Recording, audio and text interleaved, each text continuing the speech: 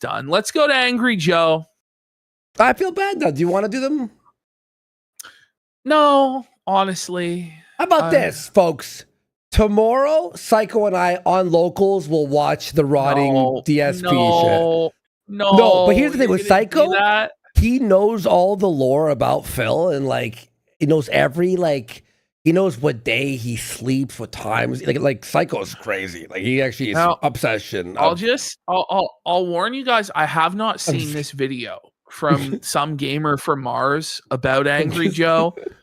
So it might be good. It might be shit. Who the fuck knows? But he's trying to destroy Angry Joe and expose him for his decline. So let's have a look here. Sure. Let's go Let me just do one thing real quick here. I'm going to link the Locals if you want to check it out. Hoo-ha for 500 kicks says he's like an old Jewish mom complaining about the thermostat being set too cold. I can't. That's a very good way of putting it with Phil. And then the thermostat was too cold and it was freezing. And then I had to carry the heavy boxes up the stairs. Oy vey. Buddy, honestly, his Jews are running for their money. Imposter exporter and they don't is like saying that fucking go ahead. I was going to make a Jew joke. It was going to be very racist. He was saying some shit about that gamer from Mars or whatever, that he was a loser. No, he's not. It's Art. Art's a cool guy. What the fuck are you talking about? Art, buddy. No, I don't know. Importer, exporter. He says he's a Spurg Dent. No, he's not. Whoa, buddy. All right. Is he? All right, guys. We'll so make Locals, a judgment call. Right, Muscle Ginger. All right. So Locals sorry.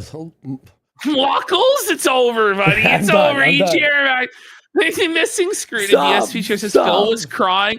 Phil was crying about the tacos he ordered today that they came wrapped in foil. Yeah, he was calling for them to get fired for wrapping his tacos wrong. It was fucking ridiculous. All right, guys, Locals tomorrow between 9 p.m. and 10 p.m. Eastern. I'll be live, 3-hour stream, and I'll write on the actual Locals page there when I'll be live tomorrow. When I know for sure when I'll be live. Okay. See you on Locals. Don't erase this folder, all right, Ash? Okay. Let's do it, guys. My dream has been to A-log. Angry Joe. Angry Joe. So we're starting off here with the classic $7 Sanchez clip. No documentary shitting on Angry Joe would be complete without this moment. This is like the old reliable for Angry Joe A-logs. Like, this is all you really need to just completely destroy Joe. But at the same time, it's like, what has really happened since this point other than his like bloated, fat alcoholism? You know, I mean, hopefully we find out here, but this is pissed off Pablo, $7 Sanchez in the flesh, just gritting his teeth, seething that he's getting milked by Xbox or something for all of his money. You people care about. When you think of the, it's like this is the only thing that these corporations care about. Yeah, no doubt. No buddy. shit. You know, like, what did you think they wanted, pal? They care about money. And rainbows. Oh no! By the way, did you hear Sony's so mad right now at Naughty Dog? They're like, you better finish this game, Intergalactic Heretic Project, or you're not going to get any more money. So Neil Druckmann is seething. I'll talk about it on Locals tomorrow. I'm sure Phil's fired up about that. He hates Druckmann. I fucking hate Druckmann. Viewer archetype of the early YouTube days, the angry video game nerd comes to mind first. Mm-hmm. But people often forget that there was another man in the genre. You forget about irate gamer, buddy? Wait. It's already a failure, gamer from Mars. There's somebody you forgot, buddy. What about Chris Boers, buddy? The true OG. You know, it's so funny. He goes, what about Spoonie, buddy? Here's how old we are, bro. He goes, but some people forget about Angry Joe. And I'm like, really? I don't. There's not a day that goes by where I don't think about Angry Joe. You know, this every day I think about Joe and I'm like, what is Joe up to now? Where is he now? It's the same thing with Spoonie, you know? And getting just as many views as James, but instead of every time he tweets an anti-Trump tweet, I always tweet under his tweet in the thread. I always go, "Seething again, are we, Angry Joe?" And I always ratio him each time I go into his thread. Softwood Joe. Every time. Covering old video games, he focused on new ones. Trust me, many feminists love sex. Jose Antonio Vargas. Oh, the cringe of it. That was from Joe's like Gamergate hot take where he was he was white knighting for Anita Sarkeesian and talking about how we'd get so much sweet feminist pussy if we white knighted for Anita. What a bitch. God. Vargas, aka Angry Joe, has been a prominent voice in the online video game community since practically its inception. But over the years, his reputation has altered drastically. He may have started. He goes to McDonald's a lot. But over the years, look at this before and after. He's a pig. Look at it. Look at the fat deposits, buddy. Holy. Bro. His reputation has altered drastically. Oh my He may have started as a passionate defender of the rights of the oppressed minority known as gamers. But these days, many of his past fans... The oppressed Yo, Art can't even hold his laughter. This guy's like laughing. He's like, they're oppressing us. They're demanding I buy the DLC and pre-order the games. No. You know what I hated? Whenever he did the Capcom guy, the greedy corporate commander or whatever. I hated that. Joe, we're going to take all of the profits. It's like, okay. It's so gay. View him as a shell of his former self. But I've been wondering, is this an accurate representation? This is a story of the rise, golden era, and eventual decline of a YouTube legend. So let's begin the decline. Like, Angry Joe, when he sees this, is going to scream like whatever Mexican. Rattled, buddy. Angry Joe, I'm going to get some tequila and drown my sorrow. Maybe eat some enchilada. Make me happy.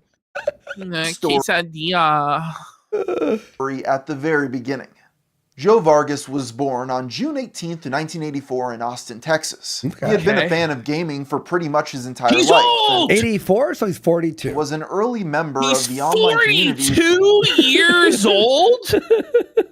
Oh, no, buddy. He was born in 1984. Coincidentally, the same state that his democrat politics want to bring us into, guys. We have to stop Angry Joe from transforming America into Big Brother's 1984.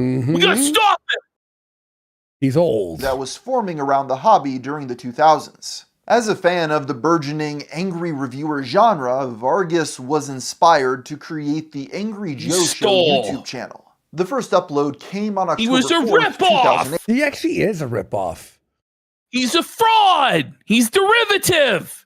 By the way, I hate when he goes like angry review of whatever, but it's like a positive review. It's not even an angry review. It's like it's this weird idea that he has where he has to put the word angry in everything, including in 2026. Like, I get it in 2009. I don't really get it in 2026. You know, it doesn't. Angry reaction. He's like angry reaction. He's like, I love this game. It was amazing. It was so fun. And you're like, that's not an angry reaction.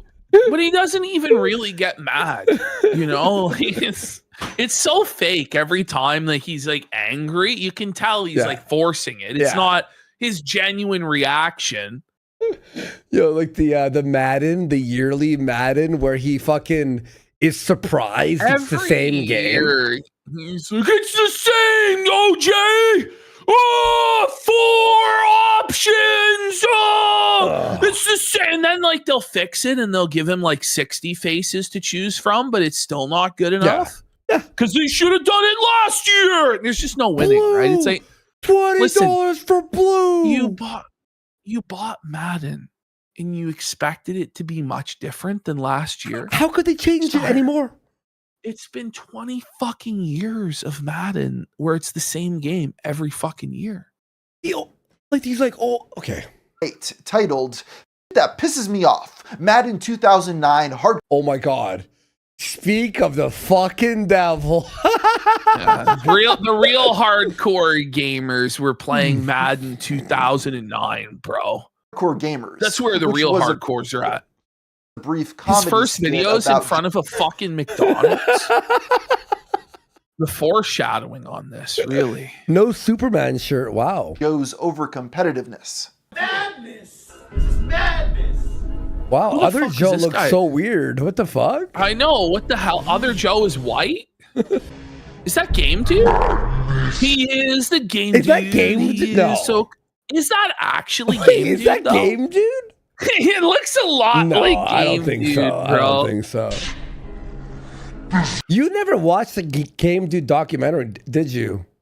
I did watch it though. It's fucking crazy. It's the best, man. The dinosaur talking. We never did it on the show. We got to do it. I did it post show, but it was like 200 viewers at like 8 in the morning. We'll do it one day though. This is Honestly, pretty good green screen for that time. This is what a majority. His production values were better than a lot of the crew at that time, but it hasn't aged great. No. Of his older content looked like, as it took him a while to nail down a solid structure. He cranked out uploads at a rapid pace, sometimes posting multiple times a day. The channel during this era was, to put it bluntly, bizarre. Even as he learned to craft a cohesive format for his upload. What's really fucking sad is that Spoonie had more talent in his fucking pinky than Joe had in his entire body. Yeah. But because Joe spammed out a bunch of fucking slop and continues to till this day, he's successful and a multi-millionaire, and Spoonie's a homeless bum sponging off of his brother. It's not fair. I'm going to be real, though. I watched Spoonie's FF13 review recently. I think on a post show or with Psycho on Locals or some shit like that. It's not good. The shit he complains about, you're like... By that time, though, he had completely fallen off. Yeah, that was that one of the last reviews that he ever did. I mean, a lot of his complaints about a lot of games actually make no sense if you've actually played the games. Yeah. You know? Since I hadn't played a lot of the games he talked about, I would just go along with it. But like a lot of the stuff he complains about in the Final Fantasy VIII review is like nonsense. Yeah, beyond. But 13, he was like, how could lightning jump off this height? I'm like, who fucking cares? She's backflipping and fighting robots with chainsaws on their hands. Oh, how did she jump from here? I don't know. It's Final Fantasy, you retard. Fuck Spoonie. The dialogue. I'm glad his fucking life was fucking ruined, bro. Fuck Spoonie. Honestly, well, it's entirely in all truth, it is entirely his own fault that it failed because he just stopped. Had he kept going in any sort of capacity, he would have been fine. Yeah. But he had like a mental crisis where he was like so upset that people were making fun of him on Dead Horse Interchange and shit that he like just broke down. He like turned off all the comments. He couldn't handle it. And then just never produced anything after 2015. It's actually been 11 years since Spoonie last dropped a review. Camouflage, you're right. Fucking the suplex on FF6, the train. Like, relax, Spoonie. Was still largely. By the way, I hate FF13. You know, I recently started playing that game. It does suck. The hallway simulator? You know what? I watched a video of some guy being like, we were all wrong. It's like 500,000 views. And they're like, the game's actually a masterpiece. It was $2, so I bought it. Joe looks like he's at the Glory Hole Club in this, doesn't he? Like, he looks like he's about he looks like a gay porn star here. He does. Fucking tips, you fucking queer. He does. Scripted and just a stream of consciousness. This was also the case for the first video in his Angry Review series, posted on October 28th talking about the game of Far Cry 2. He was accompanied by his friend Chris, aka Tons of Fun, although he'd credit him here as Chris the PC Guy, who was Joe's most frequent co-host in the beginning. You know, I have no son is talking about you dead horse interchange, and he's like about Monty urinating tree and Armake 21. Armake 21, rest his soul, has passed away. He's departed from us, one of the original legends. Urinating Tree, however, I watch his content nearly every week. Like whatever Urinating Tree puts out, like his sports ball content, I think he's the best at sports ball content there is on the entire fucking platform. It's unreal. Okay, actually. Tella on Twitter goes, I'm watching your show right now. Actually, Jason Schreier defended Neil Cuckman and said Sony isn't actually mad. Well, let me tell you something about Jason Schreier. He is the biggest fucking retarded homo on the entirety of social media or journalism. I actually don't even know who that is. He deserves to be thrown in a pit of lava. You know, he blocked me for he was like, Marathon is doing amazing. Here it comes. Marathon is doing amazing. Comes. And I'm like, how? And he blocked me for that. And now it's like failing. No, Veilguard. He defended Veilguard. Maybe you deserve to be blocked, buddy. Jason Schreier. Do you ever think about what you did to upset Jason Schreier? Listen. But no. I think Jason Schreier should be legally executed if it was like an illegal, like a like it was also Tell the debut of he should be legally executed for a crime that he might commit. Okay, I feel like his own existence is suffering enough. Really, yeah, it's true. It's true. He's dare I even Allah forgive me for a games journalist. I hate Jason Schreier more than anyone in the world, dude. Iconic leather jacket and black Superman shirts, which remains his signature look even to this day. It wasn't long before some slight lore began to develop. Joe's viewers what is it were with the Mexicans in the Superman shirt? You know, like Superman's not Latino. You guys know that, right? Yeah, he'd fly you right back down south. I love Superman. Oh, okay. Joe Show army. I'm so sick of Superman, bro. And their mission was to defeat the predatory corporate he's an illegal alien. I guess so. Fuck that's right. Yeah. He's not from America. That's why they love it. Right. Practices that had infected the video game industry. The angry gamers will have a voice. A massive angry gamer army. The gamer army. No! It's cringe. That's fucking brutal, Joe. Oh. I'm forming a gamer army. Oh, Christ. Then he's against Gamergate? Sure, pal. Sir, yes, sir. Have this army. But sometimes their mission was just whatever Joe wanted it to be. For example, in the video, The Epic Fight, Joker captures Angry Joe. What? The game reviewer is kidnapped by the Batman. This is like Melvin, brother of the... Can we pull this up? Can we search this title and watch it right now? What I bet video? you this is the thing is these like early 17-year-old, the one that's on screen right now, bring it back 5 seconds. These 17-year-old Angry Joe videos, I don't think anybody actually watched him at this time to remember this shit. Okay. Whereas like Nostalgia Critic was always under the microscope and everybody remembers like the Bart video game review and like the fucking Melvin, brother of the Joker, and all of his failures. Angry Joe, Epic Fight. This is gonna be bad. This is gonna be fucking brutal.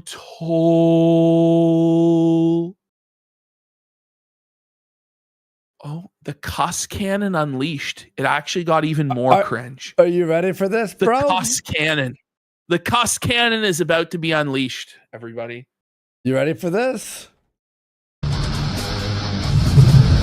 The logo, dude. No! It's fucking retarded.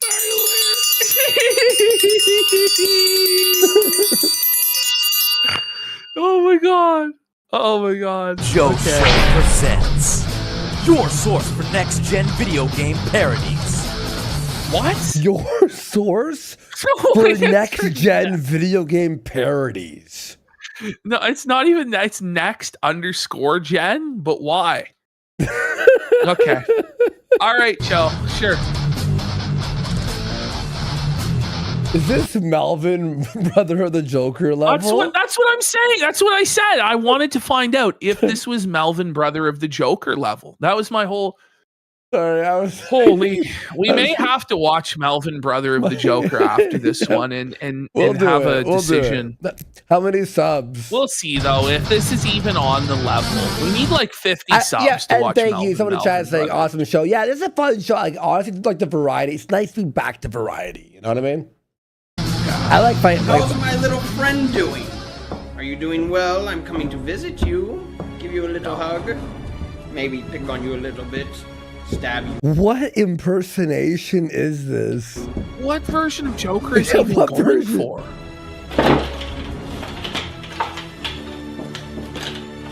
Where are you? No. Where is he? Where is he? Where is he?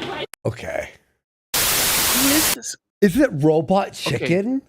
It's so Robot I'm gonna Chicken. say this right now. Like it's pretty bad, right? But Melvin, brother of the Joker, is on like a unique plane of cringe. Like it's so bad. Like it could only have come from the mind of Doug Walker, where Doug has these like crazy dreams that are always shit. And he brings it to life, you know? I don't know if Joe's going to have it in him to create anything as iconic as that. I just... Splippity sploosh. Splippity sploosh. Melvin! Melvin! Okay. Hey, Joker. What the fuck Joe's going to try, though. Joe's going to try. Where do you get a load of me? Oh, where the fuck is he? What the My fans saw your movie and now it's time to pay. No.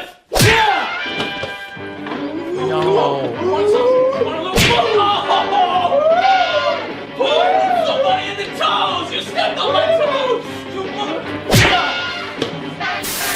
Yeah, you like that? You want some? You want a Oh, you don't even play fair!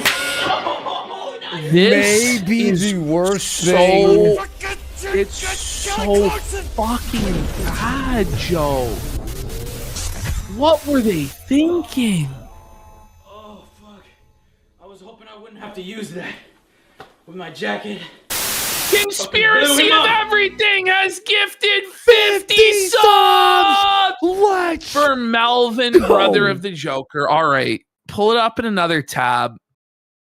I don't know what's actually worse because like this is just so forgettably trash. Like there's a reason nobody remembers the epic fight, Angry Joe versus Joker. But they remember. Whereas like they remember Melvin, brother of the Joker. They remember the supervillain shuffle. They remember the wall review.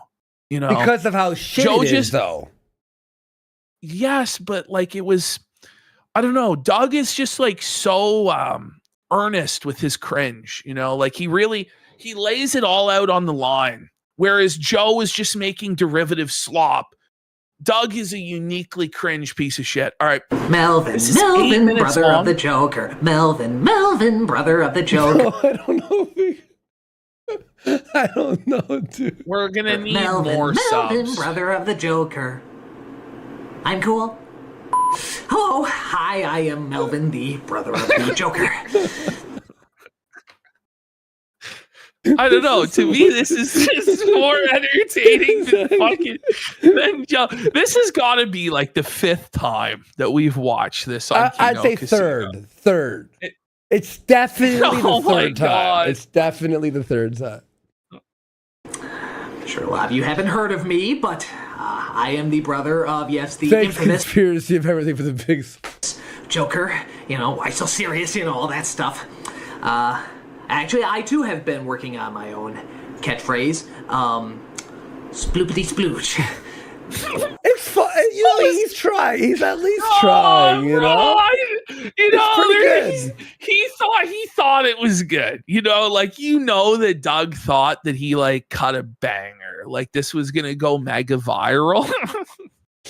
I don't know. It is growing on me, no? Oh, it's better. It's better than what we just saw from Joe. By a lot. Even though it's worse, I'm a lot more entertained by this, even if it's in a very cringy way. Psycho says, I remember exactly where I was and what I was doing when we last watched this bullshit. like you know what I mean? May not be as catchy, but I think it works. So, yeah. All right. First of all, I'd like to welcome all the newcomers to my blog. Hello. Hopefully, we're going to talk a lot about evil. He thought this was going to be an ongoing series. You know, like he thought that this was going to be the next Ask That Guy, the next bum reviews. Yeah, the next Lonely Girl 15. That's what he thought. Evil. Did I repeat myself? I guess it doesn't matter. Because evil does repeat itself. It's all about getting that massive... I don't know where I'm going with that. Anyway, okay, so today's secret subject, or not secret, I mean, it's all secret, don't tell anybody, but, today's... I'm gonna be real, I actually don't think that Angry Joe is creatively capable of delivering a performance like this. No, right. Like, I don't trust him to do like a minute, let alone 8 minutes of improv like this. There's no way he could do it. No. And I'm not even kidding, like... At least Doug tried. At least he had the ambition to aspire to be great. You know, he was daring to be great here. Yeah. And it's just like with the wall review. It could have been brilliant, you know. Well, a big subject is...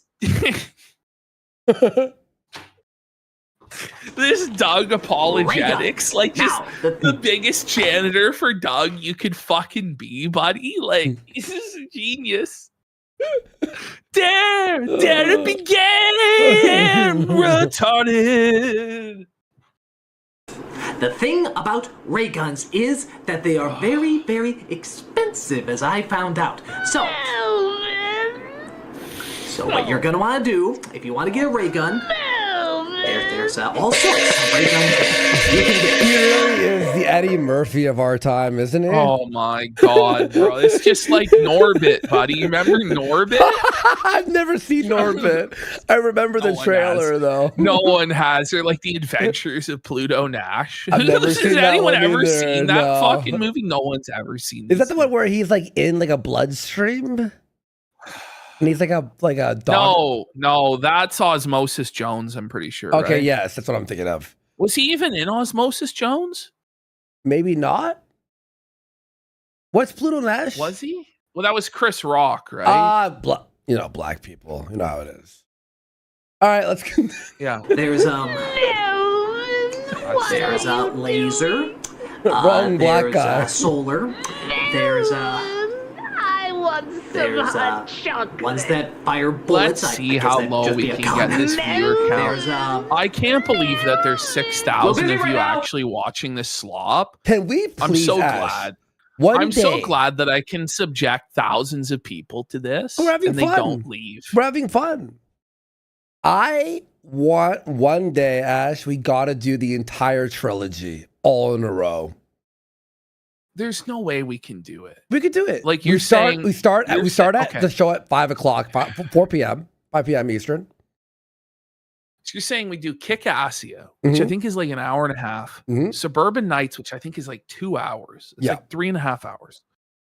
And then 4 hours of To Boldly Flee. We're talking about 8 hours. We could do it. Come on. Sire. Would you guys watch it? Would you all be there? You have to promise, though. Someone says they'll donate 5,000 subs. They won't. They won't, man. There's the ones that shoot raisins. I haven't seen Average that as Kino much. for 5 subs. Big support. Let's go. Thank you so much. But they do exist. I saw Yeah, we'll have to do the first anniversary special. And you know what? People forget that there's a 5th movie that they did also called Uncanny Valley. You ever see that one? Where I only remember like Doug dressed as like I think like Skyrim or some shit. No, he's like in an office. Like it was like a series of like short films that they did called Uncanny Valley. Ash, what about? We'll never be able to make it through the Linkara quiz. Hot Shot. So we watched a fair amount of Pop Quiz Hot Shot when you were over last. We watched the whole thing. Remember? Yeah, I think we watched all of it that exists. Every episode, and it was the worst thing ever created. Oh, and then Buddy took over. What was his name? It was just not very good. The bald Cinema guy? Snob took over. It was so bad. It just didn't work. We have to watch one day. Like, I just don't even think there's much to even say about Pop Quiz Hot Shot. No, you know, like it's the worst show ever made. Cinema Snob movie was Kino. I love that movie. I thought it was great. Listen, yeah, Cinema Snob is fucking Kino, but him as the game show host, you can just tell that he just like stole all of the money for the set and snorted it up his nose or something. Like, he just didn't give a fuck. Like, there's no way. I think they raised something like $50,000 or $75,000 How? For Pop Quiz Hot Shot, and they claim that they spent that on the set. It looked like nothing was. No fucking way, bro. And I think it was based that they scammed the fans like that, to be honest. They ran so many scams on these fans back in the day. It was awesome. By the way, do you know it's like over $500 to get a copy of Kick-Assy on DVD? I'll buy it right now. And I'm seriously considering paying. Listen. I think it's like $3,000 to get the autographed copy. I'll do it. And I'm thinking about it. Look, We're gonna need to do a fundraiser to get me the copy. I own the SNES retro stuff. If I spend it on that shit, I'll buy it. I don't give a fuck. Fuck it. What are we gonna do? Are we gonna watch the? It didn't even work. I can't justify paying the $3,000. No, for that shit, it's bullshit. No. I'd rather buy an SNES game. Like, I don't know, man. If I get it signed by the whole cast. And I get like a signed poster, maybe. This is grim, though. I'm getting I would have to be a multi-millionaire to actually justify it. And even then, it's like, what's wrong with you? Do you remember this shit? And we'll watch more of this in a second. Remember this? Yes. To atop the fourth wall where bad comics burn. This movie isn't even good, like in a like. No, it's cheeky, like funny. Is that Kyle Calgren? Good afternoon, no, Mr. it's Link not. Carr. My name is Alan Park. I'm with the United States government. Okay, no, this movie I'm telling you Carr guys is a libertarian. He doesn't like the government, guys. He's a sovereign citizen. His Mecca fucking. Do you want to continue? Okay, let's finish. You remember fucking? Well, okay, let's go to Melvin. But we're gonna go off on so many side tours during this thing. But that's the whole point of this sort of a segment. Exactly. Honestly. What? I'm thirsty. Yes, I was bringing up Iron Liz. Linkara fucked a tranny named Iron Liz. Mm-hmm. Somehow I think Linkara was actually the most right-wing member of that guy with the glasses. Like, I think the lore was that he was like some sort of libertarian, but he was having sex with a tranny. So I don't, it's grim.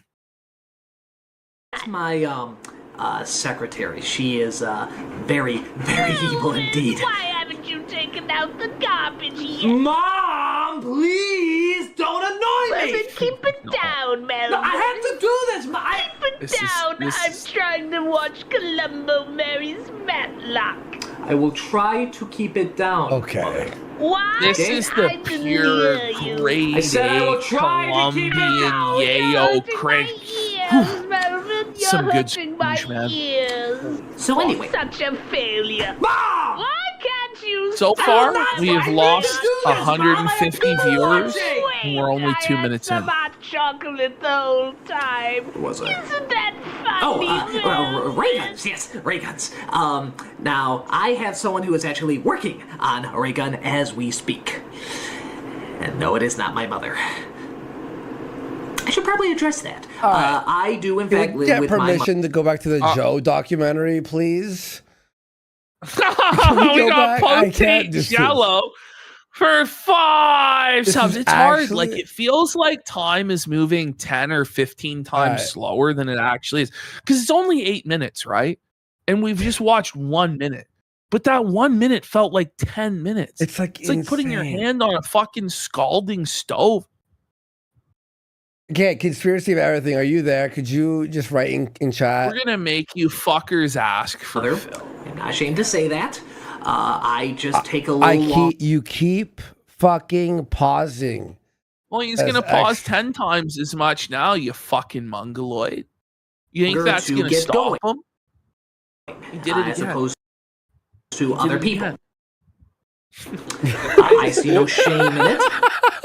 Dalton, 247 for 5 subs.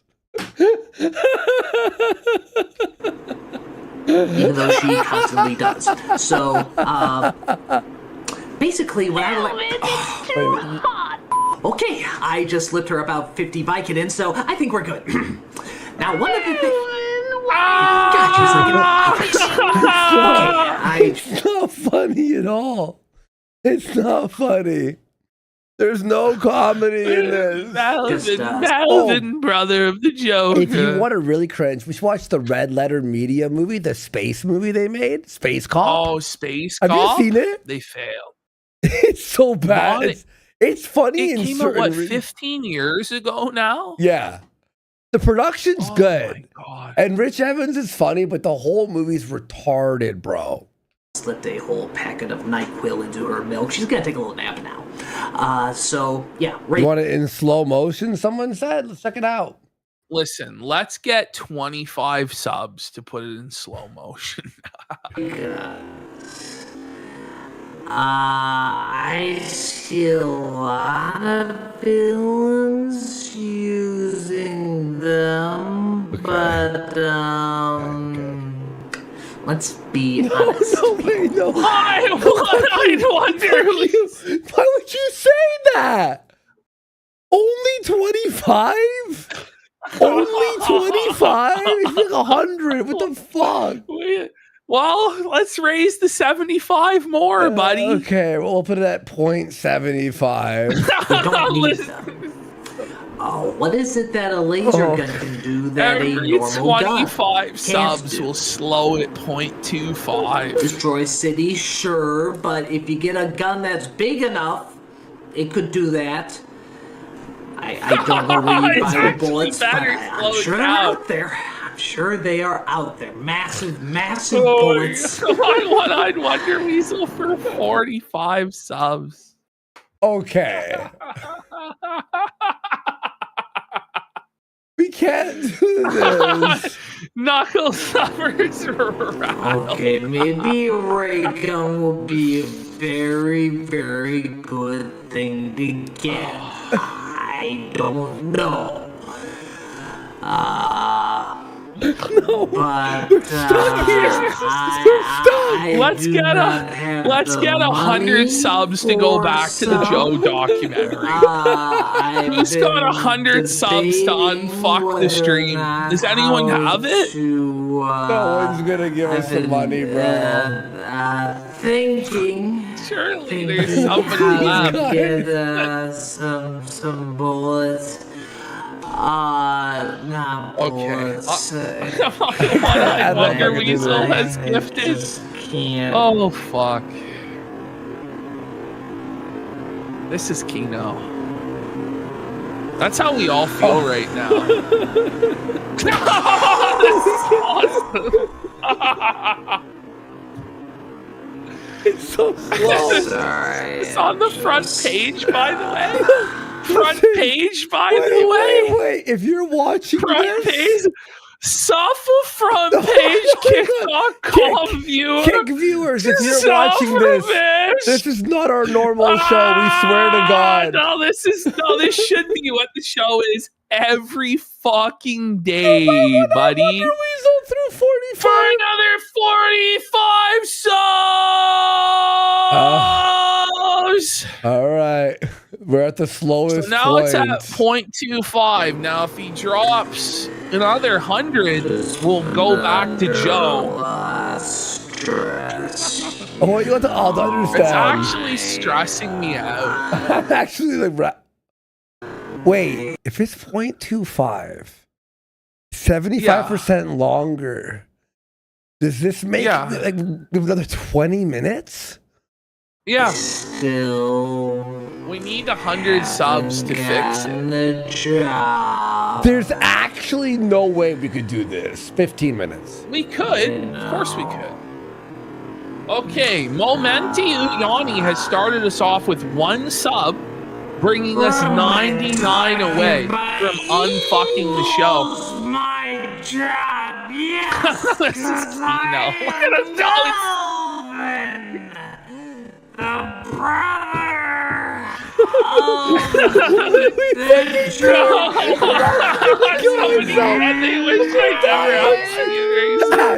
Ash. I'm having so much fun. This is the most fun I've ever had. Nintendo for 5 subs. We're 94 away. Since we slowed it down 0.25, only 10 seconds in video have passed by. Free Hannah Claire for 5 subs. And Dark Blitz Frenzy for 2 subs. We're 88 away. We are only 88 subs away from the goal. My one-eyed Wonder Weasel says, Sawful chat. Sawful bish. Lambo Calrissian for 5 subs. And Jeremy Putin, we're 82 away. We're 82 away, chat. Can we hit it, bish? Reagan, I don't see the light. Darium chipping in for 5 subs. And Potate Jello, we're 72 away. We're 72 away. Listen, we're 22 away from increasing it to 0.5. Farm Process for 5 subs. We're now 17 away from increasing the speed to 0.5. The Missing Screw to DSP's chair for 5 subs. We're 12 away from increasing the speed, chat. Fire in the Skies for a sub. 20 seconds have passed by since I said 10 seconds passed by. Holy fuck. Who was actually building me. It's over. Somehow there's 5,700 people watching. They want to see where this goes. Lexapros for 5 subs. Pre-Dawn Corpse for a sub. We're only 5 away. 4 away. 4 away. We need 4 subs to increase the speed. Right now. We are in hell. Malvis, we're 3 away. Folks, we're 3 away. We used to do this on Nerds on the Go. Remember Fat Chick Thriller? He throws 100 subs for Doug looks fucked, buddy. Look at him there. He looks demented. Cecil with a sub. We're 2 away. We're 2 away. Oh my god. We're 2 away from increasing it by 25%. Blocking, we're 1 away. We're 1 away. Okay, Jeremy Putin. Okay, we're increasing it now to 0.5 speed. Okay. Now we're only 50 subs away from skipping and fixing the show. Unless... We got 7 more from Chad Cavato for 5. Pre-Dawn Corpse and Lambo Calrissian. We are 43 subs away from unfucking the stream. My one-eye Wonder Weasel could reverse these subs. Yeah, that's right. By bringing it back down, you know what I mean? He could. If he donates, then it starts all over again. We got Potate Jello for 2 subs. X-Fire in the Skies, Guncel Gooner. We are only 35 subs away now from fixing the show. That's reasonable. That's like only 1 DSP goal. My one-eyed Wonder Weasel for 45 I can't do this. So we are now 75 subs away from fixing the show, or actually 80 subs away from fixing the show. If somebody donates 80 I can't. My one-eyed Please. You just know somewhere Phil, somewhere Ralph, somewhere Jer is just fucking rage. At how bullshit this script is. Silly boom bump. Okay, we're 79 away from fixing the stream. This is actually retarded. Why are we doing this to ourselves? Well, please end.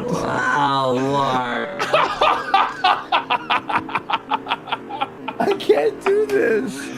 Ralph Lowe Soldier for a gifted sub. Let's go! Please. Let's go! We're 78 away from fixing the show! Can we hit it? By the way, it's Andy that fucked everything up by telling my one-eyed Wonder Weasel he could reverse the progress. We probably would have hit it by now. Unguntable says, I'm not fucking giving you money. Well, that's suffer, bitch. Fire Dog with a sub. Let's go. Let's go. We're 77 away. All right. Listen. This is based. That's not gonna be very Suffer viewer. Beat Bloop for 5 subs. We're only 72 away. No more reversals. Let's go. Let's go. This is the new Freebird. Listen, if everybody watching would just give 1 sub right now, we could beat this goal and go back to watching Angry Eating. How this is bad behavior, blah, blah, blah. It's like, I don't know, man. It's 7 hours. Get a grip, bro. Like, we're having fun. Holy fuck. I'm having a lot of fun. Yeah, this is the best, man. Some people are so fucking... I won't donate to reward this bad behavior. Come on. It's openly just the greediest and most evil thing you could possibly... We got conspiracy of everything for 10 subs. Real Sneed 1 with a sub. 5 through Warrior. Lambo Calrissian. Felt It Done says, whatever the fuck this is, it's been my favorite live segment ever. See exactly. People are Penny fun. 007 for 5 subs. Hypocrite Hambly for a sub. Jojo Son for 5 subs. There's always like one guy who's like, why is I like him? All right, we got a pretty good taste for Mel. Are we actually doing the whole? Oh no, still we have a minute left. Is it in normal speed? Okay, so I can't remember the words. All right, I don't care. Okay, do we just move on? I think we've had. You're right. All right. Do we go back to Joe's? Do we go back to Joe's video? Yes. Okay, let's see if his video really was worse than Melvin Brother of the Joker. Oh, you mean no, yeah. Okay. Yeah, this one. All right. Yeah, we got a taste of Melvin. Yeah, we got a taste. 45 minutes taste later. Of what it was, you know. Okay. It wasn't 45 minutes. That was very funny one. Now, we could slow down Joe. No. If we get 50 subs. No. Shut the fuck up. Shut the fuck up. Sneed Oil is seething in chat. Good. What you couldn't do, Batman, I just did. What the hell is that sound? No. Oh, it's okay, Zenfire. What is this? A COVID mask? I got a feeling the Joker's not dead. I think we'll see him again. What? The Saw music? A huge thanks goes out to all of you who participated in our first Angry Joe Show mission. Holy shit, was he ever thin? Deborah 911. He looks like a fucking 13-year-old Joe. Like, what the fuck? No, he's like a fucking teenager, man. Like, holy shit. Crazy. Like a high school yearbook, isn't put it? The Spanish dub on. Is it possible to dub it in Spanish? Is that a real thing? Yeah, now you can, but I don't think for old videos. I think it's only new shit. We should go to a new Angry Joe video and put the Spanish stuff on. Should we? Go see the film 6 times. Now that's devotion. It's because of people like him that I was able to break free of the Joker's grasp. But I don't think we've seen the last of the Joker. But if he does come back, I'll tell you one thing. We'll be ready. I've received a lot of emails and a lot of private messages. This is awful. This is the worst thing. Guys, press 1 if Melvin, brother of the Joker, was the worst. Press 2 if what that was the fucking worst. The angry fight? Oh, he liked the Obsession. Awesome movie, Ken. I know we keep saying it, but it's fucking great. It's split. But it looks like a lot of people are siding against Joe and saying Melvin, brother of the Joker, was better. Let's find it. Let's put the Spanish subtitle. Let's see if we can Spanish. Is it subtitles or can we actually dub him? Yeah, dub. We can dub it. I had no idea you could do this, but I don't have a YouTube account anymore. Thanks. Battlestar Galactica, ¿merece la pena? Vamos a averiguarlo. No, this was a Kino idea. Bueno, Battlestar Galactica es básicamente un juego de estrategia. Es un juego de pícaros, vale, vas a morir. Vas a morir muchas veces, incluso en tu primera partida. Créeme, me esforcé mucho por ganar mi primera. Please, we gotta find it's like he's talking to the camera. No quería jugar más, pero luego me di cuenta de que no, que tienes que morir y luego puedes desbloquear cosas en el futuro que harán que las partidas futuras sean más fáciles. Pero tienes algunos casas y, básicamente, saltarás a un sector y lucharás contra algunos Zooms en este mapa estratégico general donde enviarán bombarderos. Okay. Honestly, you can't even tell the difference, can you?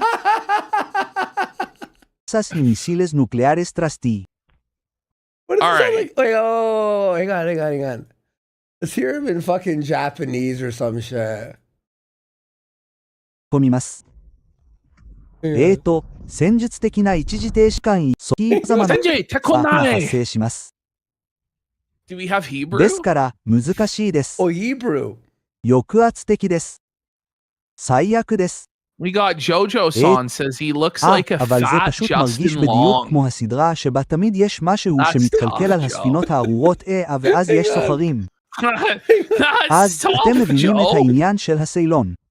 בסופו של דבר יקרה מעגל שבו סיילון יתגלה על הספינה שלך ותצטרך להיות חוקר ולגלות איזו מדמויות הגיבור שלך היא סיילון.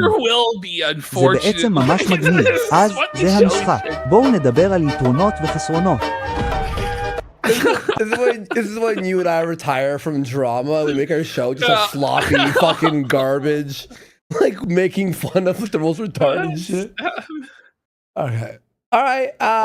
Let's go back to the documentary. We made it 3 minutes in and took an hour detour. Okay, the epic fight. Joker captures Angry Joe. Should we finish it? Like, what happened? What do you mean? What happened? Well, it's not over yet. Oh, I exited it. You closed it. All right, fine. Fuck. I'll never know now what happened in Joker fights fucking Angry Joe.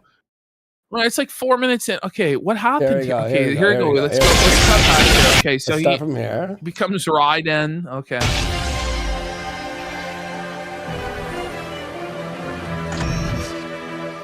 This is part 2, not part 1.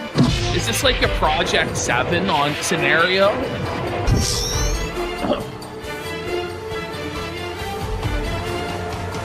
What kind of cringe is this shit? Bring it on, Joker! I'm charged.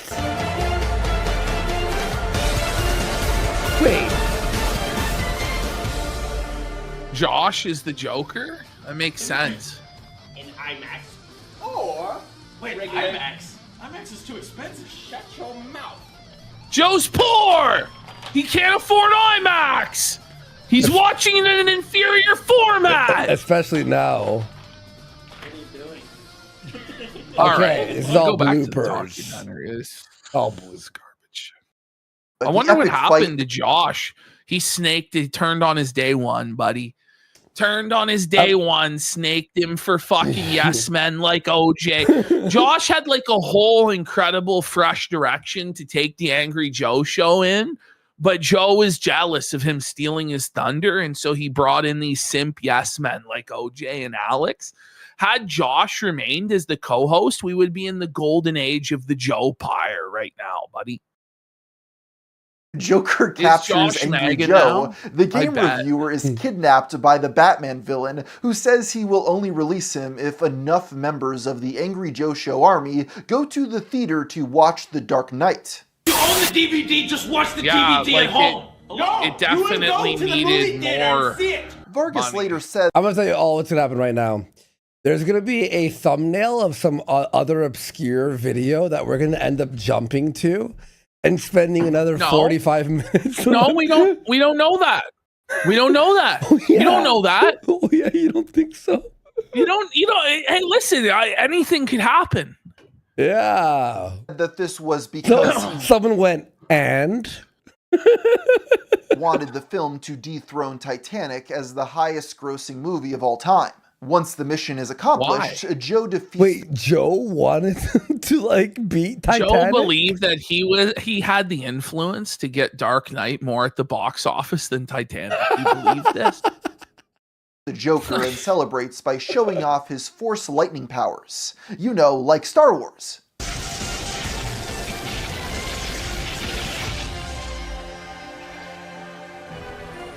Right. We just watched it. We just watched this whole thing, Art. I'll watch it again. It's pretty Kino. No, I can't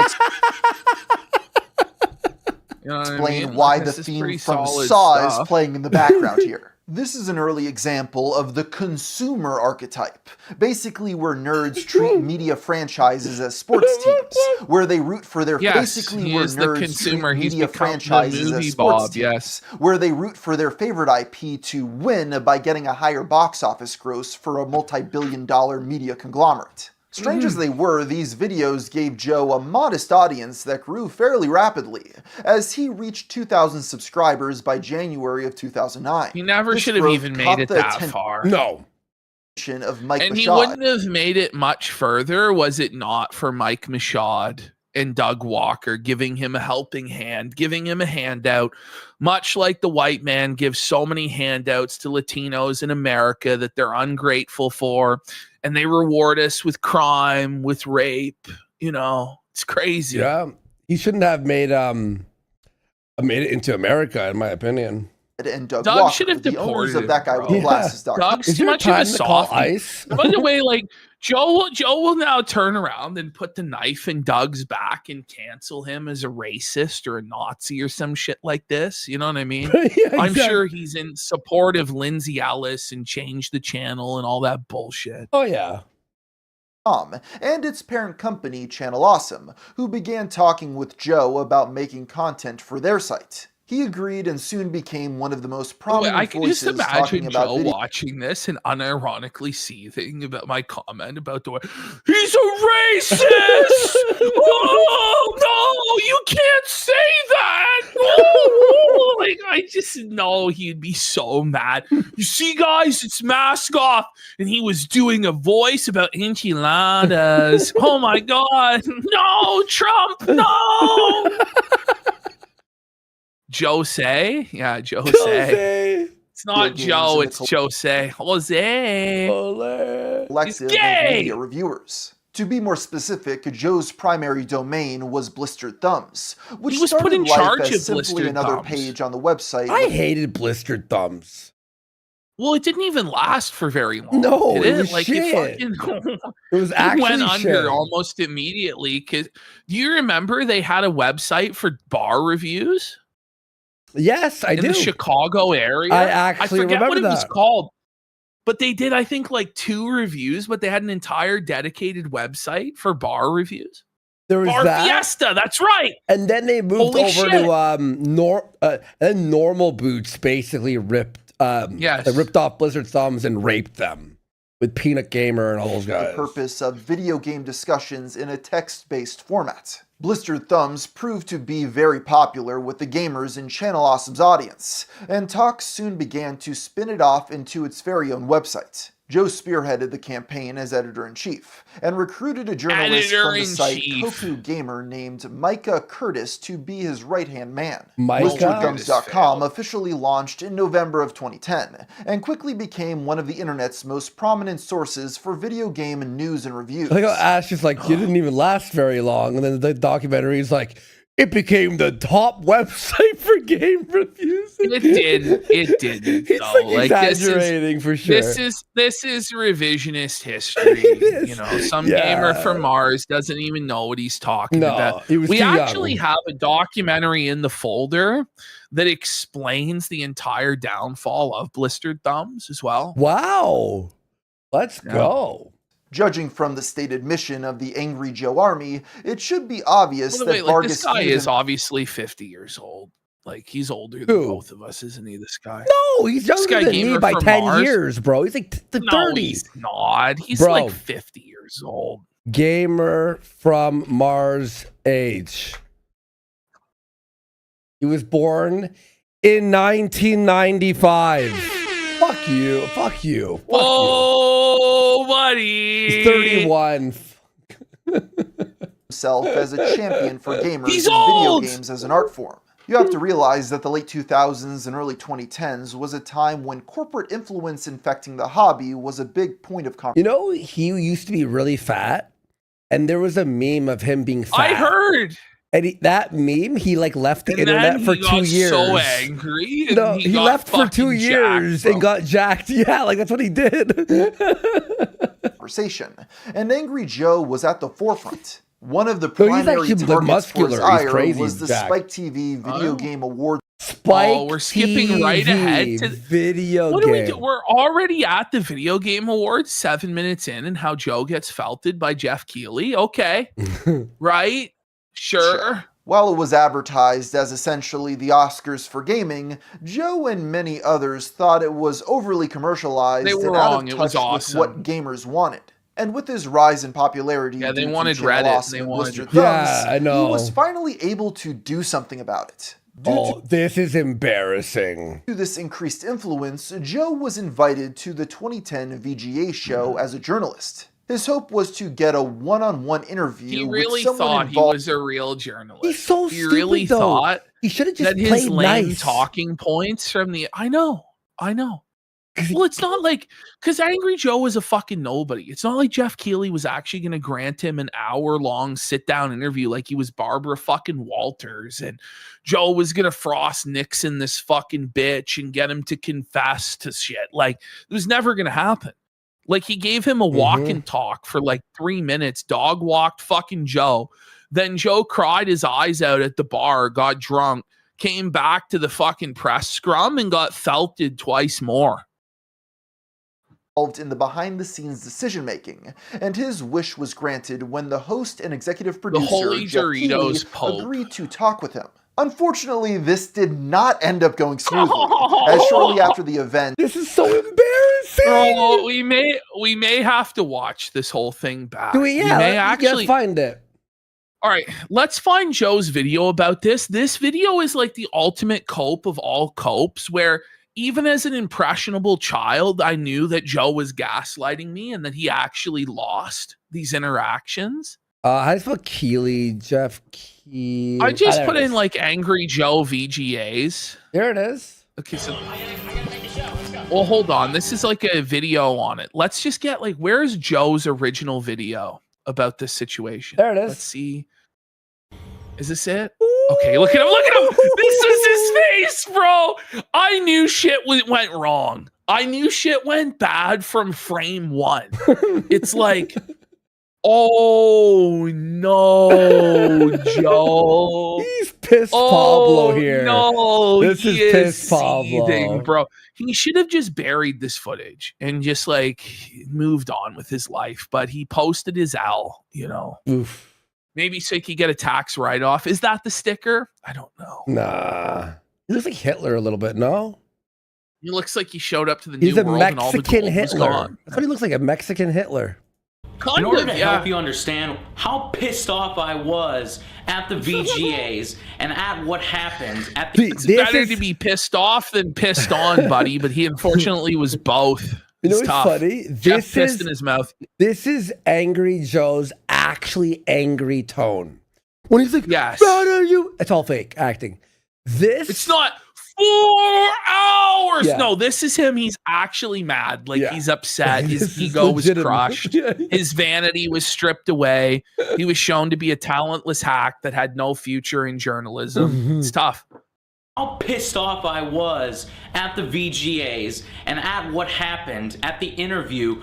I need to intro the video a little bit. You have to understand. Go ahead. I was in email talks for at least a week back and forth, saying that I wanted a real interview, a sit-down interview. And you thought you were entitled to a real sit-down interview. That's what Joe believed because he had a few thousand subscribers on.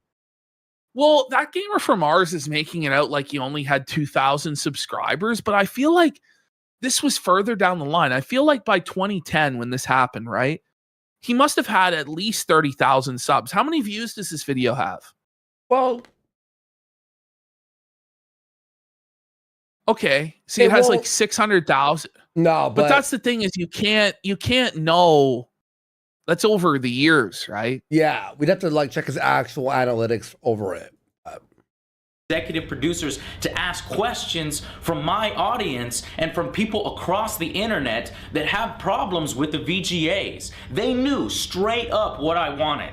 This is what, my third or fourth real interview, and I'm going up against the executive producer of the VGAs. Real interview. Yeah, Joe, how did you think this was going to work out, son? It's your third interview, and you're doing a confrontational, aggressive interview against an executive with a decade of media and public relations experience? Like, what were you thinking, bro? You just weren't that guy, pal. And to this day, I still think that 20 years older Joe would still get dog walked by Jeff Keighley and get completely fucking embarrassed because his complaints was just like a laundry list of spurgery that didn't really matter in the grand scheme of things, you know? Yep. Who he was prepared for me. He knew exactly what he wanted to do. Oh no, he was prepared. All wrong, okay? Yeah, you did. I tried to be diplomatic. I tried to have an upbeat attitude. You tried to be a confrontational fucking douchebag and embarrass this guy, and you thought you were going to walk all over him. You thought that your points were so brilliant and so witty and so self-evidently true that Jeff would have no choice but to kneel to your superior logic and wit and admit that you were right and he was going to change the show. But the moment your ideas encountered any sort of legitimate pushback in the real world, which you've never experienced before, you crumbled like a fucking bitch because Jeff Keighley is an actual corporate cutthroat executive and you're some Mexican guy with a fucking camcorder in your room. Poor fucking Joe, bro. Then maybe they were willing to actually field and listen to some of our concerns. Why would they? But no, that's not what happened. That is not the respect that we got.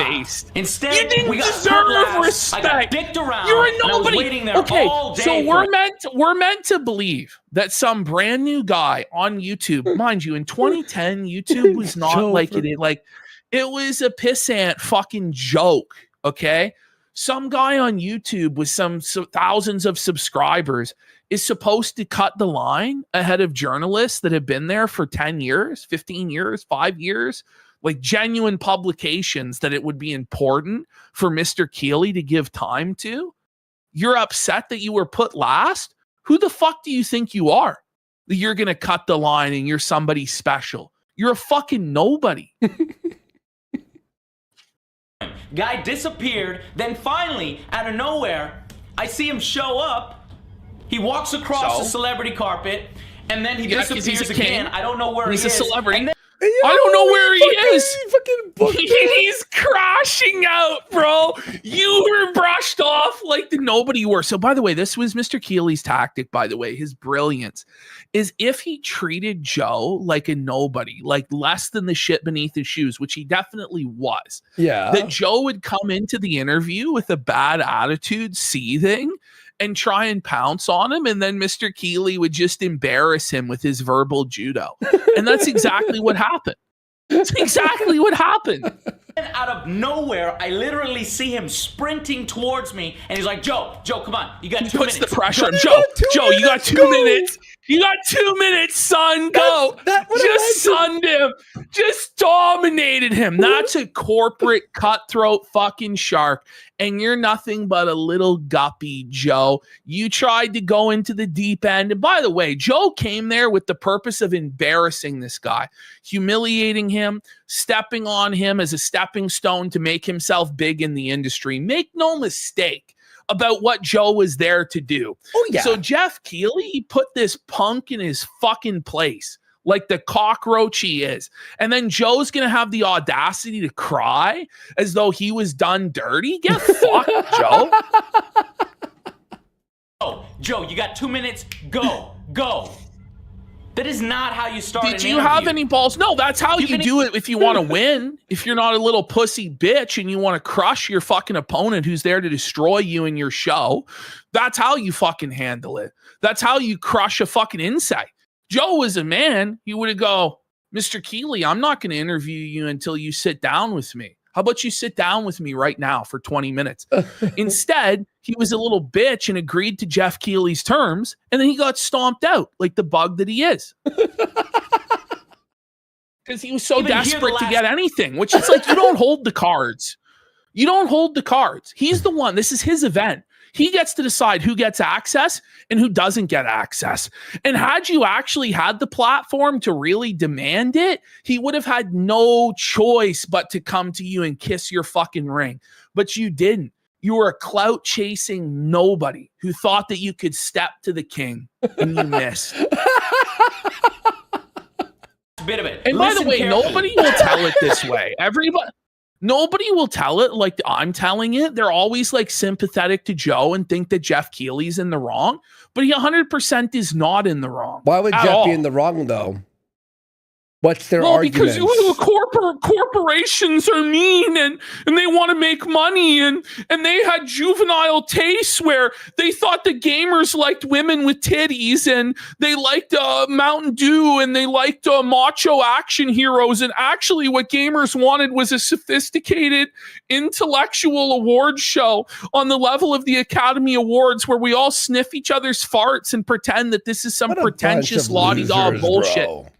It's the God's honest fucking truth is you go back and look at the 2004, 2005 VGAs. Yeah. Are they juvenile and retarded? Yeah. But I would much rather have that be representative of gamer culture, like dude bro tits and fucking badass violence than the soy boy garbage that we have today. 100%. 100%. I agree. Yeah, fully. Before it was like fun. Now it's like, yo, bro, how many like musical interludes are there? It's like 10-minute songs in between every fucking like three.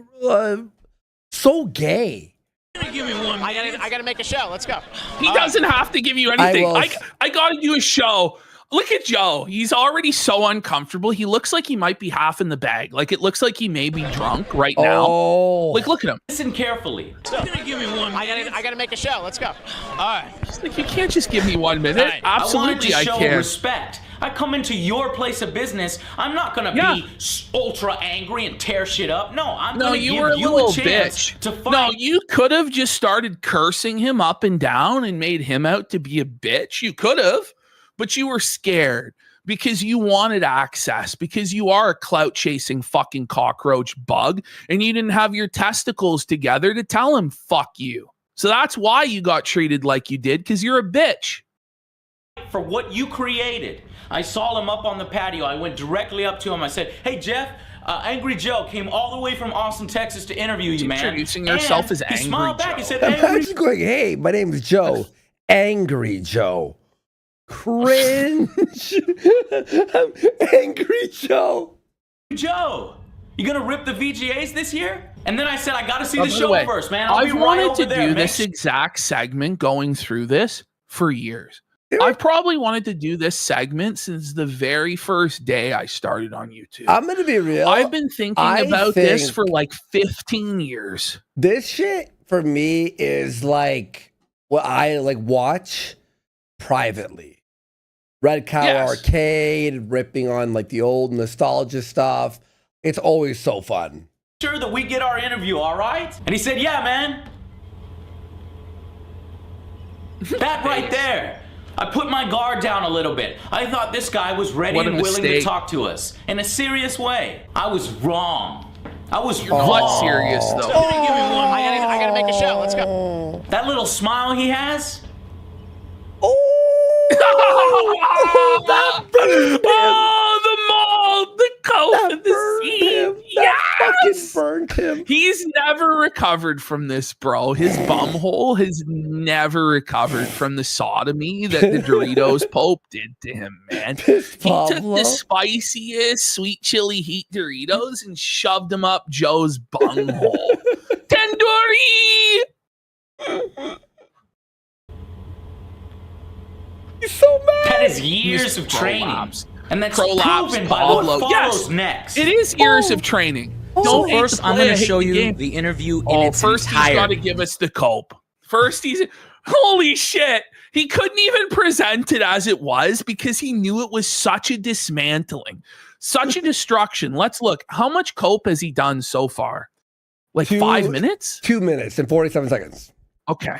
So he's had to set up a 3-minute cope session beforehand. Then he's going to play us the interview. And then he's going to proceed to cope for an additional 15 minutes about it to reframe the narrative. And then we're going to come back and we're going to comment on it. And we're going to see exactly what happened.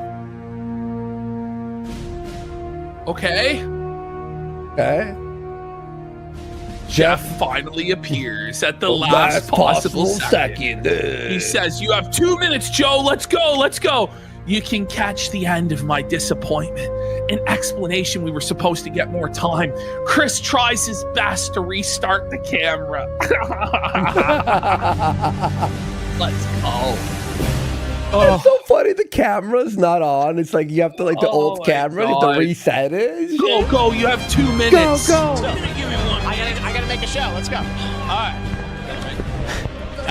I'm here Joe's so with nervous. Jeff, who I have a bone to pick with this particular man. All right, he is the executive producer. I have a bone to pick with this man. I can't watch this. It's like Phil Keen. You are someone who it's just. I can't even watch this, bro. Just like bitch. This bro, actually hurts me. Absolutely annihilated from moment one. It was already over. Jeff right now is thinking about like the steak and lobster and caviar, the champagne, the Coke he's about to snort off Melanie Mac's body in the back room and shit like that. And Joe is just totally cooked from the beginning. Like Jeff doesn't even take this bozo seriously. I am actually cringing out of my skin right now. All right, let's go. For the VGAs, you have a lot of questions to answer for it now. He raises his eyebrows. Yo, he's looking. He like just completely ignores Joe like he's a peasant, like he's a worm. What's that? That's a lot more interesting than this Mexican gardener attempting to interview me right now. This guy's, he's like, Jeff, come on, man. Please, dude. Jeff. I need this. I need this. And Jeff's like, I know you came here with the agenda to embarrass me. You think I didn't see your video where you were talking all of this shit about how I'm a Neanderthal and I'm holding gaming back and this and that. Like, so obviously, yeah. So Jeff saw this video that he was like shitting on Jeff on, and he expects to be like treated like the same level. Well, like, what he thinks is going to happen is that Jeff is just going to bend over and let him sodomize him and his entire organization. And that's just not going to fucking happen. Look at the jaw mog here, by the way. Look at Jeff's profile. Look at how Chadley, look at his jawline and his chin. And Joe is just his receded jawline. He just can't match up to Chad Jeff. It's over. At this moment, it was legitimately over. It was cooked. And then Joe, after this, seethes and tries to go at the presser and just gets blown out even worse. He's hype mogged as well. What's to be angry about there, Joe? Come on. What's to be angry about, Joe? I have hot bitches, Joe. Just puts Joe on the back foot, makes him seem like a seething virgin incel from a basement somewhere. Look at all these chicks. Call you angry Joe? Like, I'm gonna snort coke off her tits later, Joe. Maybe if you weren't such a douchebag, you'd be back there with me. But suffer, Joe. Be angry about that. All right. Basically, a lot of people, I feel, think that the VGAs have turned into maybe just one big advertisement, one big marketing thing. What do you think it's supposed to be, you dumb fuck? You don't think it's supposed to be for advertisement? Why do you think that they would invest millions and millions of dollars into putting this on? Out of the goodness of their heart? Out of a love for the art form? How fucking childish and naive are you actually as like a 30-year-old man? Seriously, Joe. Yeah. Hang on, let me hear that again. The VGAs are about that. All right. Basically, a lot of people, I feel, think that the VGAs have turned into maybe just one big advertisement, one big marketing thing, and essentially a big joke. But year after year. So your life's work is a big fucking joke. What an asshole. You've sold out to corp. You know what I mean? Like, by the way, this is like, when the Game Awards were the best. They were fucking hilarious and funny. And of course, there's trailers. You want to see what's new. That's the fucking exciting part. Right? It's just like with Joe here, it's obvious from the jump that he had no respect for Jeff. Yeah. Or anybody involved in this event. So why should they treat him like he's a big deal, sit him down in a chair with makeup and do a studio interview for an hour where Joe just grills them over and over and over again and gets to like make a name off of them? That's what I don't understand is what did Joe actually expect to happen? Seriously. And then he believes, by the way, that like because he was treated badly like this, that like this would destroy Jeff and the VGAs, but like Jeff went on to endless success.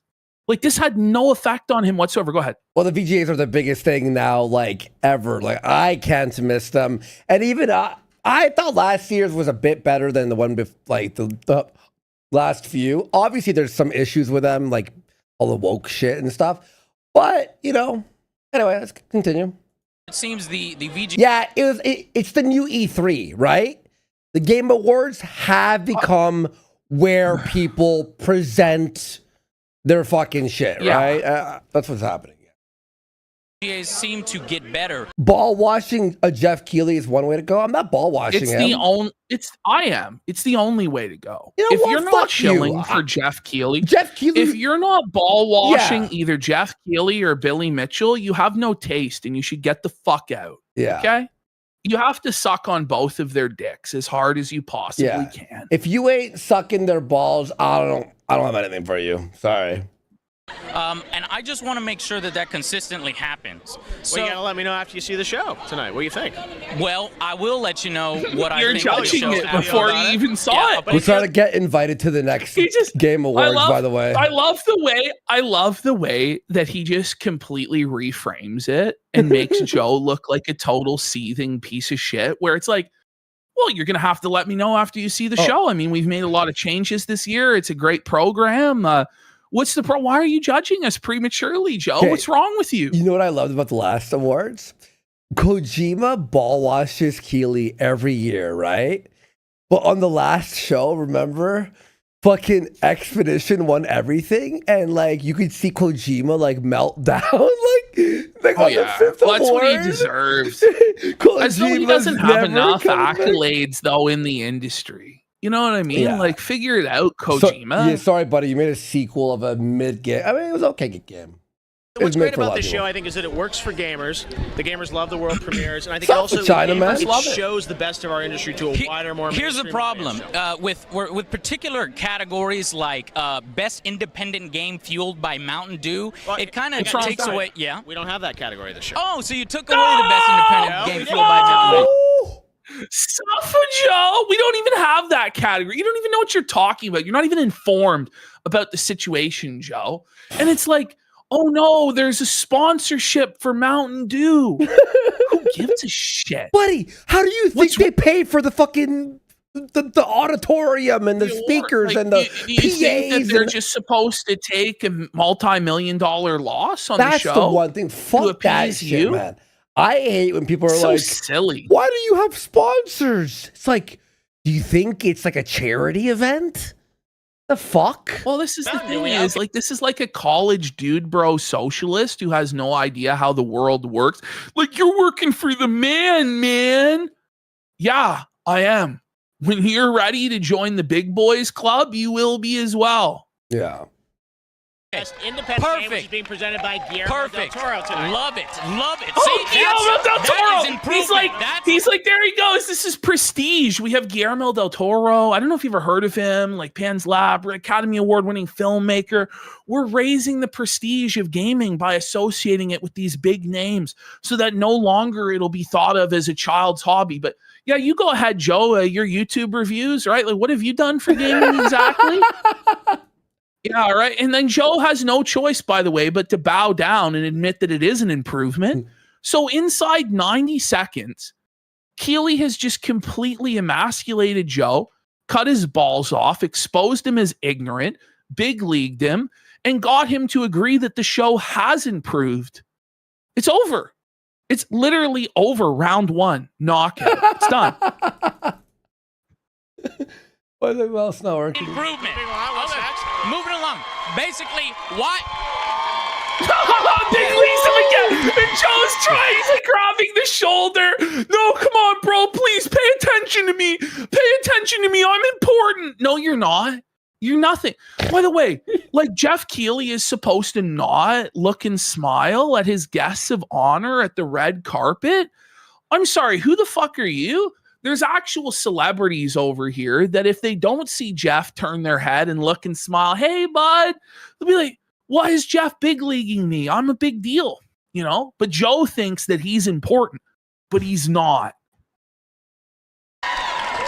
This is the worst. Look, here's how I want to say it. For this people, is like Ash. Yeah, you're probably wondering how I got here. Look at Joe. Like, that's fucking brutal, that freeze frame. There's two people in chat who are like, oh, you guys are like, why would you be on Jeff's side?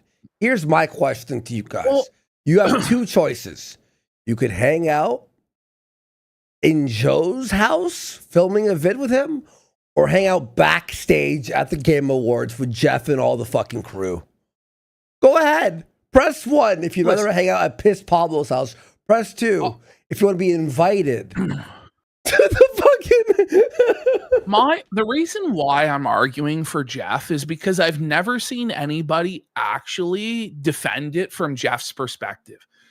Everybody I always see tries to pretend like Joe was really hard done by and that Jeff disrespected him, but it's just my view of it is that Joe came in to disrespect him and to big dog him in his house, and he got exactly what he deserved.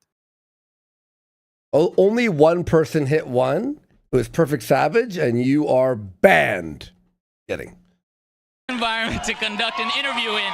Essentially, he had to come in mid-interview to see, because he couldn't even let it play uninterrupted because he was so destroyed. You might be wondering how I got here. Like, this would never have been posted. There was only one copy of this. He should have just said, like, yeah, Jeff big dogged me. He didn't give me the interview. He was scared. That's what he should have said. Jeff was scared. He's a pussy. He didn't shut. You can't post this. What was he thinking? You go ahead, Joe. No cope. Oh, just silence. Copeless. There's no cope. The copeless. Oh, no. Essentially, one more question. One more. It's over. Underrepresentation of PC gaming. The lack of underrepresentation. Fuck off. So look at Jeff. He's just like, this gets so funny. How do I put this peasant out of his misery? I've completely deconstructed him inside 2 minutes, and now I've decided he only has one question left, and he could barely spit it out. He was so rattled, lacks composure. How shall I destroy? This is the funniest like thing right here. This exchange. MMO categories. It's a huge okay, here we go. lack of underrepresentation of PC gaming. Where's the MMO categories? It's a huge market, and yet there's no PC games, no strategy games, no MMOs. Well, we have a best PC game category. Civ's nominated, StarCraft's nominated. Oh, look at Joe! Look at Joe! Oh, you lose, nerd! You lose, nerd! That was your best. It gets worse. And it wasn't good enough. It gets worse. It gets worse. MMOs. Well, we have a best PC game category. Civ's nominated, StarCraft's nominated. What happened to MMOs? For Studio of the Year? What MMOs should have been nominated for Game of the Year? There are so many MMOs. Name one. Dungeon Fighter Online. There's one example. Never heard of it. Also, what other games? Final Fantasy. Final Fantasy MMO this year. Not this year. Not. Oh my God! I can't. What? Oh! Did Joe post this? This was his video. Way. He posted this. He got dismantled. He had nothing. This is one of the most savage beatdowns the world has ever seen. I am actually cringing. So bad. Not this year. Exactly. Didn't come out this year. Exactly. Oh, Joe looks to the camera. Yep. You might be wondering how I got here. I completely underestimated my opponent, was completely unprepared, thought that I was so much smarter than him, so much funnier and wiser than him, and I had the internet on my side and the youth on my side. Turns out there's actually a reason why Jeff Keighley is where he's at in life and you're where you're at this point in life, Joe. Learn. Listen and learn from your betters. He took you to school, son. Like FF11 at the time, or was it 14 just came out? 14, yeah, 14. 14 just came out. Just come out. I don't know. Okay, that's funny. Okay, stop right here. You can tell right away this guy's fucking with me. Yeah. Yes. Yeah, but it doesn't he's right mean though. He's you fucking lost with you, on all the points. Right. Yeah. Fantasy didn't come out this year. He said it himself. It didn't come out this year. Yes, it did. Well, then you let yourself be gaslit, didn't you? You should have known. You should have known, and you should have hit him with, it absolutely did. It came out on September 9th. What are you talking about? You don't even know it's on your own presentation. But Jeff had been winning every single point to that point that it didn't even matter. It didn't even matter that he was wrong because he was so much more confident than Joe, who was completely shook and rattled. So Jeff could just lie to his face and it was over and there was nothing he could do. Joe somehow thinks that that's a point in his favor. It just goes to show what a neophyte you were, what a rookie you are, how unseasoned you were, how shook you were, and just the delusion that you had that you were going to come in here and embarrass this guy. This is what happens to you. Like calling him Edith Hernandez. He was trying to put me on my back foot the whole interview. And he did. But you were trying, you came in attacking. Like, obviously, he had to do something. Like, I have a bone to pick with you. Like, okay. Yeah. Trying to make me answer for things. You run the show. You need to answer for things. If you don't, he doesn't. No, he doesn't. No, that's not how it works, where you get to be the Grand Inquisitor and press him, and he just has to sit there and take it like a bitch. That's not how the real world works, Joe. That might be how your superhero fantasy works, buddy. But in the real world, you're going to face pushback to the things that you say. And this is the same thing where the liberal mind can't comprehend how Donald Trump became president. Because in their mind, I have the perfect rebuttal to Donald Trump in my mind and I would own him. Yeah, go ahead. Go talk to his face. Go confront him. See how it goes. There's levels to this shit. There are people out there that are actual persuasion masters who are salespeople who know how to win, and you don't know how to fucking win. And you thought because you were in the shower talking to a guy that was a scarecrow that didn't fucking exist, that you would just dominate him. But that's not how things work in the real world, is it, Joe? Joe is so felted. You know what MMOs came out this year? No wonder there's no MMO category. By the way, FF14 verse what? That's the thing. Like verse what? Like there's no other game like fucking Joe's such a retard. That's the thing. But Jeff fucking cooked him, right? Somebody points this out in chat. Jeff didn't even say it didn't come out that year. He asked if it came out this year. And Joe surrendered and said it didn't. Oh, yeah. You're right. Had Joe been confident and just said, yes, it did. But the way that Jeff was treating him had Joe so shook and so little confidence in himself that he surrendered the position in which he was right. What a joke, dude. What other games? Final Fantasy? Final Fantasy MMO? Yeah. This year. Not this year. Not this year. Exactly. Didn't come out this year. No! For those that don't know, like Jeff here, Final Fantasy 14 No, you didn't know. Online. You didn't know, Joe. You didn't know. And that's why you said not this year, Joe. Why didn't you just apologize for being such a fuck up?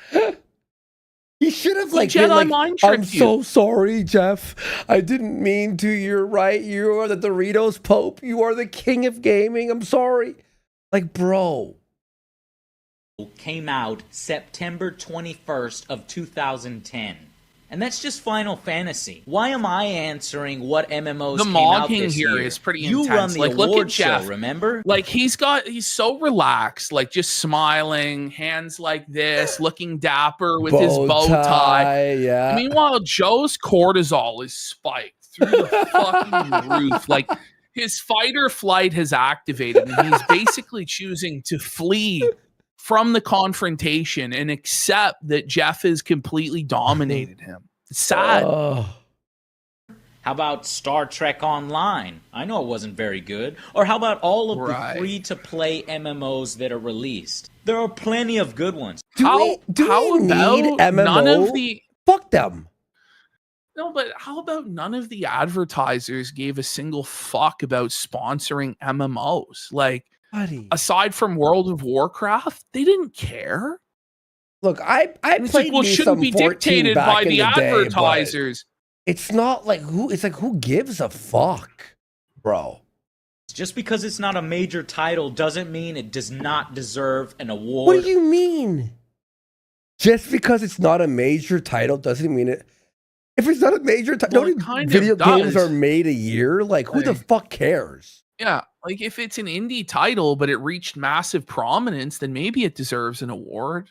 But come on, man. Like, what the fuck? There's like, or recognition. Keep going, Joe. You gonna take another question? Okay, so I'm just saying, so I get your point about MMOs. You get my point. Who selects the games, and what are their qualifications to select the games that get?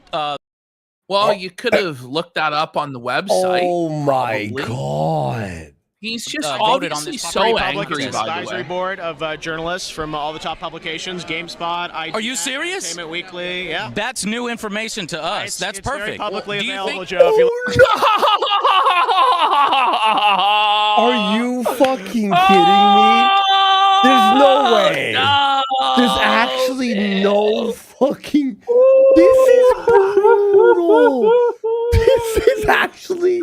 the crazy. Oh, even I was like a little fanboy of Joe. I think I was probably like 13 years old you when were the like, shit no, came Joe, out. No. And I'm like, no. I don't know if we won this. Like I'm trying to, like, yeah, he was disrespected. He was done dirty, but like. Deep down, you knew Jeff Keighley raped Joe. Look online. I think that the Video Game Awards, so that's basically like a Video Game Awards Academy. That's correct, yes. Well, so it's exactly what you wanted. It was already like you wanted. Here it is, sir. Just like you wanted. Put a nice bow on it. Joe's shook. Just shocked. No, this is actually you can way tell more there's brutal like than a I cold remember. sweat. Oh, I know. Isn't it? there's like a cold sweat on him. You know, like he looks like he's half dead. Like crazy? He's like in the Undertaker's room. Yeah, how Joe is in like the darkness, and Jeff is like lit up like by the heavens. In the light. Yes. Yes. You know what I mean? Like this really was good versus evil, and good triumphed on this day because Jeff Keighley is a much better person than Joe in every way, for sure. This is actually really funny. I'm glad to hear it. You heard it here first. I feel like you need to do a little more research before you attack us this time. Oh, yes! Oh my God. And then he fumbled. He dropped his spaghetti. He dropped his spaghetti right then and there. We're bringing in the gong. Did he drop his mic?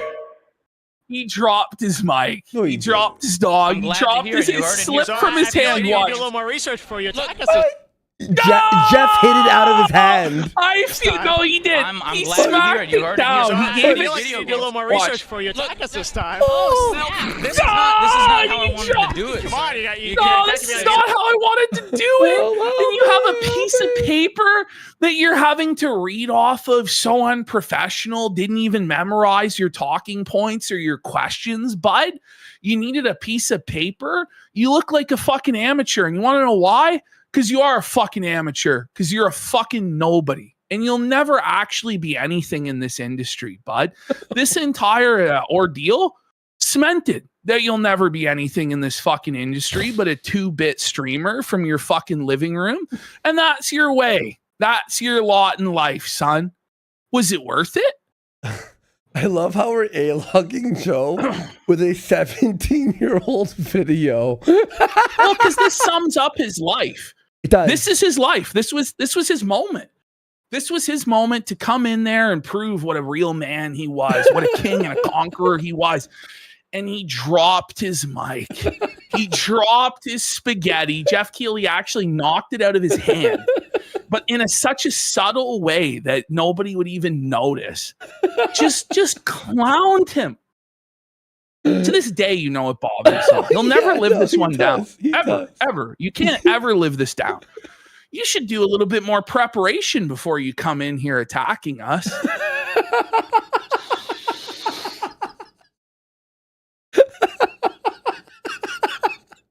Independent game, which is not what it is this year. You're telling me MMO should be nominated for Game of the Year. You can't name now Jeff's MMOs rapid fire just pressing him. Oh, Joe's checking his notes. What do I got? Oh my God. Okay, remember, folks, Joe posted He's pressing the fuck out of. He's pressing the fuck out of him right now. He's like, so you didn't know this, you didn't know that, you were wrong about this. It's time to apologize, isn't it, Joe? It's time to kiss the Dorito Pope's ass. It's public, so I mean, you don't even know. Look, they're not thinly veiled, okay? Basically, I think that your show appeals to the lowest common denominator amongst gamers. Okay, there it is. And there's the mask, right? And this is exactly why Jeff was right to treat him like he did, because this is Joe's real thoughts. Your show appeals to the lowest common denominator. It doesn't appeal to my liberal sensibilities. It doesn't appeal to my ideas that it should be an academia-based show for liberals to huff their fucking farts, etc. And so therefore, I'm pissed off, and I'm going to come in here and own you and destroy you in this whole show. And that's why you deserve to be humbled like you were. Because you didn't come in here to have a respectful discussion. Well, and like Joe's saying, your show is the lowest common denominator for, right? What's your show, Angry Joe? You know what I mean? You're the Angry so Joe. You know what I mean? You're the fucking Angry Joe show. You fake being angry about everything. Shut the fuck up. Not every gamer is a slobbering idiot sitting on his mom's couch. They are, though. And that's what you appeal to. Back in 2002, oh my God, he's melting down. You opened the show with Jenna Jameson basically saying that she's gonna just take off her clothes. Do you think that's the kind of content that real gamers? Yeah, that's what real gamers actually did want and still want to this day. Sexy fucking women, male power fantasy. Yes, this is actually what we want. Me? You're a knuckle-dragging Neanderthal. oh, how could you? Listen, I don't know, Joe. Men like tits, okay? Men like violence. Like, stop crying, you fucking baby. Why is he fucking crying about this? Won in their premiere gaming show. That's 2002. I think it's a new show. When were you the executive producer? I started. I'm executive in charge of publisher relations, starting. I think maybe 2007 or so. 2007. Okay, so you weren't responsible for that. Nothing to do with. Okay.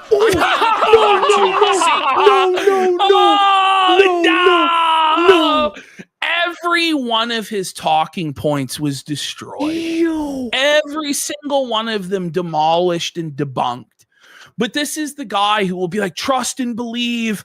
I have truth and facts on my side. Trump this and that. No, Joe. No. How?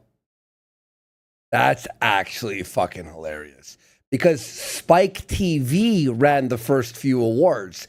And we all know Spike TV, if you've ever watched it, was a very highly sexual. It was a channel for men. Men. It was a very chauvinistic, pig male-brained audience. You don't see that sort of thing anymore. It's out of fashion. It's out of vogue. And I remember at the time, like, I disagreed with that sort of a depiction, and I thought it was lowbrow, and I thought it was low class, and I thought we could do better. What I didn't realize is how gay shit would become without that. Yeah. And that I would actually miss that sort of piggish, chauvinistic male energy. Like a place for men, a channel for men. You can't even imagine that there would be a channel that says as their tagline, it's a channel for men in 2026. It would never fucking happen. And all before the commercials, and every show was chicks in bikinis, like Spike TV, and the chicks like bend over and show their ass and shit. And you're like, this channel fucking rules. And they played MXC all the time. They played, what was that thing? It was an awesome channel. Mansers. Remember Mansers? Deadliest Warrior. Bar Rescue was on that bitch. Yeah. Joe Schmo Show. Joe Schmo. Ink Master. Is the greatest reality show ever made. It was TNA Wrestling. If you guys don't remember, was on there. Fucking Joe Schmo was a guy who was the only real guy in the reality show, and everyone else in the reality show was actors. And they just did things to raise his stress levels and like almost make him have mental breakdowns. Yes. It was a really good actually show for twisted. its time. I'm not gonna lie, it was a pretty twisted show, but in the best way possible. What you have, because all I want to do is improve the VGAs. Okay. Well, you watch Yeah, and he had no idea that they were actors. Yeah. It was beautiful. Okay, Joe, you watch the show. There's just a few more email questions. Would you take? It's brutal, man. It's just brutal. He's like, yeah, you go take a seat. Joe's like, I want to improve the VGAs. And Jeff's like, I think I've got that handled, actually. I think I actually, know what I'm talking about. You know what I mean? He's like, actually, it's me that decides, Joe, not you. And there's a reason for that, isn't there, Joe? Old fumble fingers, Joe, dropping your mic, buddy. Imagine dropping your mic while trying to felt somebody. If Joe had any balls, he would have said, you fucking knocked my mic out of my hand, you bitch.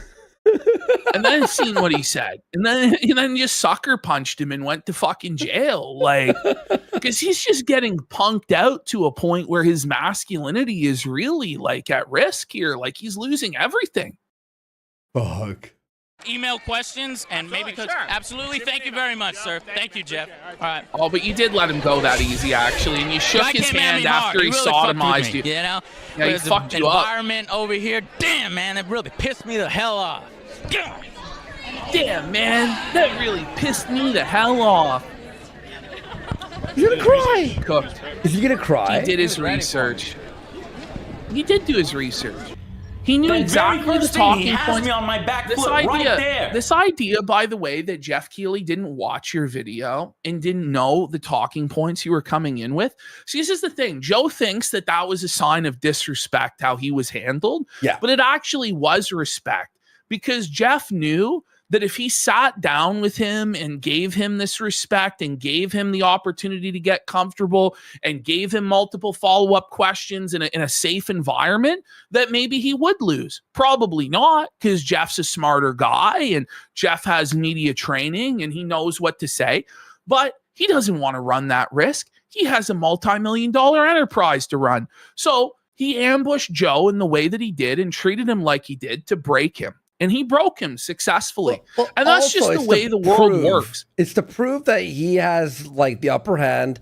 And secondly, he doesn't want to waste his time when they're trying to grow the Game Awards with some fucking like YouTuber who's like there to attack him, clearly. Yes. And bashing him and shit, right? Was Joe was never invited back, was he? Mm-hmm. I don't know. I don't think he ever came back. I don't think he's ever interacted with Jeff Keighley since this. I might be wrong. Maybe there was a moment where they made amends later on, but I don't think so. No, I don't see it. Like, 'cause I think Joe would be way too mad. By the way, Joe wouldn't accept this loss, and he would go back for more at the scrum. So that's what we're going to see next. Oh. You have 2 minutes. Go. I realize I'm not going to get all of my questions answered, but I'm hoping to at least have 5 minutes. Here's the thing, Joe. You create your own time. See, had Joe actually had Jeff on the defensive and reeling, then when Jeff tries to walk away, what are you scared, Jeff? This isn't going so good for you, huh? You got to get out of here. Then Jeff has to keep talking to him, right? Then you can't be dismissed like that. But you were shook and you didn't have the confidence to actually go on the offensive with things that would actually put Jeff on the defensive. You lost, bro. It's just plain and simple. There's a way to make more time for yourself, you know? There is, but you didn't do it. Ideally, I would want a sit-down interview that I originally requested 15 minutes. But no, 2 minutes, Joe, go, 2 minutes. Sorry, why do you think you're entitled to 15 minutes? You're lucky you were even invited, Joe, after the shit you talked. Like, shut the fuck up. Boo-hoo. You didn't get 15-minute sit-down interview? We don't get to interview the people, you know, famous people that we want to interview. It's like, apparently somebody in chat, now I don't know how true this is, but apparently they did have another interaction, and Jeff Keighley didn't even remember Joe or what had happened. No way. So, no way. You know, no for way. you, it was the worst day of your life, but for Jeff, it was Tuesday. Exactly what he was doing. He got me on my back foot. Yeah. Maybe he expected me to come over there. You were on your front foot immediately, and he countered, and then you're on your back foot. Yes. Like, if you came in neutral, friendly, there would be no back foot attack. It'd be like, hey, so ask a normal question. Be invited back next year. Had you not put out multiple videos ahead of time slamming the show, maybe you would have got a different response, right? Look, it's fair to have criticism, this is a young guy on YouTube. It's fair to have criticism too, obviously. But you have to approach it in a way where it's like, you know, sugar with like the vinegar. You don't just go, what the fuck? You go hey, I'm just wondering. I think you wait. If your whole goal was to confront this guy and destroy him, then you should never have led with all these videos attacking him. You should have pretended like it was going to be a friendly interview, got a sit-down interview secured, and then ambushed him with all of your talking points, and then put out your big video against the VGAs, using your interview with him as the backbone to destroy him. Exactly. But you know, he's just not thinking straight. He's not thinking the stuff through. He just thinks that he can do whatever he wants and it's going to work because he's the good guy, right? And he's going against corporate power. And so because he's the downtrodden democratic socialist standing up for the little guy against corporate power, it's like a movie and he's destined to win in the end. But it's not. There's a reason that these people run shit, Joe. There's a reason. And no, not about the Jew thing, by the way. It's something fully different. Well, it's partly that. Well, that's a big influence, of course. But listen, this is the thing, though. They don't pick fucking weak people. You know what I mean? They don't pick people to run shit that are incompetent. They have their choice of picking the best. about it all wrong. I got The way I went about it wrong was to try to be diplomatic. I shouldn't have been diplomatic. I should have been angry right from the start. Okay, angry. Get it? His name's Angry Joe. But by the way, like you come in, you start screaming at a guy like that at an event like that, and you come off as a spurg, and he's just going to go security, and you're going to get booted because he holds the cards. So that wouldn't have worked either, Joe. And as the interview went on, that's when I got angry. Because I realized what the hell he was doing. That he was just with me. You straight up with me, disrespecting me. You see it in his eyes, in his fake-ass smile. When he's looking up and left and right, not paying attention. Come on, Joe. Is that all you got, Joe? Come on, you need to be prepared, Joe. I had an opening that was very harsh, but after that little meeting that we had at first, I said, you know what? Let me be diplomatic. Let him know that, yes, I don't like your show, but I do think it's getting better year to year. Then what's the problem? But that doesn't excuse what has happened in past years, and that was the problem. What? What? So it got better. I'm going to be real. It got better. Here's the thing, Joe. I'm going to be honest with you. This shit actually just doesn't matter. You're talking about a video game award show. Like, who cares? No, but he's talking about what happened and it's been fixed. But it doesn't excuse the past when Jeff wasn't even the boss of those years. You know, what the fuck is he like talking? 2002. Even then, this was 8 years old. You're complaining about a show from 8 years ago. When he wasn't even in charge until 5 years later. He's been in charge for 3 years, from 2007 through 2009. This would be his fourth show. And you're admitting that every year it's getting better. And it's like, by the way, Joe, it's not like this guy can just do whatever he wants. He has people that he has to answer to. He has bosses. Amongst them, the advertisers and sponsors whose financial contributions make the entire event possible, Joe. So, by the way, they also have like suits at that time, especially corporate executives, guys who are 40, 50, 60 years old, don't know anything about gaming. Jeff Keighley knows about gaming, right? But his bosses don't understand why it would have to be this way or that way, right? He has to be able to sell this. And this is the thing, like, he just doesn't even understand how the world works at all. Why it's like the way it is. Yeah, you can't, like, those guys, like the suits who run that shit, like, expect. And he's like, well, it shouldn't be that way. Yeah. It shouldn't be that way. Look, and I wish. Well, it is that way. Like, you know, I wish I had $1 billion right in front of me right now, too. That'd be nice, too. You know what I mean? Like, come on, Joe. That I was bringing up past years with him.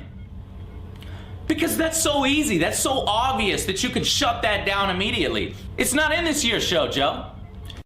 Well, you should have figured out if it was in the show or not. That then. Yeah. He's like, okay, so he was right? What? Did you see this year's show, Joe? Have you seen this year's show, Joe? Yeah, it sounds like insulting you. Tell me what you think of it. That's fine, but somebody needs to answer for the things that have happened in. No, they don't. No, they don't. It doesn't. It's not the Holocaust, Joe. We don't need a Nuremberg for this. You know what I mean? What are we? Somebody has to answer for a game show as lowbrow. What? That it wasn't as intellectual or respectable as you would have liked? Who gives a fuck? Like, in all seriousness, who actually cares? Well, but the gamer's image. Blah, blah, blah, blah. Okay. Yeah, Joe. Like, the way there's a stereotype for a reason, right? Like, especially at that time. Like, well, this guy's actually a fucking mongoloid, dude. Years past. He knew this is not an environment to conduct an interview in. He knew to come up at the last freaking second and put an extreme time limit on me, to put me on my back foot. And in addition to that, instead of saying, you know what, had there been a sit-down interview, he probably would have got demolished equally as badly. Or worse. Worse. This is the thing, is like you, and I've done this too, where you think that you're at like a higher level than somebody, and it turns out you're wrong. it turns out, like, if you underestimate somebody, it doesn't matter how retarded they are. If you underestimate somebody and you come in without a solid command of your facts and you get put on the back foot, it can happen to fucking anybody. And it has happened many times. Yep, exactly. Give you 2 minutes, but I'm going to give you a very focused 2 minutes. Look at the way he conducted himself. Constantly looking off, looking at the celebrities. Who gives a shit about Exactly. That's what I'm talking about, Imra High Shigoya. Yes, you remember that.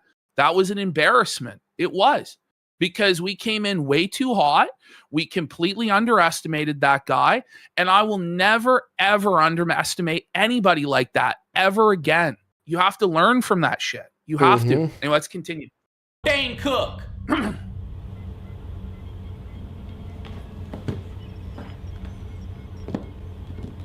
Can you believe this guy? And after this interview, after being treated that way, I was in complete shock. You know, I tried to go in there diplomatic. I tried to be polite. No, you didn't. And that was the mistake right there. Trying to be polite. I felt terrible. I was supposed to be the champion of the people. Go there, ask some hard questions, and get some solid answers to them. I hate this champion of the fucking people. You Shut really the think you're the champion It's of a the fucking fucking people? game award. But, like, you got to look at it from a different point of view, right? In Jeff Keighley's story, he thinks that he's the champion of the people too. He thinks that he's legitimizing the hobby of gaming and bringing it to a mainstream audience in a way that's presentable to where older people are going to tune in, or people that aren't familiar with gaming, and go, oh, there might be something to this. Guillermo del Toro's here. All these celebrities that I know are here. It's a high production value event. Like, this isn't like a joke. This isn't like a circus. And Jeff looks at the way it was in 2002, probably as low rent, and goes, look at how far I've taken this. And then you look at how it is today, and he's taken it even further from there. Yeah. But Rome isn't built in a day, and nothing has changed overnight. And Joe, who's a child that doesn't understand how the real world works, sees himself as a hero. Well, if I came in there, I would be able to change it. No, you wouldn't. You have no idea what you're doing, or how to talk to people, how to convince executives and shareholders to go along with your vision, how to compromise with all of the people involved, how to coordinate the production team, the design team, how to book all of these guests in. This is not an easy thing to do. But these guys who are stone slackers sitting on their fucking couch, who've never built anything except fucking, I don't know, some fortress in Minecraft, are going to tell motherfuckers how they should run shit. Get a grip. Make him answer for these things. Make him answer. And instead we get this. And I was really upset afterwards. Oh. I really was. And they rushed us to this press room with like this stand where people would stand after they got their awards. We can ask them questions. And I sat there and I was just marinating.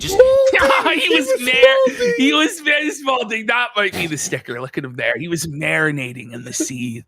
He was really just letting it sink in and simmer. Look at that. That's the definition of a seethe. And he's admitting it. This is beyond the seethe, bro. This is like, I don't even know how to fucking like describe this.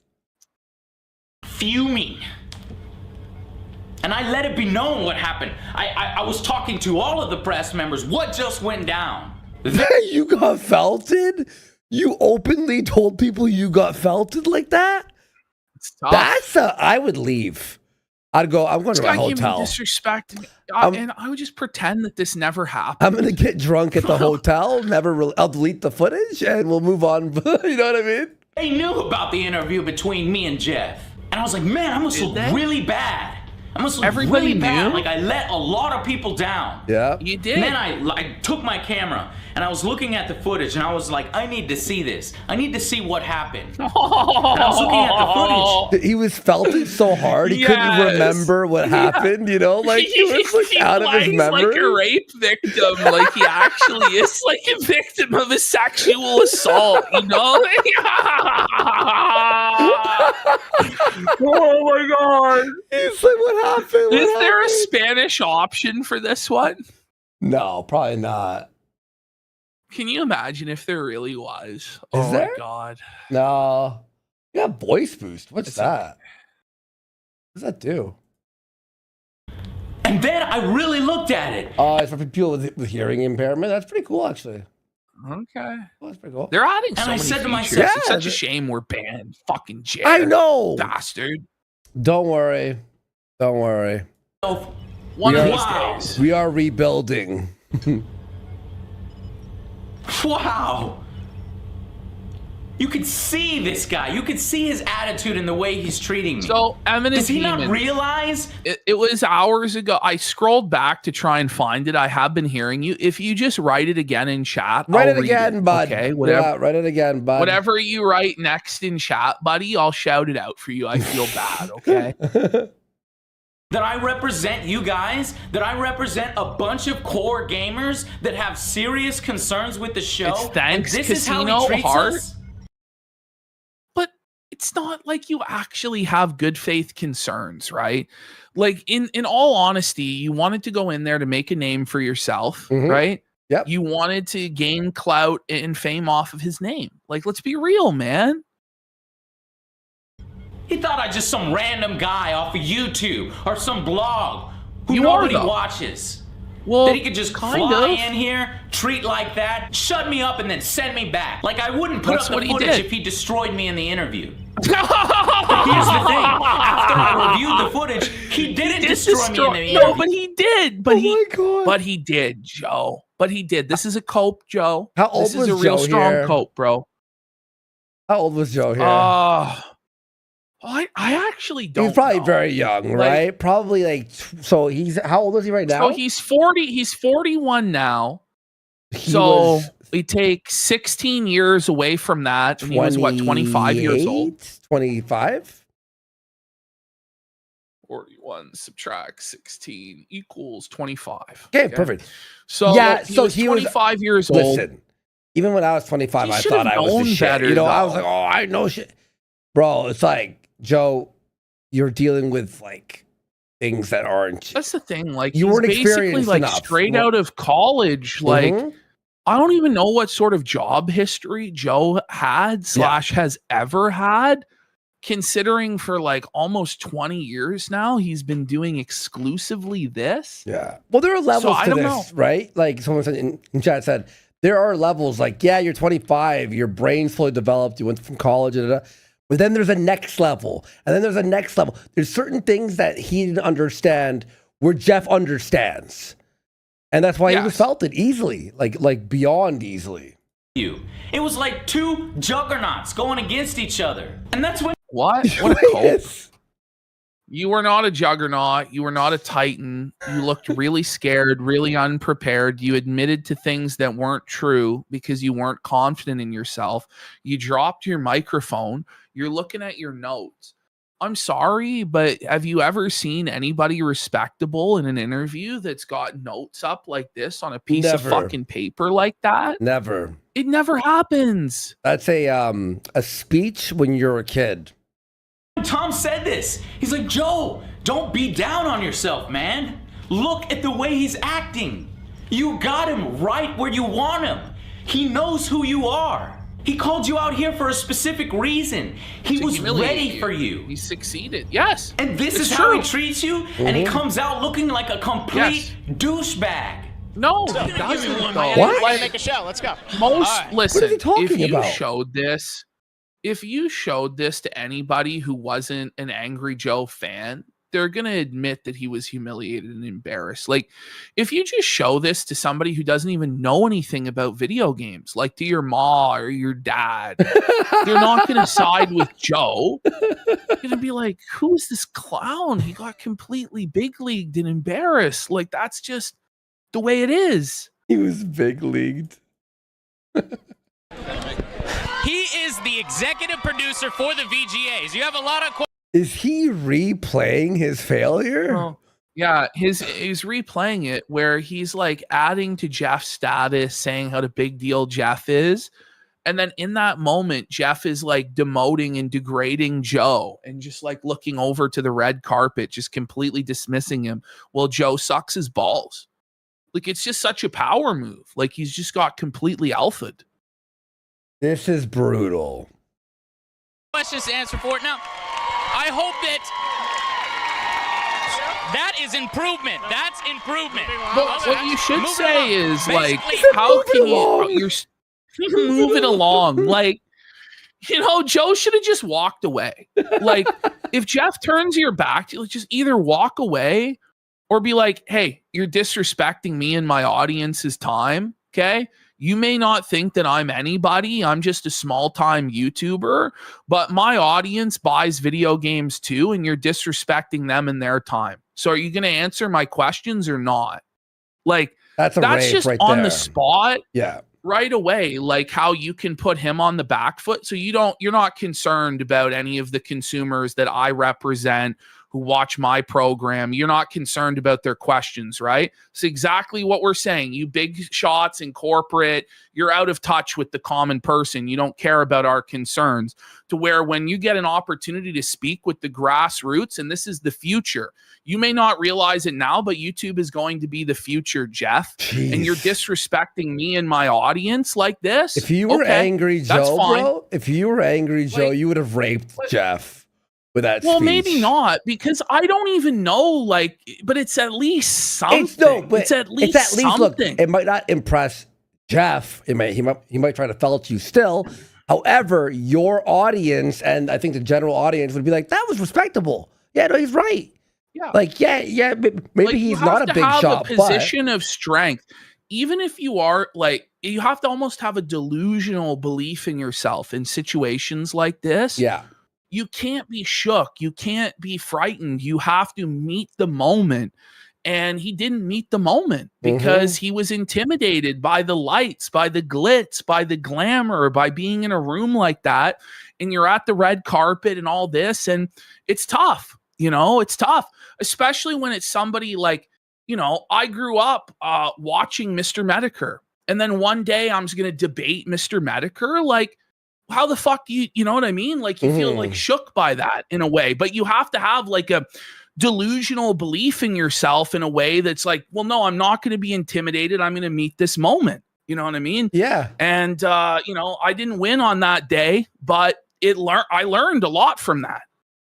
Hey, man. I mean, you tried, right? That's all you can fucking do. So. What?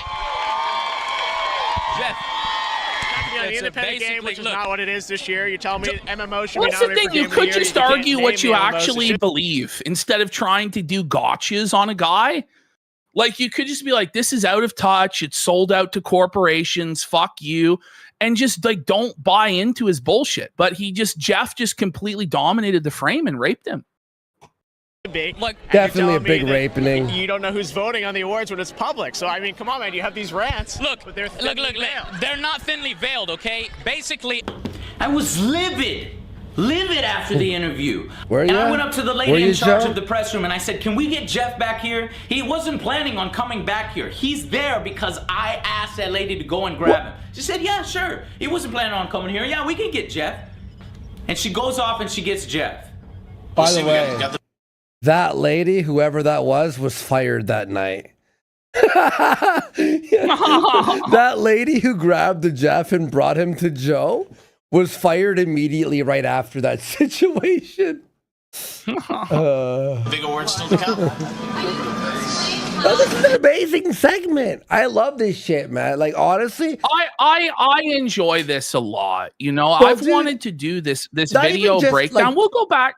We'll do other stuff too like this, man, because like honestly, there's so much good shit out there. Look, I love doing Jer and DSP and Lolcows and all that stuff, but I also like moments like this that you could fucking break apart and sort of like experience. Like, I like that shit, you know what I mean? And I think the audience really likes it too. It's cozy, there's it's an funny. advisory board that selects the nominees and also the winners, so it's all the top gaming publications. Yeah, we should honestly do fucking Lindsay Ellis, no? One day? Yeah, we'll do some stuff with Lindsay at some point. We did it in like, I think the early days of the show. Yes, we did. Yes, we did. Yeah. the way we got faciled for 10,000 kicks. So does anyone think that other Joe is going to snap one day after having to wear one too many dresses for gaming skits and hearing AJ yell loudly into his ear? I'm telling you, Alex, I can tell in my mind, Alex hates Joe. Like, Alex is really a mature guy compared to Joe, and you could tell when Joe like yells over him, it's just like, Well, you can tell that Alex wants to be the main character, right? And he has main character energy, whereas other Joe is only going to be like a second banana. Like, that's just the reality. Like, other Joe is not going to ever have his own channel, whereas Alex could. Yeah. But the thing is, Alex is trading that autonomy for the safety of continuing to be Joe's employee.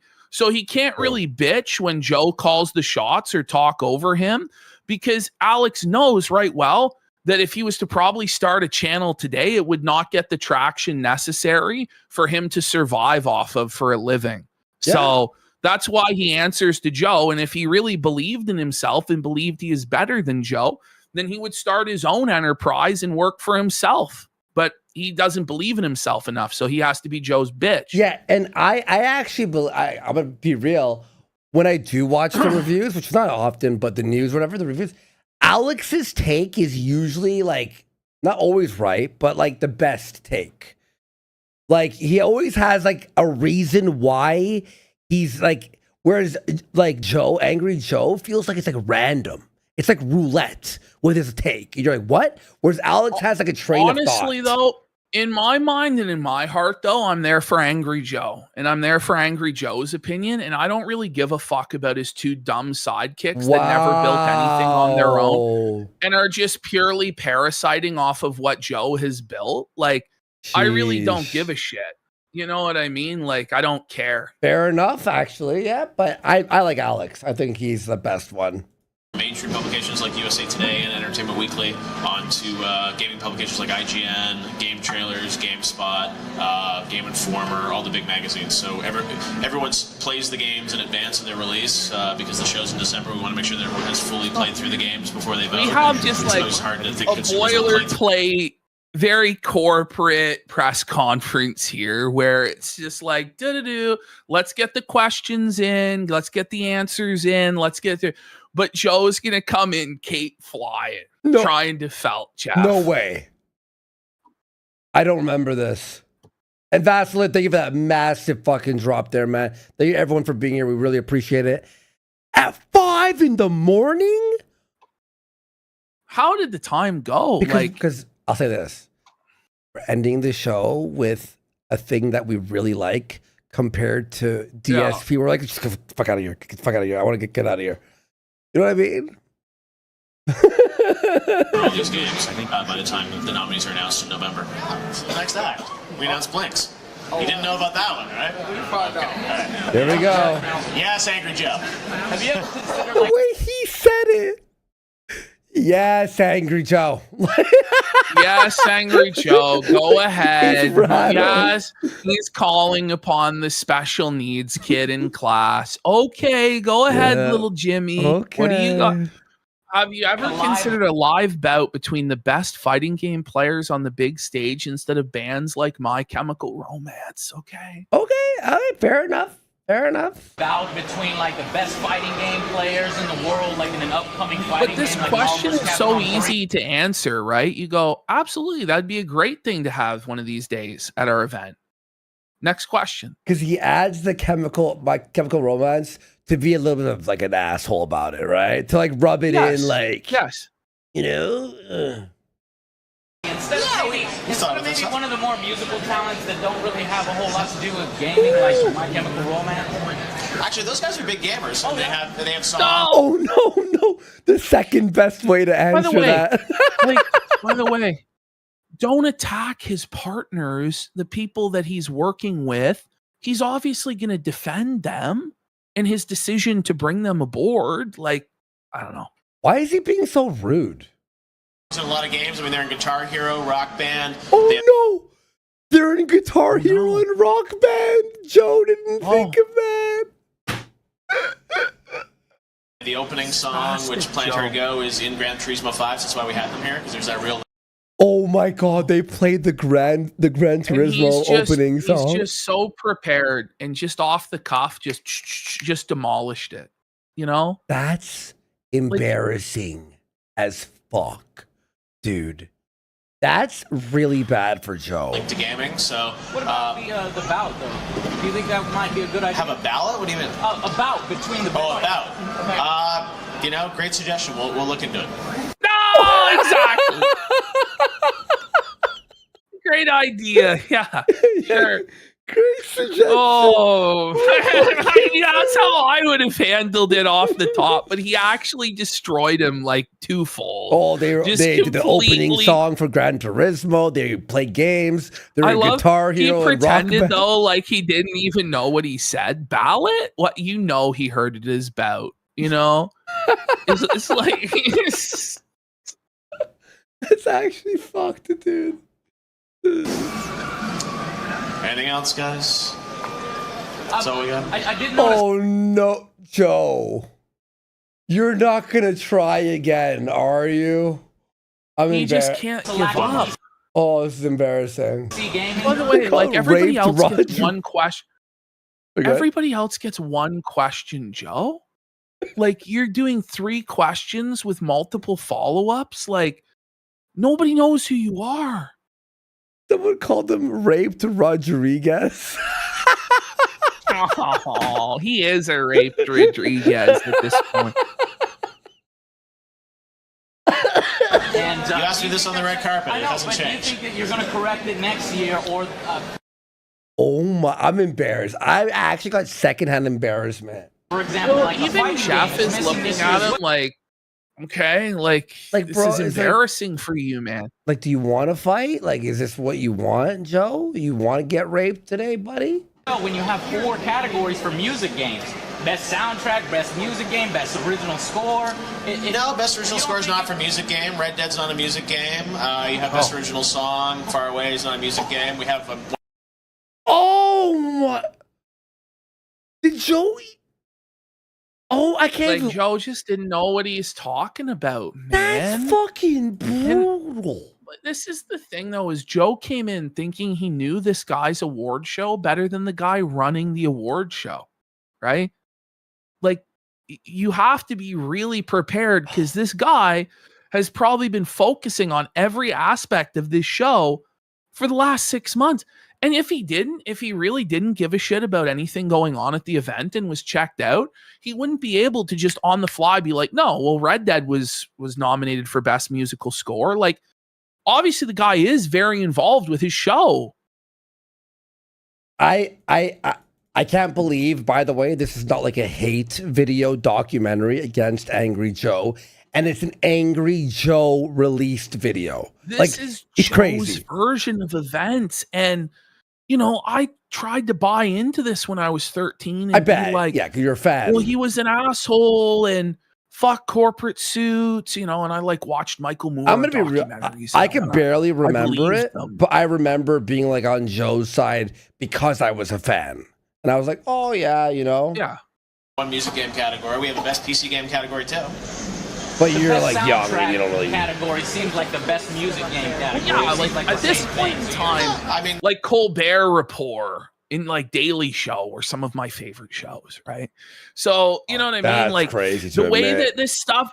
But this is the thing: is like this is like shortly after Bush was president, like. Everybody like had this idea that like Obama's in now and liberalism is going to save everybody. And, you know, this is gauche and this is like chauvinistic the way the Game Awards are and da-da-da-da. Well, I mean, Colbert, did we when you were 13 and in Canada, maybe you did, you know? Like, well, Colbert, he was good because his character... you agreed with, even though he was like a parody. You're like, yeah, this guy's totally right about all this shit. Actually, to be honest, like some of his bits from back then do still hold up. Whereas Jon Stewart, like, I don't really have a lot of respect for the interview that he did with Tucker Carlson and the Weasley way that he conducts himself when he's a comedian when it's convenient. And he's also a serious political commentator when it's convenient. And I just found that slimy and Weasley looking back. But like the Colbert parody character, I think that Colbert is really good when he's given a role to play. But when he's meant to play himself, terrible. He sucks. He's the worst. He does not know what to do.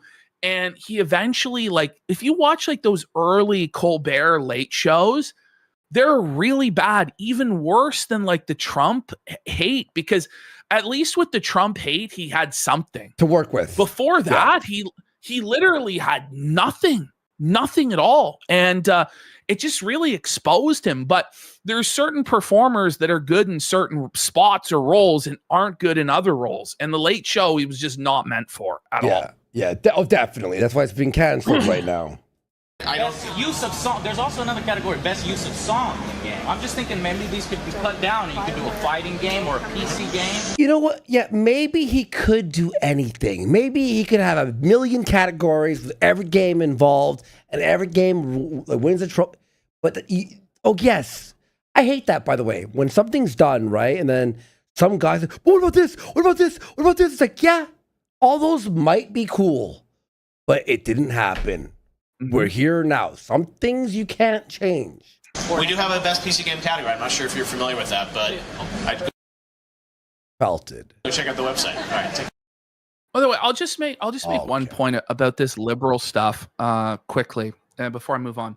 I was liberal in the same sense that like a fish in the ocean doesn't know that they're in water. You see, I had no idea that I was liberal. I just thought that that's what all reasonable, intelligent people would believe.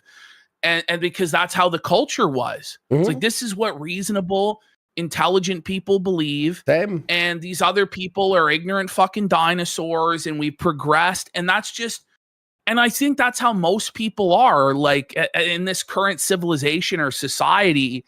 They don't even think that they're liberal or anything like that. They just think that this is the way that it should be because it's what they've learned from the culture and they haven't really been exposed to the other side at all. Yeah, that's true. Also, back then, to conservatives, a lot of them were really like up their own ass and a little bit too strict. Oh yeah, and it's sort of, but now it's like reversed. Well, both, but like all the politics was always gay and always fucking retarded. It was always boring and like slightly, and it was super boring, and it was only like a hobby for like old people and like people that fancied themselves as intellectuals. It wasn't something that the everyday person on the street had like a really strong opinion about, or at least you weren't expected to know and have a strong opinion. Ever since Trump made politics into like entertainment for the average person and everybody has a voice on social media, like things have changed big time, or at least that's just my perception of it. Right. You're 100% right.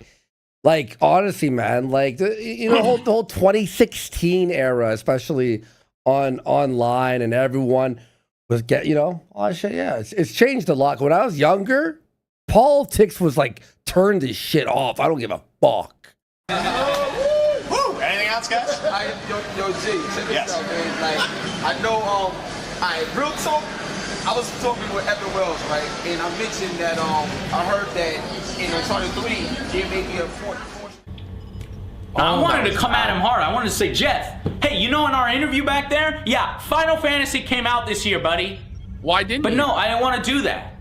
I was still wanting to be polite and ask questions. Polite? You were still being rude as fuck. You may as well have gone all the way. Yeah, you were being rude. Like, you should have said, hey, earlier on camera, you lied to me and said that the game didn't come out. But it did come out this year. Do you want to correct the record on that? But even then, like, it's like, okay. He'd be like, I'm sorry, I didn't know. Sorry. Oh, no, I didn't know. I asked you. He'd go, I asked you. No, that's the thing. He probably would have been so slick that he would have said, well, I asked you and you said no. You didn't know? Well, then why should I have known? Yeah, exactly. So I asked him about PC gaming again. You know, and Tons of Fun made a great point. Chris Tons of Fun was my cameraman. He made a great point. He said, you know, as a PC gamer, I feel completely left out of the VGAs. And so I was pressing on that point. I was like, where are the PC games? I said, where is the PC category when I meant to say, where is the MMO category? But there was a PC category, and in the MMO category, there's one game. FF14, like fuck about MMOs in 2014. Like, it wasn't a big check year the website, Joe. Check the website. You should have checked the website before going, for real. Actually, like, if you couldn't even check the website, why should he answer before pressing the? You know what I mean? Yeah. Well, actually, what the fuck is going on here with Joe? Is he okay? You know what's funny? It's like, we see this, like, Joe's always been I said like 2014. This. It was 2010. Yes. Whatever. Yes. But yeah, like, Joe was always the exact same way, but because he was like the angry gamer, it was like cool. Now I'm like, was he we got ever nailed cool? to the felt for a sub, and Nut 9002 says, I'm probably one of your younger viewers. I watched Andy in middle school, and it's crazy to see where you ended up. I love the show and these niche segments. Oh, thank you. We appreciate that. That probably makes Andy feel old as fuck, though. Nah, but I don't give a fuck. It's the same thing where, like, I watched Joe in middle school, but to your point where you're asking, like, was this guy ever cool? Yeah. I don't really think he was ever actually cool. You know? Yeah. Like, it seems like he was always just a bit of a fucking douche a little bit, you know? Yeah, it's freely available and widely known. Videos. I don't know if it's called like Mr. Vargas Goes to Washington. We watched this on the show where all of the Channel Awesome people like Angry Joe and Lindsay Ellis and Doug Walker went to Washington to petition their representatives in Congress. And that video makes me cringe so deep inside because they actually thought that they were important enough to change like their congressman's opinion and that they were going to grandstand on SOPA and PIPA and all this fucking shit. Mm-hmm. It was really embarrassing stuff. It really was. Oh, I remember that. We watched that on the show last year. There for 500 kicks says Joe was never cool. He was like Phil and on the ground floor at the right time. But unlike Phil, Joe actually did adapt to the times somewhat. He kept up with the production value.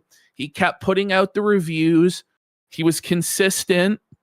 And he didn't have like the scandals and massive personal life blow-ups. Like Joe never overshared about his personal life. True. And that's one of the biggest things as a creator is when you start bringing your personal life into shit and making like, you know, people from your personal life characters in your shit, it starts to become a problem. And that's why he's having problems now with the politics. He really should just shut the fuck up. Nobody cares about Angry Joe's politics. No one's watching Joe for their politics. You know, that's not what people are there for, right? I mean, some of his videos, I'm not going to like lie. Some of his videos are really good. Again, the Fable 3 video is literally like, I think the perfect video criticizing a game ever. Okay, Eminent Demon's asking about Phil trying to roast Low Tier God about being a groomer when he was also a groomer. Yeah, like, I just don't know if Phil should open that can of worms. Do I think that Phil is an out-and-out pedophile? Yes. No. Oh. But I do think that relationship with Panda was fucked. And he does qualify as a groomer because he was like 28 years old messing around with a 17, 18-year-old. Like, it's not really normal, Phil. Listen. Research. And you know what's funny about that? He's like, you know, you should know that. Do your research. But nobody knows that. One of the other people in the press room actually asked the question about who selects the games and what are their qualifications. The very same question that I asked in my interview. Because nobody knows that. We do have a best PC game. He may as well be doing this video crying with tears. Shouldn't, you know what I mean? Like, he is. Because he's talking like this. Kid didn't even know that. God. So. Category. I'm not sure if you're familiar with that, but why did he upload this? I don't know. Why did you ban me, Andy? Like, this is actually fucking insane. All right, take care. Well, I guess because he thought, like, his only other option was to be like, yeah, they wouldn't let me in, or yeah, they wouldn't.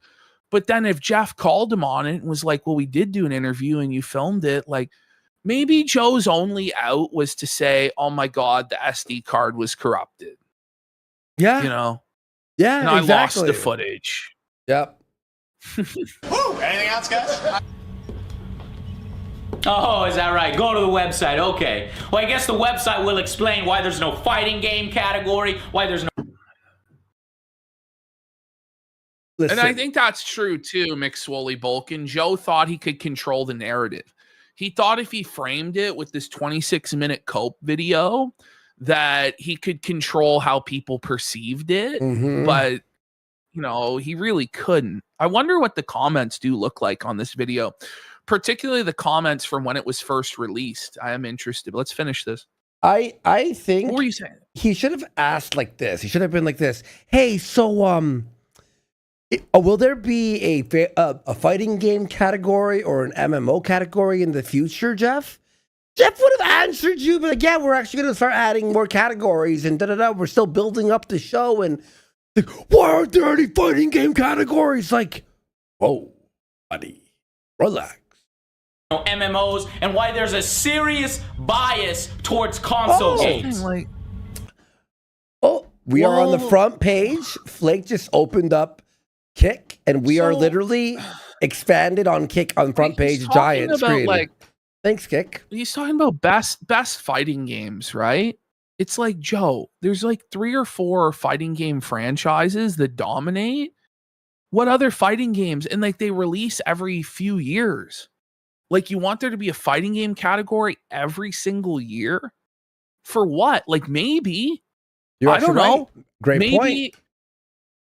Like the Street Fighter, what is it, 6? Yeah. It's been like, what, but maybe 10 years? I'll just be honest about it and come down to brass tacks. Like, maybe if there was a new Street Fighter game that year, Capcom would have paid to have that category made, right? Yeah. In order to promote their game. Like, that's how this shit works. Like, it's all greasy insider bullshit anyway. Like, I'm sure the website lists that out in plain English. I want a real interview with you, Jeff. Or... Well, you never did. Well, what did you think? So I'm gonna, my army, you know, because he thinks he has a whole army, and it's like... Angry army. Really, they're all mad. They're all mad, Ash. Thank God he agreed to the email questions. I'm gonna contact him. The email question. And we're going to get some of these serious concerns. He's acting like he's talking like to someone about like America giving money to Israel or something. You know what I mean? Or like something that actually like matters, like a war or something. You know what I mean? Thousands of people are dying and there's a genocide in God or something like this, right? Yeah. But he's holding up this piece of paper and like, I don't even know, like, is there actually anything on the piece of paper? Like, it doesn't, like, it looks kind of like it's blank. Like, I see, it's just the quality of the video. Yeah. It's, bro, it's a video got like game. a dozen pages, but he's got a dozen pages of printer paper in his hand. Must Mr. Keeley respond to each one of them? Why? Yeah.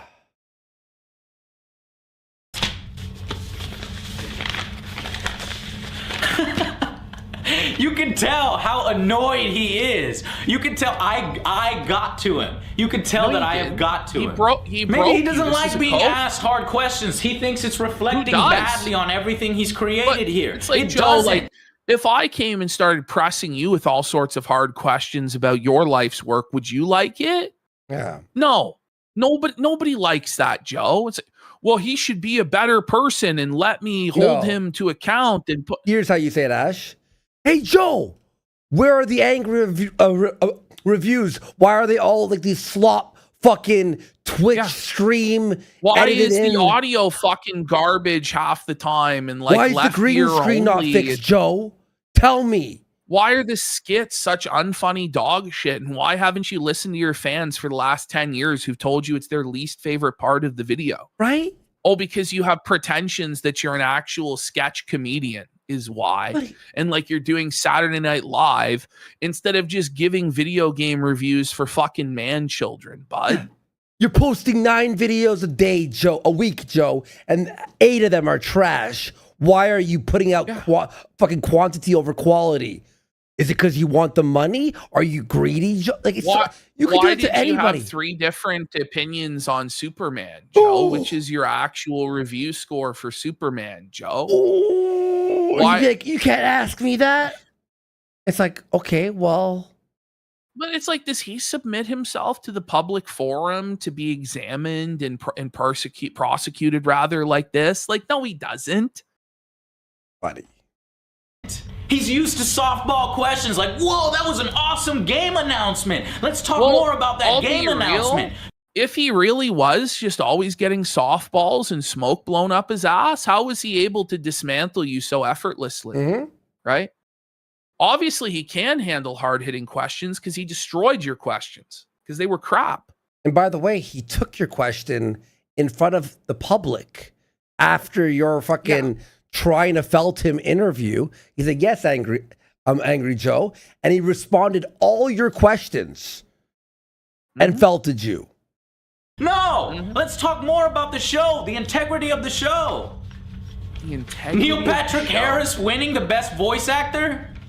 So what would the handsome Jack from Borderlands? Was that it? I think I remember that actually. I think who was it? Who was it supposed to be? What year was this? We're actually complaining. It was 2010. 2010. We're actually complaining about who won voice actor. Like it matters. Voice actor. Like anybody's gonna remember this. Okay. The nominees in 2010 were.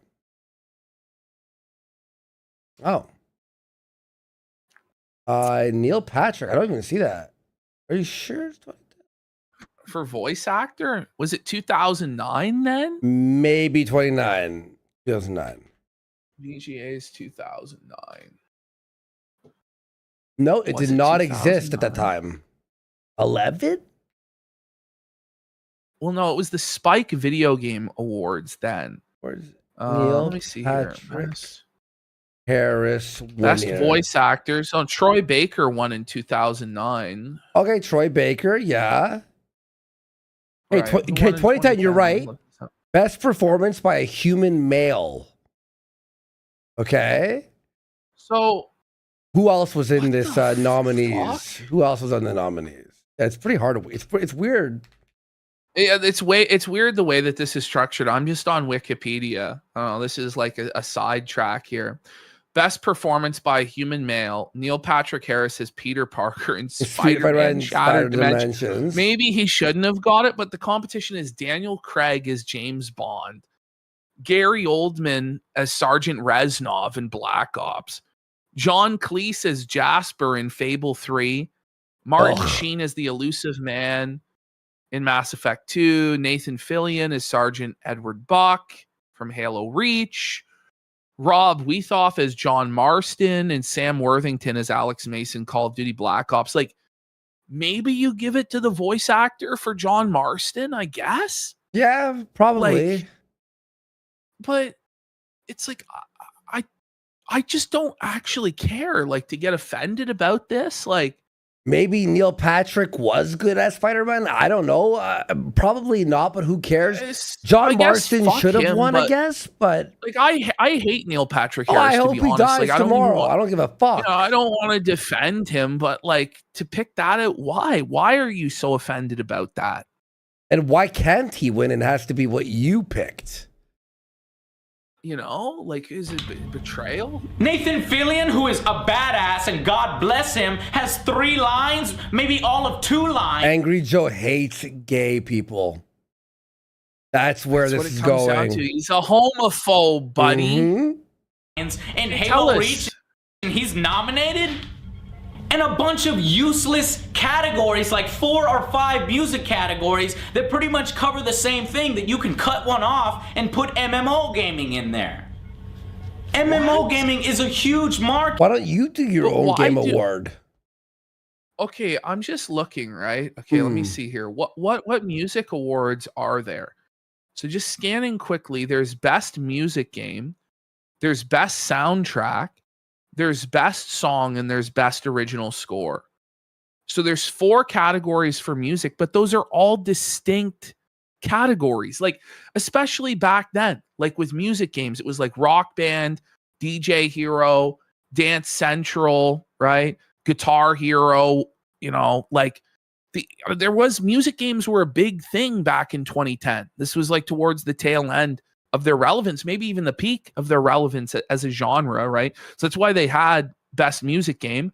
But, you know, like best song in a game, like that does deserve to be its own category. Like, and best original score also deserves its own category. Now, I don't know, like best soundtrack and best music game kind of did become superfluous because as I look at it, a lot of the nominees did cross over, but that's really only 2 of the 4 categories. Like, they did deserve to exist on there. Like, this is such a nitpick thing, by the way. It's not like a no-brainer that you remove this. Like, the Academy Awards, Joe, has best original score. It has, best original song, okay? The Golden Globes, I think, has comedy or musical as a category, right? Like, I don't know. Joe's just a dumbass, man. Like, it's insane.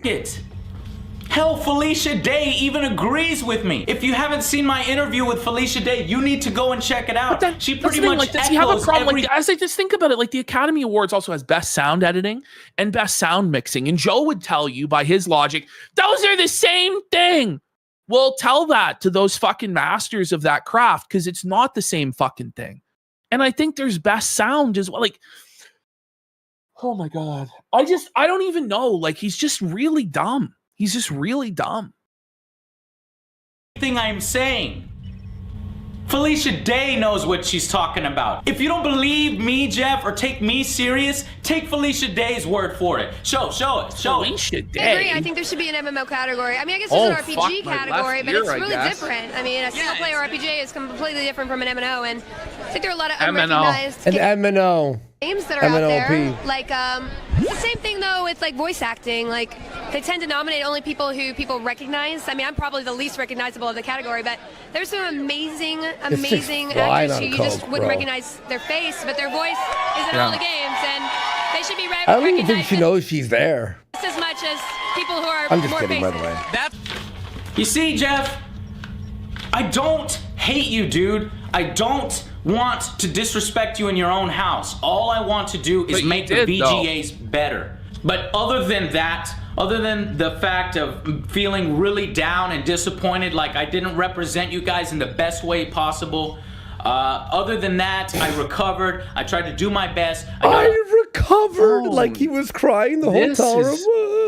This is cold, man. Bro, this was a bad look, Joe. Really bad, man. Honestly, this should have ruined him, dude. I got a few celebrities. I was in the very last spot, right? so a lot of celebrities. I mean, this it did in the sense that he was never going to be invited to these circles and taken seriously in these circles, right? But ultimately, it was kind of a dinosaur anyway. And that's like, Joe should have had the confidence, but it's hard at the time to foresee how big Twitch would become, how big YouTube would become, that game streamers and YouTubers would actually become the real authoritative voice in gaming news, and nobody would listen to Kotaku or IGN anymore. Like, it's hard to have envisioned that. But ultimately, in the end, he kind of did win because those institutions are more and more irrelevant. But it really comes down to what he wanted. Did he ever want to be in that club? And I kind of think he did, and did fancy himself like a serious journalist. And he does feel burned that he didn't get that opportunity. But ultimately, he shouldn't, because he still got to make millions of dollars and G Fuel sponsorships and stuff like that. So he still did good. Honestly, he exceeded all expectations of what he should have done. Had he started in 2025, he would be fucked. But he was lucky he was in on the ground floor, and he had a lot of opportunities to network with Doug and other people. Celebrities were tired by the time they got to me, but I got as many as I can, and I've got footage of all of those. That's coming up next. I got some really cool stuff from the celebrities, and to be honest, I'm glad I went. I need to go. I need to be your voice on the floor. So if you have anything that I didn't notice, because to be honest, I didn't see the whole show because I was running around trying to get Jeff back, seeing if. So he couldn't even enjoy his time there. Let it go. He was trying to get Joe back. What a loser. It's like you missed everything. Like you missed other opportunities, by the way, of meeting like other like game company developers or voice actors, or just to pester fucking Jeff Keighley, who, by the way, obviously did not even want to give him the time of day. Joe is retarded. If I can get an actual sit-down interview. I was doing a lot of different things. I caught a lot of things on the show, but I have yet to see exactly everything. I'm gonna watch it on the DVR. You know what he's acting like? He's acting like a food safety inspector who's like coming in with the okay, let me fix up the place here. Why is that there? It's like, bro, you don't run the place. And I might come back with my opinions on it, or I might write he's OSHA. Joe is OSHA. Tutorial on blisterthumbs.net about my thoughts on the VGAs. I want to know your thoughts. I wonder why Blistered Thumbs failed, Joe. Could it have been this? Maybe it was because it was .net and .com. Yeah. Well, who's going to give a credential to these group of bozos? Like that Joe is like pressing Jeff and getting embarrassed. Spoonie's on the floor of E3 screaming about betrayal and stuff like this. Like on how I conducted myself. If you were disappointed in the way that I handled it, I tried to do the best I could with the limited amount of time. I felt like maybe being your champion that I could have done better, and I'm gonna be more prepared. Your champion? What are you, Jesus? You're a chump. Like, stop it.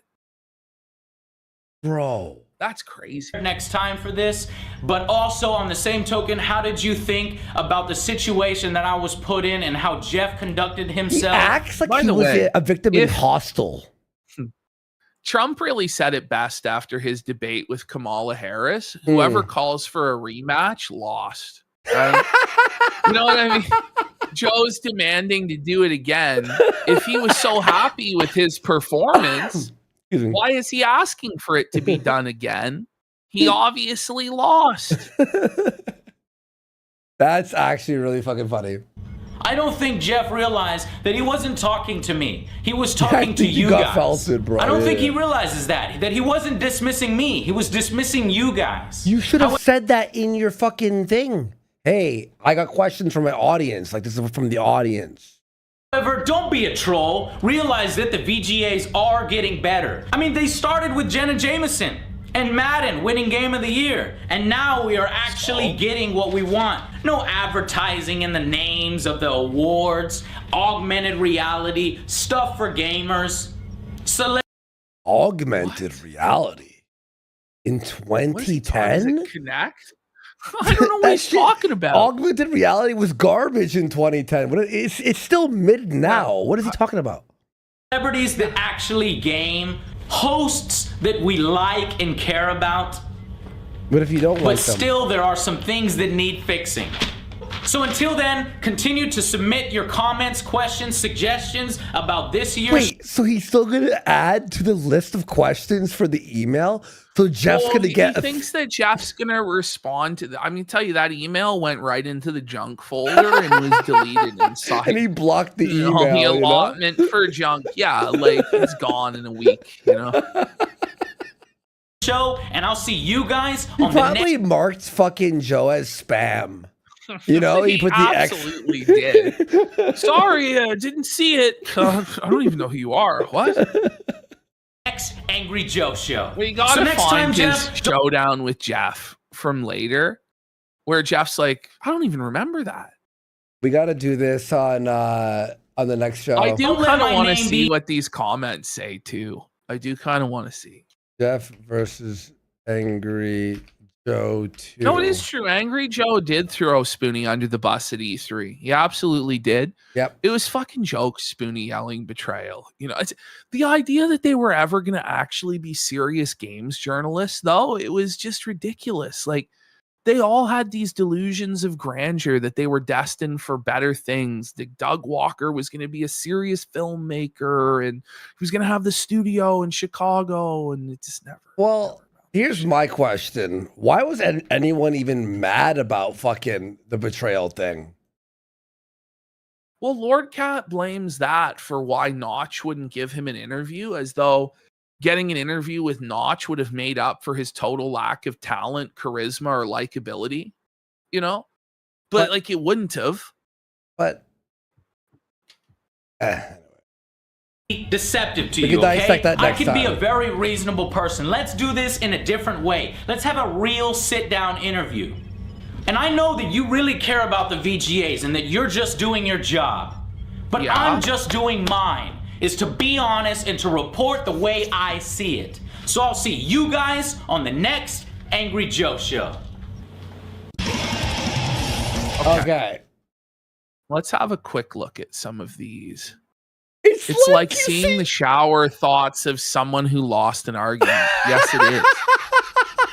You can tell I got to him. No, my friend, he got to you. Oh, no. Getting angry doesn't mean you automatically made a point. Lolcow, when Jeff says, keep going, Joe, you can tell he's decided to have fun. The Chad Jeff Keeley versus the Virgin Angry Joe. Oh, my God. I tried to be diplomatic first sentence. I have a bone to pick with this guy. I laughed so hard when Jeff tried explaining the bands chosen and gets caught off by Joe saying, yeah, but what about my idea I just made up? I give Joe a bit of credit for leaving this up. It's pretty humiliating. Oh. Two juggernauts going at it. This was Goliath crushing David in one swift motion. That little smile he has, that is years of training. I swear I laughed nonstop for 5 minutes. Oh. A decade, an entire decade of laughing at this every time the VGAs roll around. Thank you, Jesus. Oh, my God. I don't hate you, dude. Buddy, he doesn't think about you at all. Furious Fernando got completely shat on. 10 years later, it's still brilliant how Jeff handled your attitude. I've got a bone to pick with you, Jeff. Okay, who starts a conversation like that? Mistake number 1, acting like a video game awards show matters. Mistake number 2, everything else. He came at me hard. He practically blew in your direction and you exploded. I wish we could sort by oldest comment to see. Yeah, we can. Can you sort by oldest? I think it's only newest and top. You go new, and then you just scroll for 3 years. But there's like, yeah, you have to scroll for 17 years, buddy. I do want to see, like, let's just see if we can get there, because I want to see what people were saying about it at the time. Anyone was siding with Joe. This really is. Is it just like forever in loading limbo? Oh no. Oh fuck. YouTube is so brutal, man, not letting you sort by oldest like 2 years ago. And we have to just keep going. I have to do this so it can let it load the next frame. We're 4 years. It's not bad. We'll get there. Buddy, it was 16 years. Oh yeah, we'll get there. Okay. We're gonna get there. It's amazing as people have been leaving comments this entire time. Like, it never ends. Yeah. It's like, oh man. Let's get some subs. I love that comment that was just LOL, who cares? Imagine being Joe and posting one of them just said grow up. I grow up. Every once in a while I watch this again. It's to see it's the most embarrassing thing I've ever seen. Yes, it still is. This guy's a fucking Joe dork. comes off as someone who's very uncomfortable to have a conversation. Yeah, yikes, dude. Oh my God. 17 years of felting? No, Erwan, I'm recording that with Josh tomorrow. It'll be out on Wednesday. The Kiwi Casino. There you go. What the fuck? 9 years ago. This video shows how fat Joe got. And that was 9 years ago. They were calling him fat. You're an idiot, Joe. That was 9 years ago. Oh, he was an idiot. Did you hear that beep? 10 years ago. Okay, chat heard that? Yeah. It was like, boop, boop, boop, boop. I got Morse code in my headphones. What the fuck? What the fuck? That was scary. I thought that was just my headphones. Thanks for trying, Joe. This is what people... Oh, Joe doesn't know how to interview. Okay, here we go. People are people are starting to side with Joe. Yes. Yeah, yo, here's 10 years ago. I would have bought you a beer. It's just embarrassing how Jeff completely shut you down. It's fucking video games. You're acting like it's ISIS or some shit. Well, yeah. This was embarrassing for both of you. Yeah, I got wrecked, man. Jeff was a douche, but Joe wasn't prepared. Yeah. Well, that's the truth. But fucked Joe in the ass with no lube. Joe in the ass. Jeff is amazing. XD. Maybe if you did the interview as corporate commander, he would have showed you some respect. That's a tough one. Base Dorito Pope. Jeff in 2 words, two faces. I don't even think he was the Doritos Pope by this time. You know, like that's like 5 years later. Like 11 years ago was 5 years after this came out. By the way, FF14 in 2010, it was the first version. Now, I played FF14, the reboot of it, which is like good in my opinion for what it was. But in 2010, the first FF14 was absolute dog shit. To the point where the story is that world got destroyed for the reboot.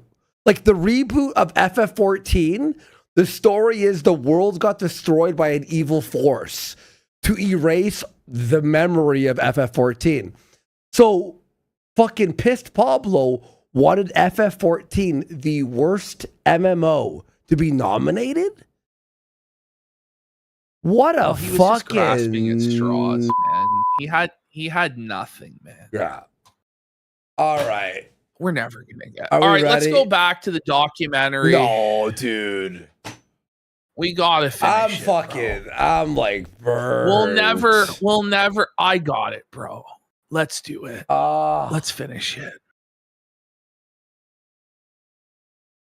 Let's at least see some of it. Buddy, we're like not even close. Like, dude. We're close though. If we don't pause.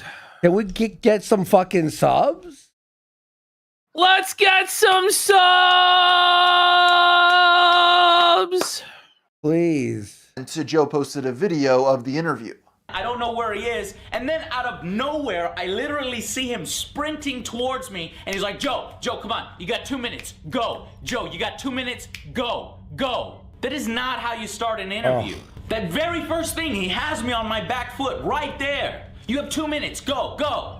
I realize I'm not gonna get all of my questions answered, but I'm hoping to at least have 5 minutes, 10 minutes. Ideally, I would want a sit-down interview that I originally requested 15 minutes. But no, 2 minutes, Joe, go, 2 minutes. The upload includes both Joe's full interview with Kino. I gotta say, I'm so glad that we did watch the entire thing, because what you're seeing there can't do it justice. You have to see the entire meltdown. Yeah, of course. Joe, in my opinion. Yeah.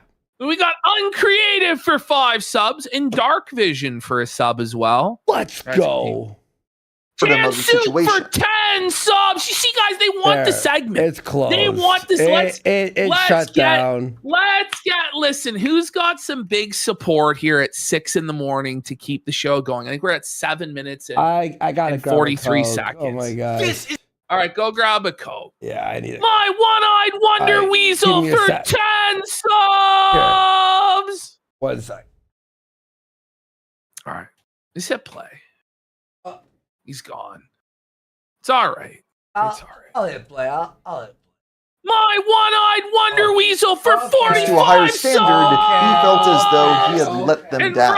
This video has gone down in infamy as one of the most embarrassing moments in Angry Joe's career, to the point that it's practically impossible to discuss him online without it being addressed. He did somewhat get the last laugh in the end, though, as a couple of years later, Jeff Keighley was interviewed while sitting right next to a bag of Doritos and several bottles of Mountain Dew, all while a giant standee for Halo 4 loomed large behind him. This was the epitome of the over-commercialization of the video game industry that gamers had. Explain to chat. I have to make a G Fuel come out of Coke, so 1 second.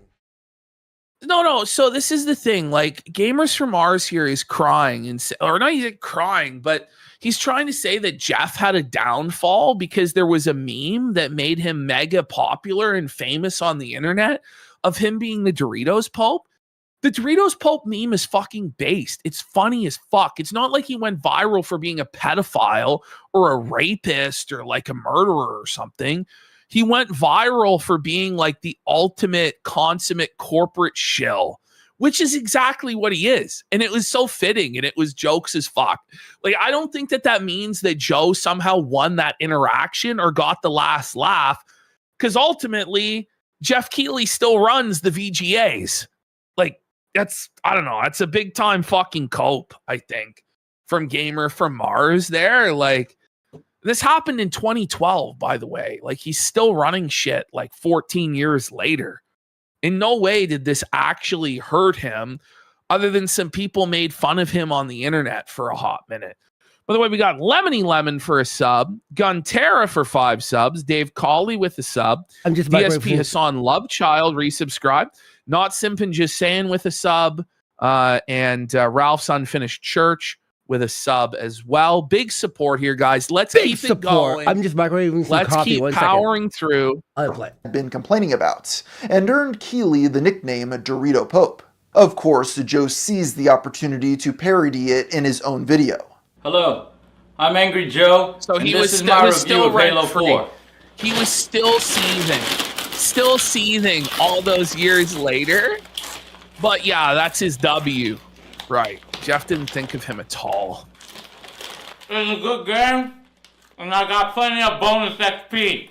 But even though people didn't necessarily love Mr. Keighley, the disastrous VGA interview still did some damage to Angry Joe's reputation. It didn't help that 2010 was also the same year in which Joe made a video at E3 with and on your point there, it's like, oh, Jeff Keighley was destroyed by that meme. It's like, was he? What the fuck are you guys talking about? It was like kind of silly, but who gives a shit? Other blister. By the way, I don't think Jeff Keighley's the most entertaining, like charismatic, like greatest host ever. I think he kind of sucks, which is evidence that like just how low that Joe is, that he got demolished by somebody like that. Like, he's just like the ultimate like corporate stooge. Yes. He's just a corporate stooge sock puppet, but even that's too much for Joe to handle. Yeah, exactly. Thumb's contributor named Spoonie, who shouted and made a scene in the middle of the show floor. Betrayal! What? Joe shot his pants. He's so scared. But nobody even gave a shit. Nobody even turned their head, you know? But apparently this was the ultimate downfall of the entire website, was that Spoonie yelled betrayal at a shitty game that was a betrayal.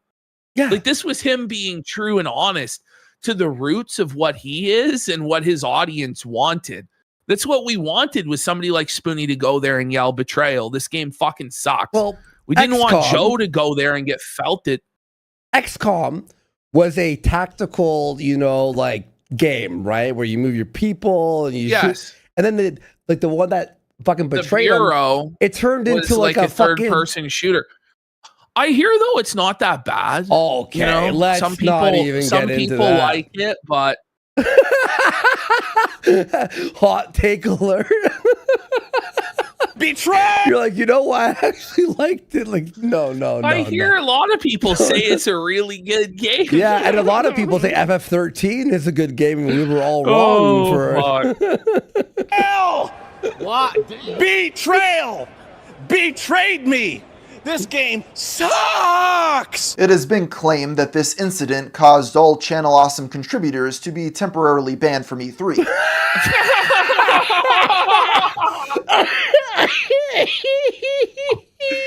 I hope that that's actually true, bro. So face. I bet that's not even true. They all just thought they were bad. It's not even true, to be honest. They just weren't invited back because they suck. Although there is no evidence to support that. Oh, okay. You know, well, it was Lord Cat's crying, you know, Lord Cat sobbing. Bye, Felicia. Bye, Felicia. Regardless, these instances set Blistered Thumbs on the back foot in terms of their journalism. Can we stop using the word back foot tonight, guys? Oh, we've used the word back foot about 1,000 fucking times tonight. Integrity, and the public embarrassments echoed an uneasiness that was bubbling behind the scenes. One of the earliest issues that arose came from the website's comment moderation, where users' posts were often taken down without warning, and some were outright banned due to the poor communication. Yep. Oh yeah, they were. And of what the rules were. While this was a site-wide problem, one of the biggest exacerbators was Micah Curtis, who was self-admittedly in an unhealthy headspace during this time. I was a miserable bastard, and I couldn't let go of my divorce. I couldn't get past my flaws. I couldn't get past anything. I was a prick. Quite frankly, though. Yeah, it's like this is the Joe the Joe documentary, but now it's about bad. Some guy no one's ever heard of, some bit player on Blistered. I guess he was like the head janitor or something. I don't know. Hated the audience. I fucking hated the Blistered Thumbs audience at the start. But the thing is that I hated the audience and I hated gamers because I hated myself. Right.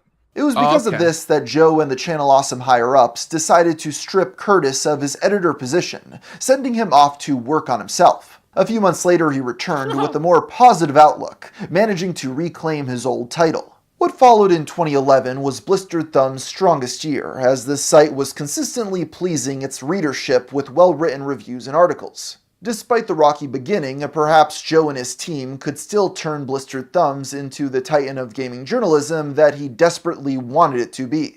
However, there were still a lot of problems with the management. Well, look at Joe here. Do you think it worked out? That fans were not privy to, which had potential to bring everything down. For starters, a common thread shared amongst many former contributors was that Joe was not the strongest leader, and it certainly didn't help that he was receiving very little support from the people above him. Editorial oversight was allegedly lax, and he was running himself. What was Doug supposed to do for him? Like Doug gave him literally everything. Like he wouldn't have anything if it wasn't for Doug. Like none of these bums would. Doug was the draw. He was bringing in all of the viewership, all of the traffic to the website. He carried it on his back. And it's like, these people are like, he never did enough for me. Was he supposed to powder your ass and wipe your fucking bum? Like, what did you want? Seriously. Self-ragged, maintaining Blistered Thumbs while still producing. Doug Walker needed to mention Joe in every single fucking video he made and promoted Joe and sucked his dick on weekends, you know what I mean? Producing his own videos. But the bigger issue was the lack of a strong revenue. Now that like Joe is the big shot, like you never hear him do anything for Doug. Like, none of them do. Like Lindsay Ellis, like they do everything they can to destroy the guy who gave them what they have. I'm gonna be real. I think fucking Doug's still beating Angry Joe on the main YouTube. That's tough. That's tough if that's true for Joe, man. It is. New stream. Let me double check. You see, Channel Awesome did not provide much in the way of funding, and so the only way the site could be monetized. What were they supposed to do? What were they supposed to do in terms of fund? When they were just going off Google AdSense? How the fuck did they think that Channel Awesome was being funded exactly? What? So you've got one site that's successful, that's generating ad revenue off of the back of Doug Walker, and then that site has to subsidize the spin-off site to like how much money? Like, by the way, this is like, it wasn't like this was a multi-million-dollar outfit, okay? I don't know exactly how much resource Mike Michaud had. Maybe Mike Michaud really was a multimillionaire and was bogarting his wealth and could have invested here or there, but I just don't know. Like, it wasn't like they went to work for Disney. Just fucking some rinky-dink bullshit. I hate to break it to you, but Nostalgia Critic is failing. God damn, these views are bad. Holy shit. This was through Google AdSense. By the way, a few weeks ago, he did the first viewing of Endgame. Really? Yeah. What the fuck? Wait, is this an old video? It can't be. Well, but it's like, if you're saying it's all failing and AVGN, it's like, well, you can't make the same video for 20 fucking years. Like, it's a miracle they're doing as well as they are doing to where they can still make a decent living doing this stuff. Like, because the formula really hasn't changed in 20 years. And in the ways it has changed, it's probably changed for the worse. Yep, true. Since Blistered Thumbs was text-based, advertising revenue was a fraction of... I haven't thought about it since I ordered the Doug Walker plush, but I haven't got the Doug Walker plush. So. You were scammed, bro. It's not coming. I probably was scammed by Oni Plays, bro. Does anybody know when that shit's supposed to ship? You bought it from Oni Plays? I would not expect it anytime soon. What could be earned from video focus? I'm just kidding. I don't know. You get what you fucking deserve, buddy. Enterprises like that guy with the glasses. As a result, writers went unpaid, instead being compensated with free review copies of video games. The other problems with Blistered Thumbs revolved around infighting between... I'm sorry, but this wasn't like a genuine network. Like, this wasn't... They didn't have the money to pay people 6 figures a year to review games that had no audience of their own. The fact they're even getting review copies for something that's a hobby, like especially at this time, there was really no expectation that you were genuinely going to make a living off of this stuff. In fact, the audience actively resented you making a living. A lot of them did, and hated that they would monetize and make money or run ads. Like, staff members. I need to point out that since this took place in private chat rooms over a decade ago, with none of the actual interactions being archived, this story will have to be pieced together through second-hand recollections. It's important to note that some people, including Angry Joe himself, have never spoken publicly about what exactly went down. Allegedly, the conflict stemmed from a disagreement between two writers, Micah Curtis and Eli Simet, who was also a former journalist from Koku Gamer. While the two were initially good friends, as time went on, irreconcilable differences began to form in their worldviews. To put it simply, Eli held strong progressive values, what some at the time might have referred to as SJW, while Micah was strongly against that. This all happened in 2012, a couple of years before the beginning of the Gamergate movement that tore the internet in half. Every documentary has the Gamergate mention. It is so rattling. I'm not sure how prevalent SJW was in 2012. Maybe it was. I guess it was. It was just starting. It was just starting. Like, it was just starting to take off. Like, Anita was what, 2013 or was she 2012? What was Big Red? Was Big Red 2012? You know who I'm talking about? Big Red? Or no? Yeah, I know. And Trigglypuff. Big Red was the bitch with the red hair. She was the first SAW I ever saw. Big fat bitch. Yeah. Yeah, that was the first one I ever saw. Gamergate was about ethics in gaming journalism.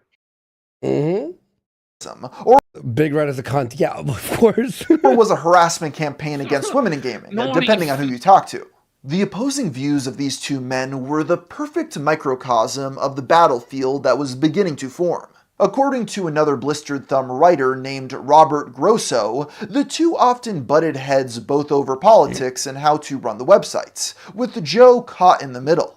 I had an inkling of issues between Eli, Micah, and Joe because of the writers' chat room, where they talked a lot. Sometimes it was healthy debates, sometimes it was not, to put it lightly.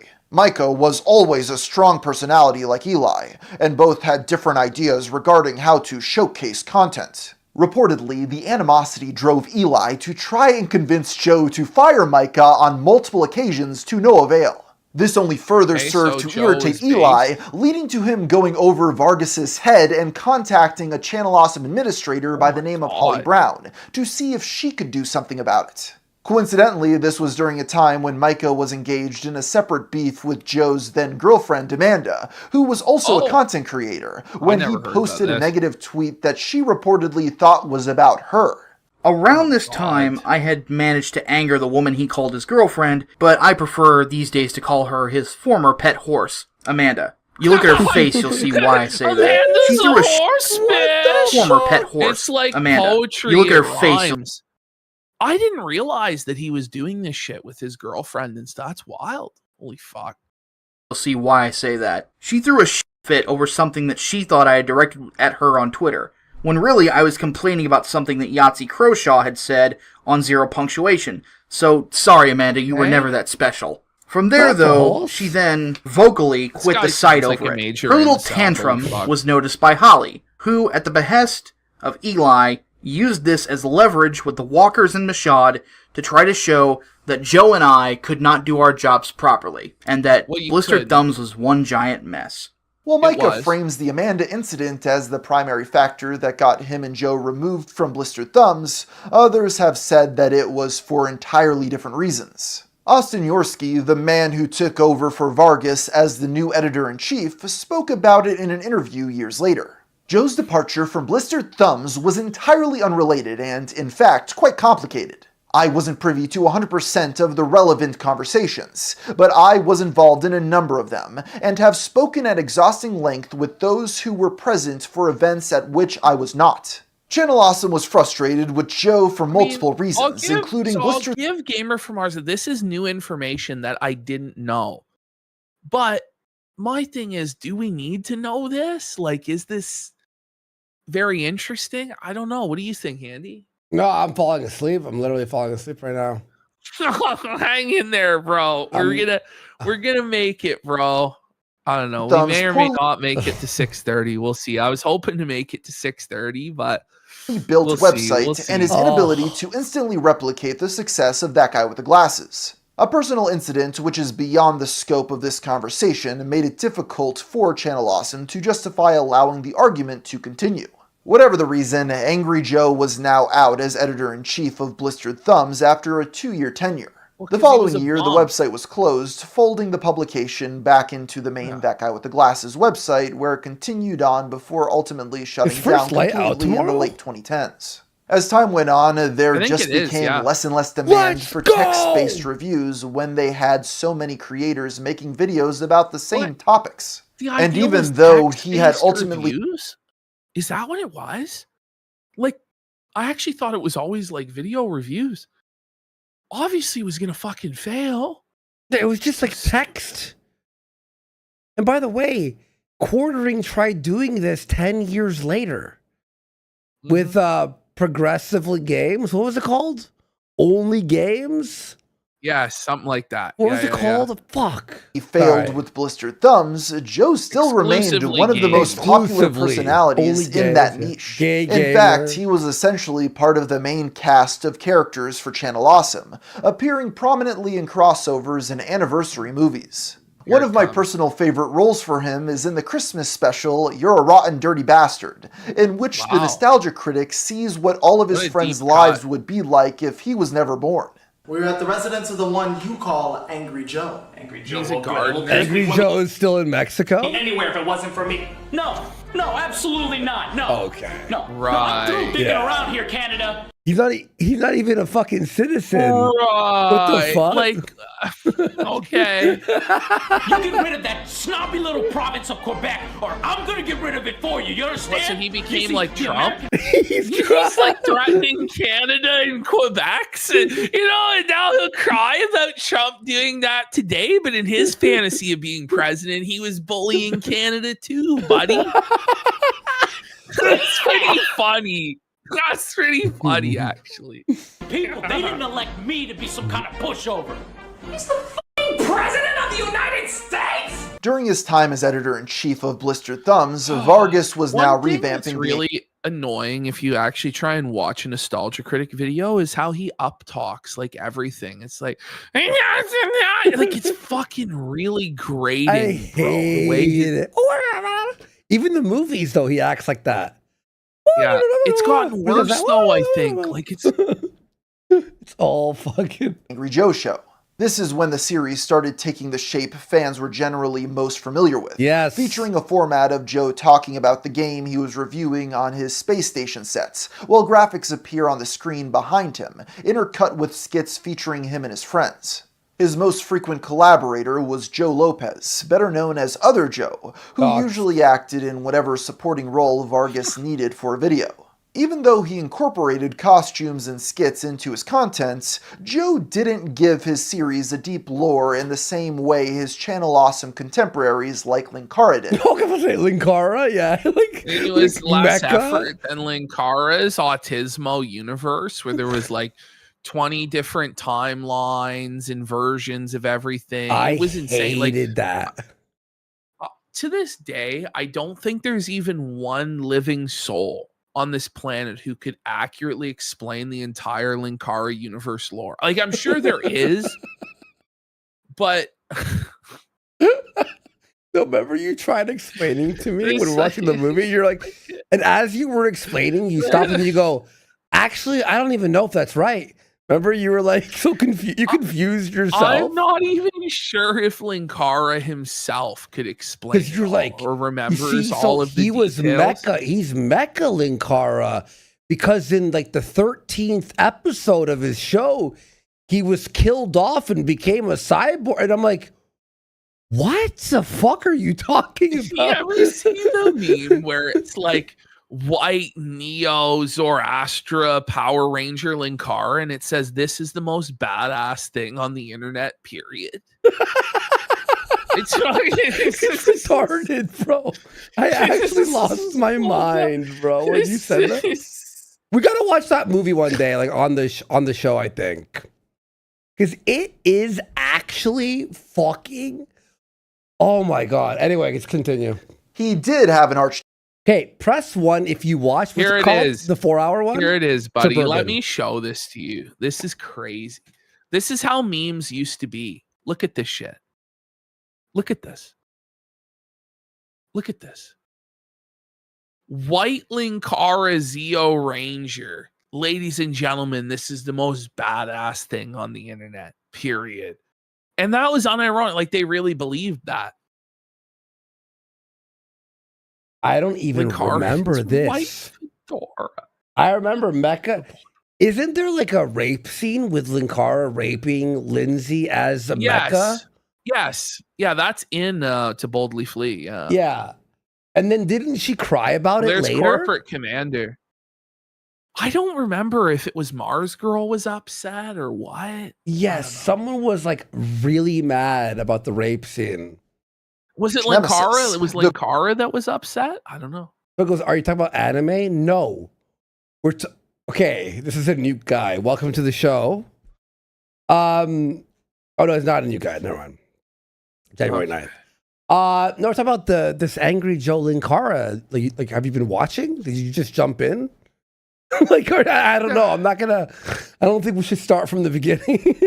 Corporate Commander, clearly modeled after Cobra Commander from G.I. Joe. This villain was a stand-in for all greedy video game executives and gave Joe someone to take out his frustrations Cobra on. Commander, like, okay, go ahead, Joe. All right. Yes, I did it! I finally did it! Joe is so f***ing pissed off!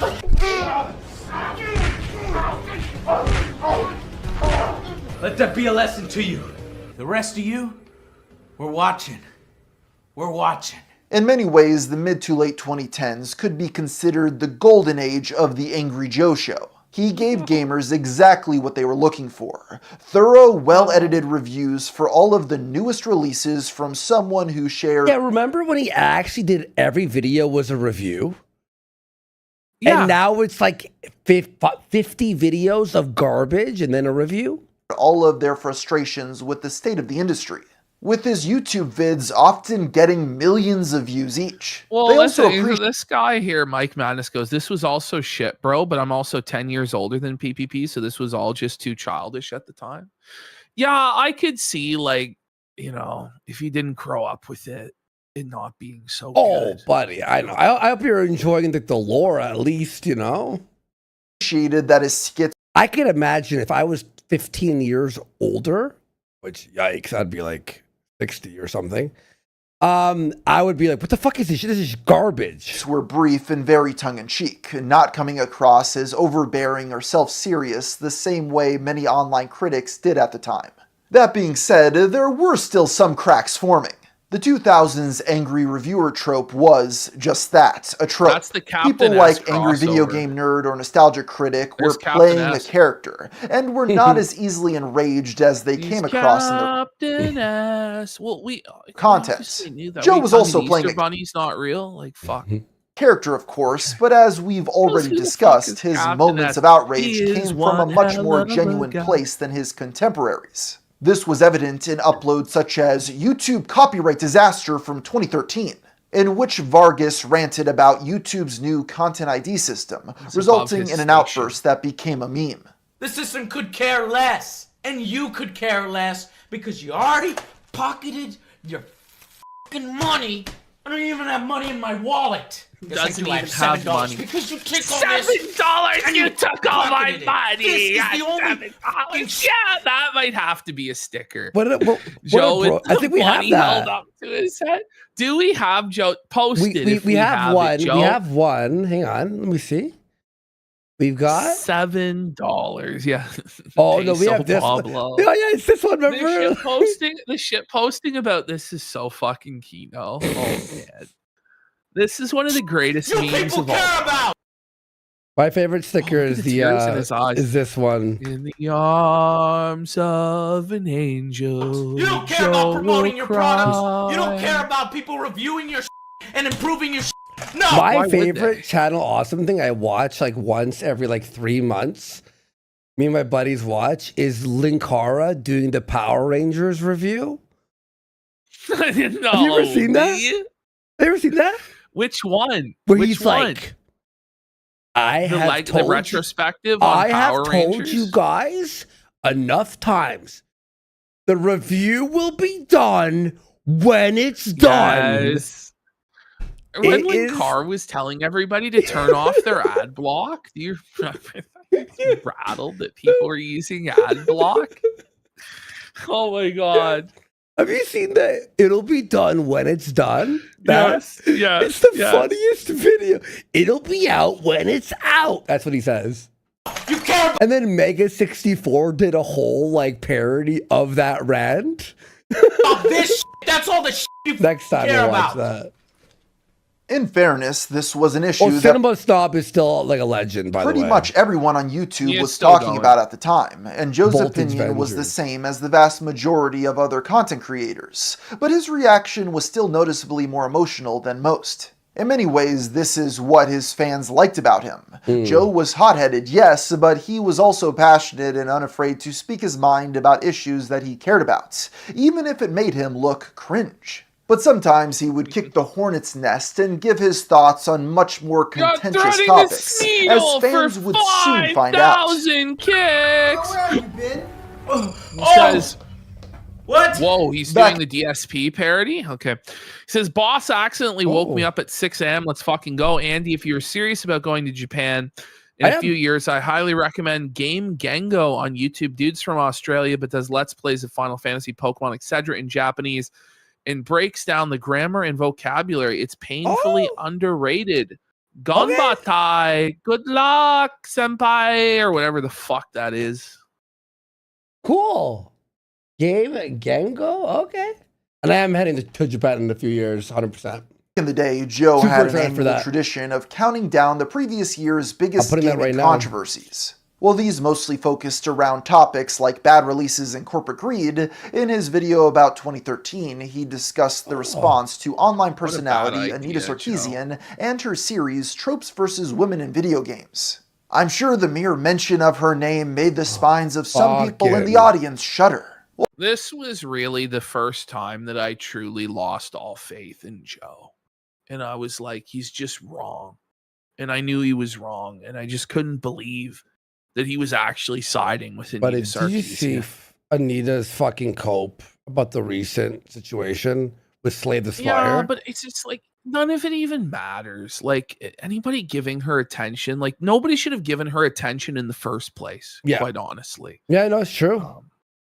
I blame this all on Sargon. While she's largely lost her relevance today, it can't be overstated how huge Sarkeesian's influence was during this era of the internet. She didn't actually have influence. What happened was every fucking buddy and their mother made 100 videos about her, like shitting on her, easily dunking on her.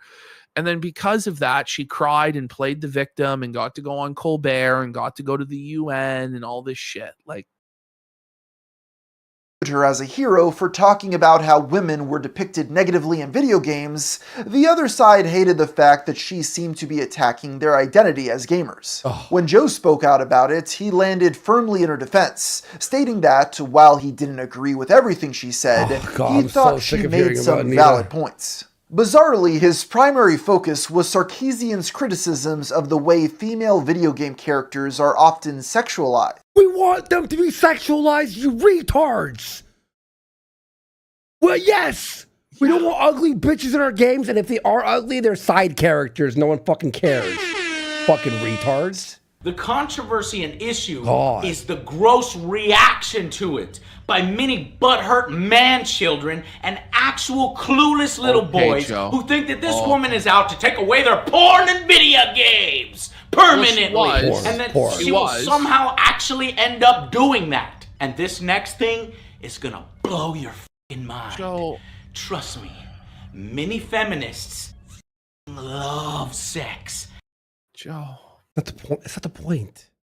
Do they, by the way? Cringe show. Like, they love zip up the jacket, Joe. Sex and video games. I mean, they may love sex, but you wouldn't love to have sex with them. That's why they're fucking feminists. Yeah. You know, like, then they would say you raped them after the fact. Like, fuck off. Whether it's Mass Effect or Witcher 2, and if it's done right, it adds to the story. I think we have to take down Joe.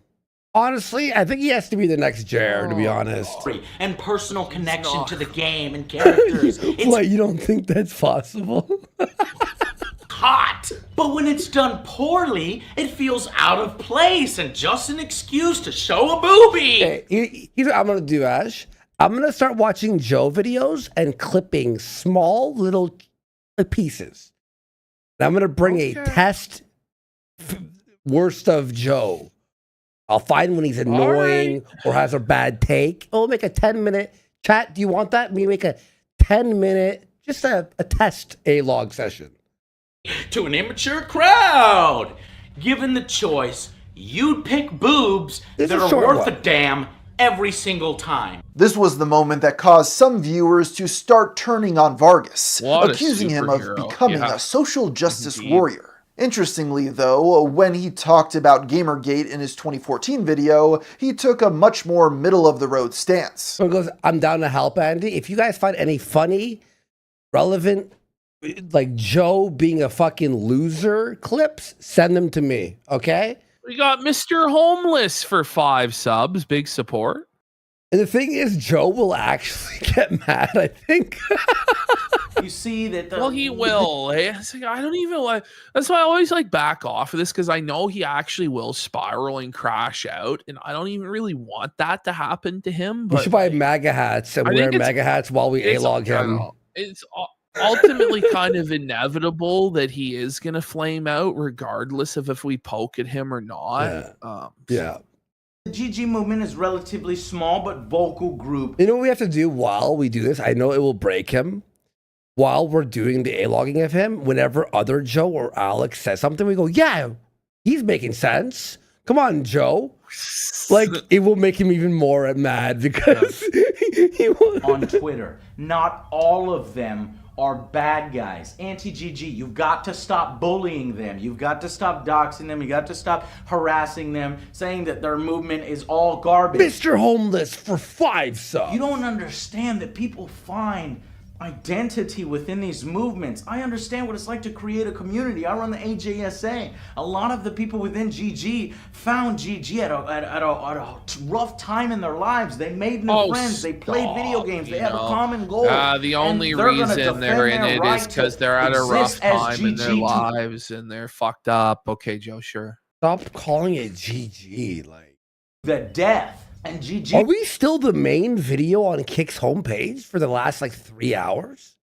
Well, it's 6 in the morning. Oh, Who else and they is have on at this time? They have our chat up there too. Let's go. Wow, they cleaned up the page a little bit. Dark Blitz Frenzy for 2 Everyone subs. say hi. Hi, Eddie. Hi, Eddie. You need to realize that some of these people who are social justice warriors, who just want people to be more civil and point out inconsistencies, and the hardcore it's not radical like that, feminists who Joe. like Come on, bro. Yeah, the SJWs just wanted to point out inconsistencies. Come on, man. Dude. It's so naive.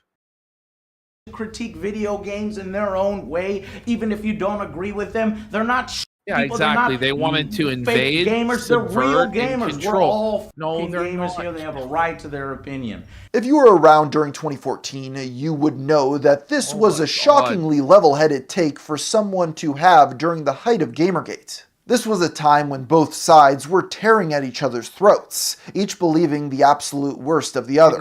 But Joe, having been steeped in gamer culture for his entire life, was able to see the bigger picture. I really can't stress this enough. Nobody was talking about Gamergate in 2014 the same way Joe did. Speaking of Gamergate, there was another controversy mentioned in this video that, even though Joe was not directly involved in, I would be remiss if I didn't at least mention here. You see, earlier that year, the online gaming network Polaris had held a game jam, basically an event where developers were tasked with... Like, that Joe's take on that was good? Like, he saw the bigger picture? I'm actually mad. What the fuck is he talking about? I'd argue that he didn't see the bigger picture at all. Like, at all. He didn't see what was going on at all in the culture wars, what was driving this stuff socially. Like, he had no clue at all. I don't even have a reaction to that. Creating the best video game they could within a few days. Angry Joe, being a partner of Polaris, was chosen to be one of the judges. The intention was that this would be filmed and presented as a web series, and in order to increase the budget, they were sponsored by the Dorito Pope's beloved Mountain Dew. Here we go. Now, we already know Joe's opinion on corporate influence in gaming, and his thoughts on Mountain Dew sponsorships specifically, so it's no surprise that he was not a fan of this idea. And as the drink company began exerting more and more control over the production, he and his fellow content creators were they forced to drink Mountain Dew during the reviews? Fed up. I butted heads with him several times. I laughed out loud over his insistence that I drink Mountain Dew and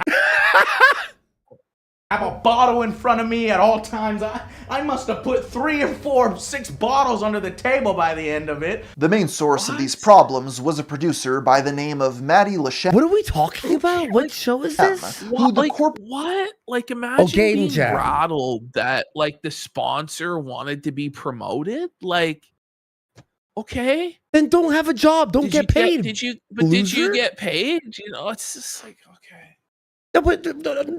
No, but seriously, are we supposed... I just don't even understand, though. It's like something like Mountain Dew, like, it's so innocuous. Like, it's not like, you're doing a Rumble ad for, like the cocoa supplement. Or a dick pill or something, like... Yeah, it's... Yeah. Corporation hired to increase the drama. One of his primary methods of doing this was to try and instigate gender-related arguments between the men and women. Among the developers involved... Stop it. We're not on Zoe. Involved in the game jam was Zoe Quinn, who just a few months later would be the person responsible for firing the first shot of the aforementioned Gamergate movement. She had been teamed up with, I kid you not, John Jafari. Okay. What? I don't know. I will say this. He's, I thought I knew all of it, but he's actually brought up some stuff that I did not know about some of this stuff. So I do have to give him some credit there. Once he, what's his fucking, oh my God, my brain's melted. We're doing this show all day. What's his name again? Tron. DM'd me back in the day and said, he just said, I love your videos. But then he got into that debate with Destiny, and then he was called out for being racist, and he unfollowed everyone, including me. aka JonTron.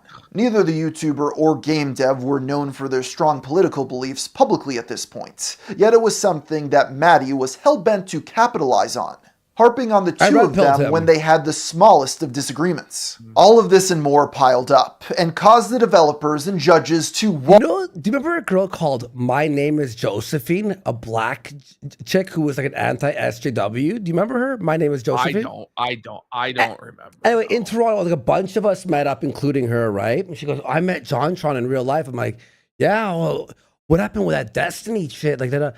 And she's like, no, I met him. And he's 100% racist. And I went, fuck, let's go. Walk off the But she was black. But she was black, so she was actually offended. Sets, resulting in the Mountain Dew Game Jam falling apart after just one day. With Apparently, John and Joe, when she met him, the Mountain Dew Game Jam. Apparently, when My Name is Josephine met JonTron, all he talked about was kicking out immigrants out of America. No way. Apparently, and she was like, okay, I get it. No. And they were at like a bar with like a bunch of people, and he couldn't stop talking about how he wants every immigrant out of America. Chilling afterwards with their newly discovered free time. Be Tom, or is it gonna be John? John or Tom? They're both like illegal immigrants. Obviously. Oh, it's John. Yeah, you won that. You won it. You have to realize they had a load of beers way before that point. I hate doing This is literally late hour. Why did I suggest it? Again, that was an incident that had very little to do with Joe himself, but it does serve as another example of him being willing to speak his mind despite corporate pressure. That being said, there were times that he found himself being accused of hypocrisy. This point requires us to talk about one more thing that happened to Vargas in 2014. As it turns out, it was the same year that Justin Carmichael, buddy. Let's not bring up Juario. Jesus. So apparently, like the new evidence has came out that he wasn't even a pedophile. Did you were saying so. Like I think we saw this in a documentary. I forget who it was, but they were trying to revise history that he wasn't even a pedophile. He just like cheated on his wife with a woman who was like of age. I think she was like 21 or 22 or something like that. Yeah, but then it was like revised that she was like underage, and he blew his brains out in the bathroom, and he was seen as a pedophile for like so long. And then people said, why did he kill himself then? I don't know. I'm still going to say he's probably a pedophile just because it's been the established lore. But there was somebody who we watched it and they had like a really compelling argument that seemed to suggest otherwise. Yeah. Line as Juario took his own life. While Carmichael's legacy has become incredibly tainted today for reasons we truly don't have time to get into here, back then he was one of the most beloved. Could we at least like glaze over it? Was he like? Can you actually let us know if he was a pedophile or wasn't a pedophile? Listen. Like, can we get to that? Leaders on Channel Awesome. Shortly after his death, Joe posted he was not the most beloved member of the site. Like, he was a fucking nobody. Oh my god! I never saw. Did you ever see a Juario video? I never did. No. Anti-Annihilator said Juario is more interesting than Joe, to be honest. That's kind of wild. Full video to say out loud. Why would you memorializing his friend? I probably will never have. I remember this. I probably will never have the words to describe the type of person that Justin was to everybody around him. While this upload has since been deleted and thus none of what I'm about to say can be proven, Reddit posts from around this time claim that the video was fully monetized. Speculation in this thread is very... It absolutely was. I remember that. I was there at the time, and it 100% was monetized. You know, like... Oh god! Oh my god! I'm gonna die. Now today, like nobody would even give a shit. Nobody would bat an eye. But back then, it was like, how dare you? Bro? Yeah. Even if you were saying news, if you were saying news in which someone died, about like a tragic event, like if it was like a school shooting, if it was a tsunami or an earthquake or a fire or something. you could not make money off of that video. Yeah. Absolutely not. It was game over for you. I remember the big one, it was back in the days, like 18 years ago. I know, guys, 18, 19 years ago. There was a kid who got his head decapitated on a roller coaster. You probably don't even remember this. And Philip DeFranco got raped over the coals for fucking I do remember monetizing that. Remember? Yeah. The kid crawled under the fence and then put his head up and the roller coaster slid his head off. Pretty wild. Wildly, with some people saying that Joe was forced to run ads on all of his videos due to his deal with Polaris, while others made the assertion that all of the revenue would be donated to Carmichael's family. Still, others insisted that the video was not monetized at all. Again, through my research, I can't say for certain if Joe made money from the memorial, but regardless, it did serve to poke a hole in Vargas's credibility for a subsection of his audience. That and the fact that Jew Wario ended up being a rapist, but that's a story for... Okay, so is he a rapist or a pedophile? Like... Maybe he's a rapist pedophile. I think he's just a rapist now. I don't know. I mean, by definition, I guess a pedophile is a rapist, right? So he's a pedophile rapist, I guess. Wait, he rapes pedophiles? Or he's a maybe he pedophile, does. I mean, now that would be based if you're raping the pedophile, but maybe they'll enjoy that. Who knows? He rapes pedophiles? All right. For another day. Regardless of any controversy he may have found himself in, though, The Angry Joe Show was still widely viewed as a reliable source for well-thought-out and professionally edited game reviews for many years. Yeah, he's the gay Punisher. But in 2017, fans noticed a drop-off in the number of videos being uploaded to the channel. On July 14th, both Joes posted a vlog explaining that they would be taking a 2-month hiatus from angry reviews due to burnout. This did upset some of his fans, but was largely understandable when presented in a vacuum. The real problem is what happened next. Just 4 days later, Vargas uploaded his video about the Season 7 premiere of Game of Thrones, taking the form of an hour-long unscripted discussion between him and his friends with minimal editing. Needless to say, this is not what people wanted to see from the channel, especially since he had just announced his hiatus of the series the majority of people were subscribed for. Both this discussion video and the break announcement were flooded with dislikes and irate comments accusing Joe of being lazy. Previously, when Joe had faced backlash from his fan base, it was a small subset that he was able to ignore. No, it's true. They don't even level the fucking audio in the freeform reviews, and they never have. Like, it's still an issue. Like, as of like a couple months ago when I tuned in, it was all fucked up. Yeah, and then, by the way, Angry Joe just yells so loud and it peaks the audio, and then it like fucks the audio for your ears and you lower the volume, and then other Joe's like, he's like this like low voice. It's so annoying. An overwhelming onslaught of anger, the likes of which he had never seen before. This was when Joe went on the offensive. He started replying. Yeah, audio enhancing is one button in Premiere where it levels the low to the medium and the high to the medium too. Like, to negative comments, and then smugly posting those responses to Twitter to demonstrate how he especially owned the haters. Dramatic so he got time to do for 10,000 kicks. Let's go. Says he works crazy hours from home for a Silicon Valley software company. Wow. Fell asleep for 6 hours, woke up and you guys are still alive. Thanks, mad impressed. Oh, I'm thanks, enjoying man. this show. I'm having a lot of fun today. Honestly, I've had my second win, by the way. And by second win, I mean coffee that I microwaved. I feel a lot better. A 1 hour long review of a TV show, but he can't do a 20-minute game review? Yeah. This shows the basic mentality of your below average YouTube commenter. They think that a 20-minute game review equals 20 minutes of work. How anyone finishes a single game in 20 minutes is beyond me. Versus a 1 hour review of a TV show in which we sit in place and discuss something unedited. If you ever I have to play a video game. But do you have to insult the viewer and call them fucking stupid? Like, they probably don't know, nor does it matter to them what your process is. All they know is that they're not getting what they want, and instead they're getting a lower effort substitute, which they're not happy about. Yeah. And they'd probably rather have nothing.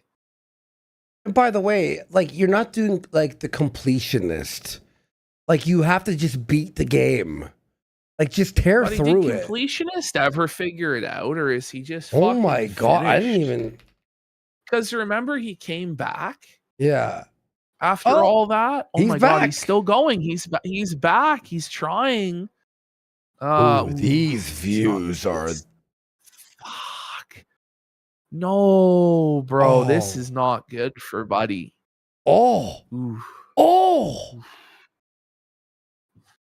He should probably just give up.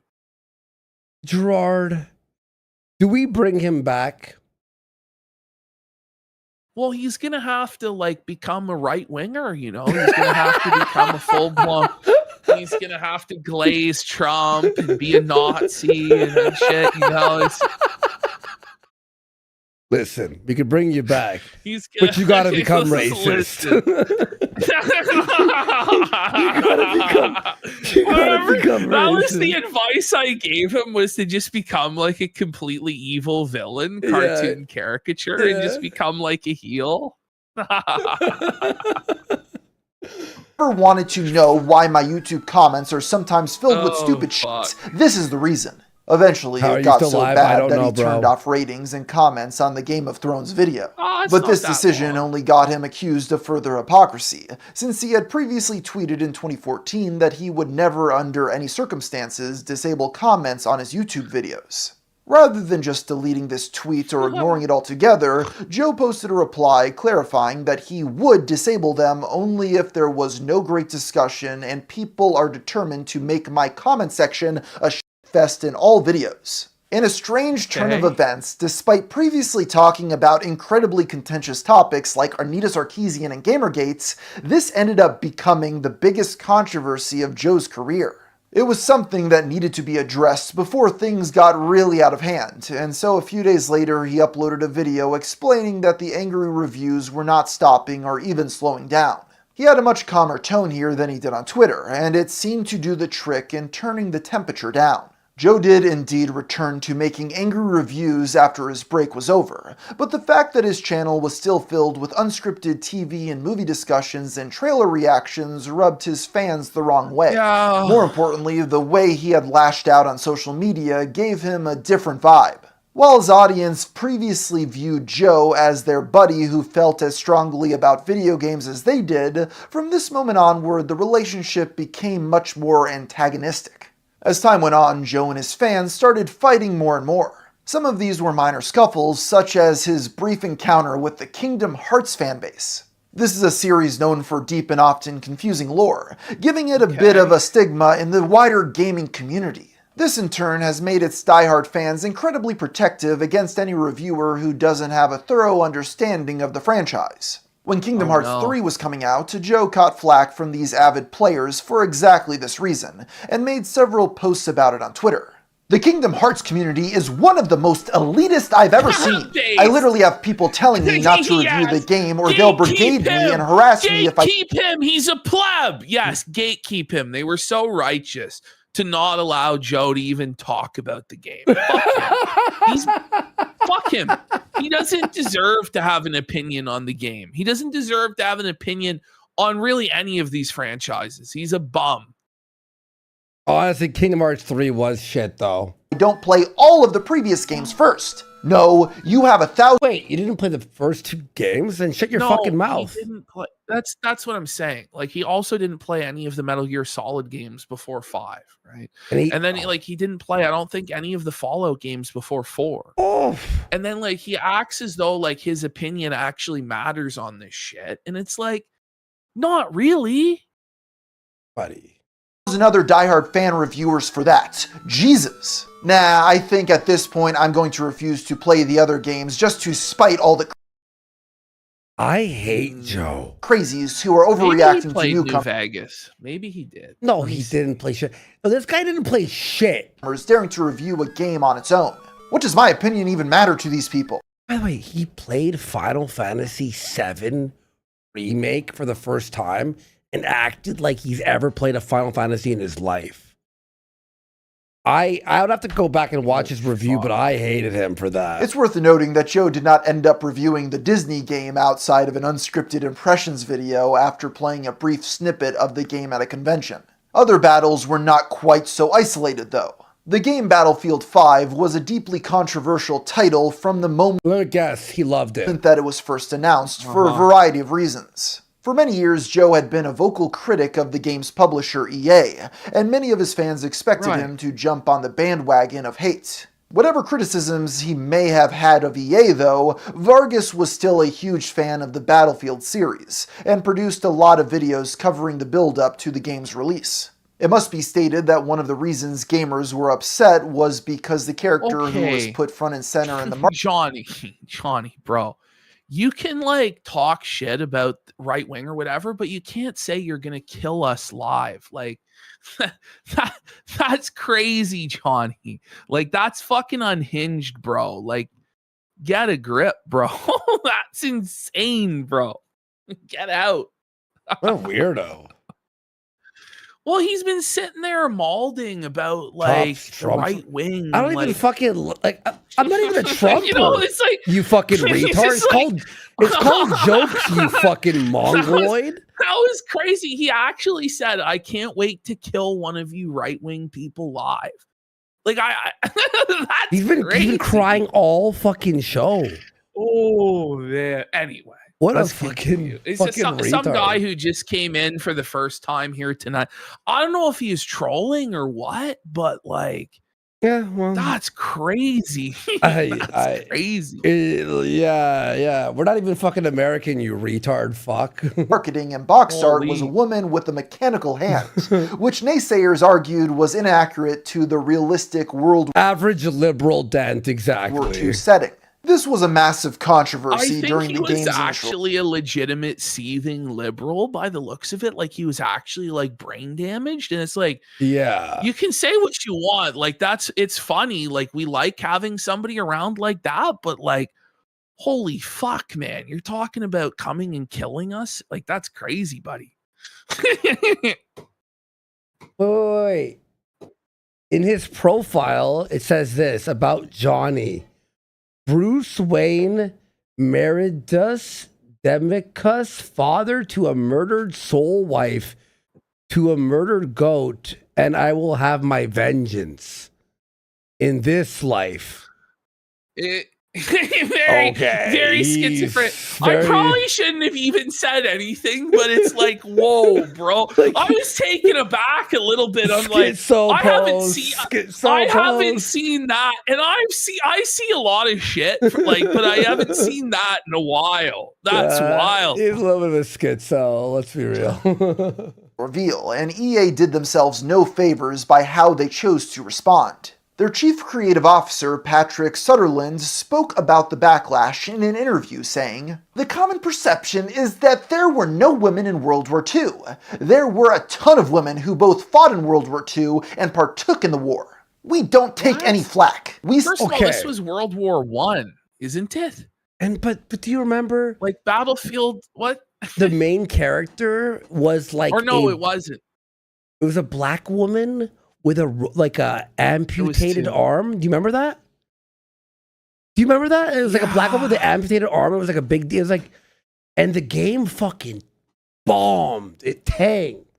Stand up for the cause, because I think those people who don't understand it, well, you have two choices. Either accept it or don't buy the game. Boss sniper.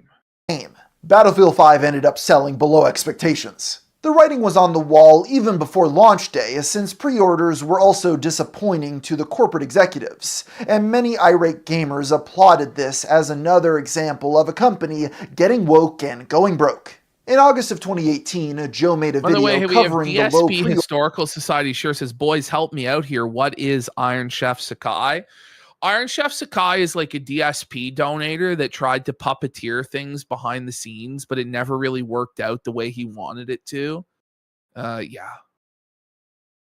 Orders for Battlefield 5, especially when compared to the numbers for the next installment of the Call of Duty franchise. Basically, he wanted his FPS slop to sell better than the other FPS slop. More specifically, he covered all the reasons that the sales might be low that had nothing to do with social media identity political discourse. I care about the Battlefield 5 franchise, and it sucks to watch this video because they're celebrating. I care about the Battlefield 5 franchise? You mean the Battlefield franchise? For EA? Yeah. But he's acting like it's like the 5, it's its own franchise. Like, what? By the way, if you cared about a franchise, wouldn't you want it to be good? They are celebrating the destruction and the lower sales of the battle. Yes! Okay. Games that suck deserve to be spit on. Yeah, the game went political and shat on a large portion of its audience and told people not to buy the game. And then when the numbers were lower than expected, everyone celebrated it because they're like, good, well, you got punished in the marketplace because we didn't like what you did. Well, like, what are we supposed like is the government supposed to buy copies of the game, Joe, in order to prop it up so that your favorite for like what are we talking about? It failed in the market, bro. Well, Ubisoft, right? Ubisoft fucking had to fire, I think, 1,500 people recently, right? And some people are like, you know, Ubisoft sucks, but it sucks people are being fired. No, it's not. You, as a company, if you make shit games, you can't, like, the people who are, like, making this shit need to be fired. Sony's now yelling at fucking, what's it called, the Marathon, Bungie. And I feel like Bungie's going to be fucking closed down in a year or two. It's like, oh, but poor them, their jobs. This is corporate welfare at this point. It's what it is. Corporate welfare. It's like, oh, yeah, look, we have to give them money because fuck off. Battlefield 5 franchise due to those goddamn liberals and those goddamn social warriors putting women in Battlefield. Social warriors. Yeah. But you're allowed to advocate for your politics, but we're not allowed to advocate for ours? Just fuck off. Yeah, I fucking hate Joe.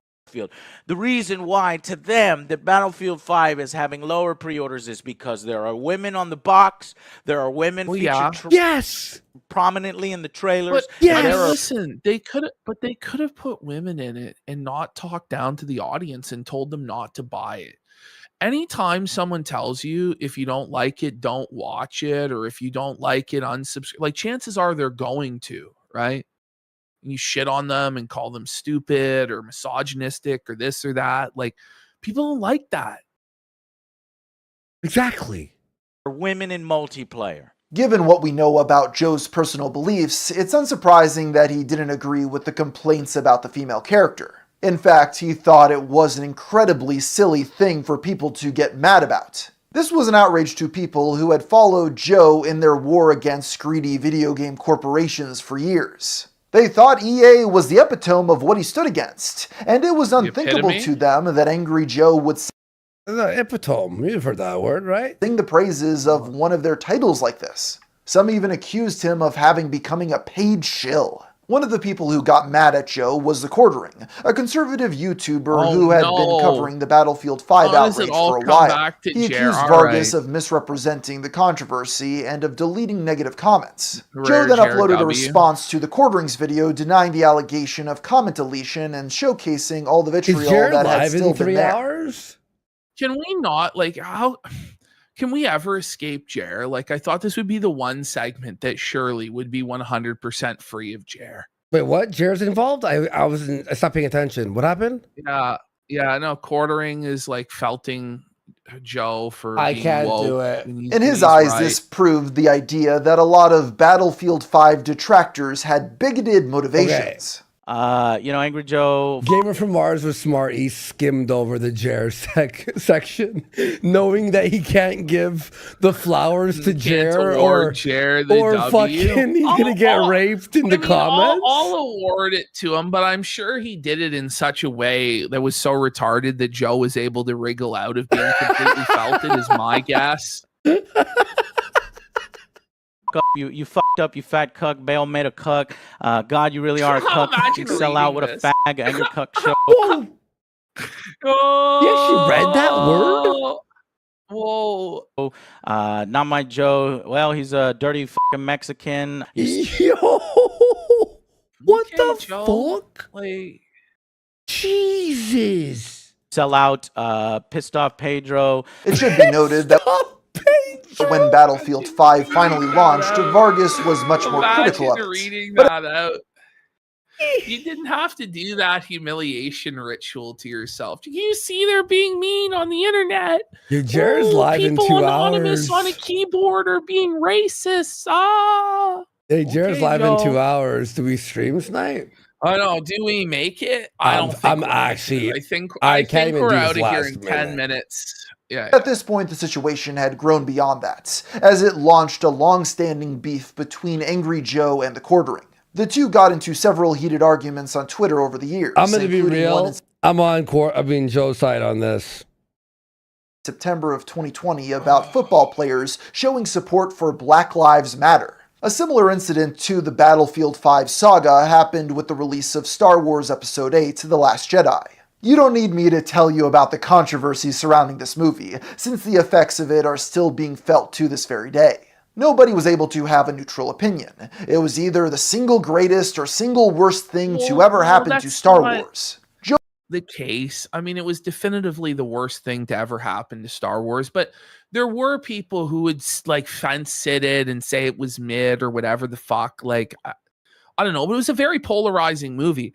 And basically the only people who did support The Last Jedi did so exclusively for political reasons, and that they loved the subversion of an iconic franchise and the desecration and destruction of Luke Skywalker. Like, that's what it was.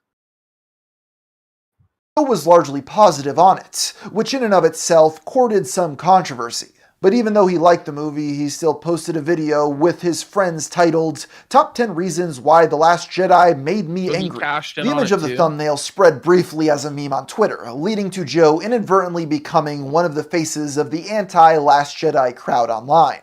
Many people who didn't watch his video just assumed he flat out hated the film.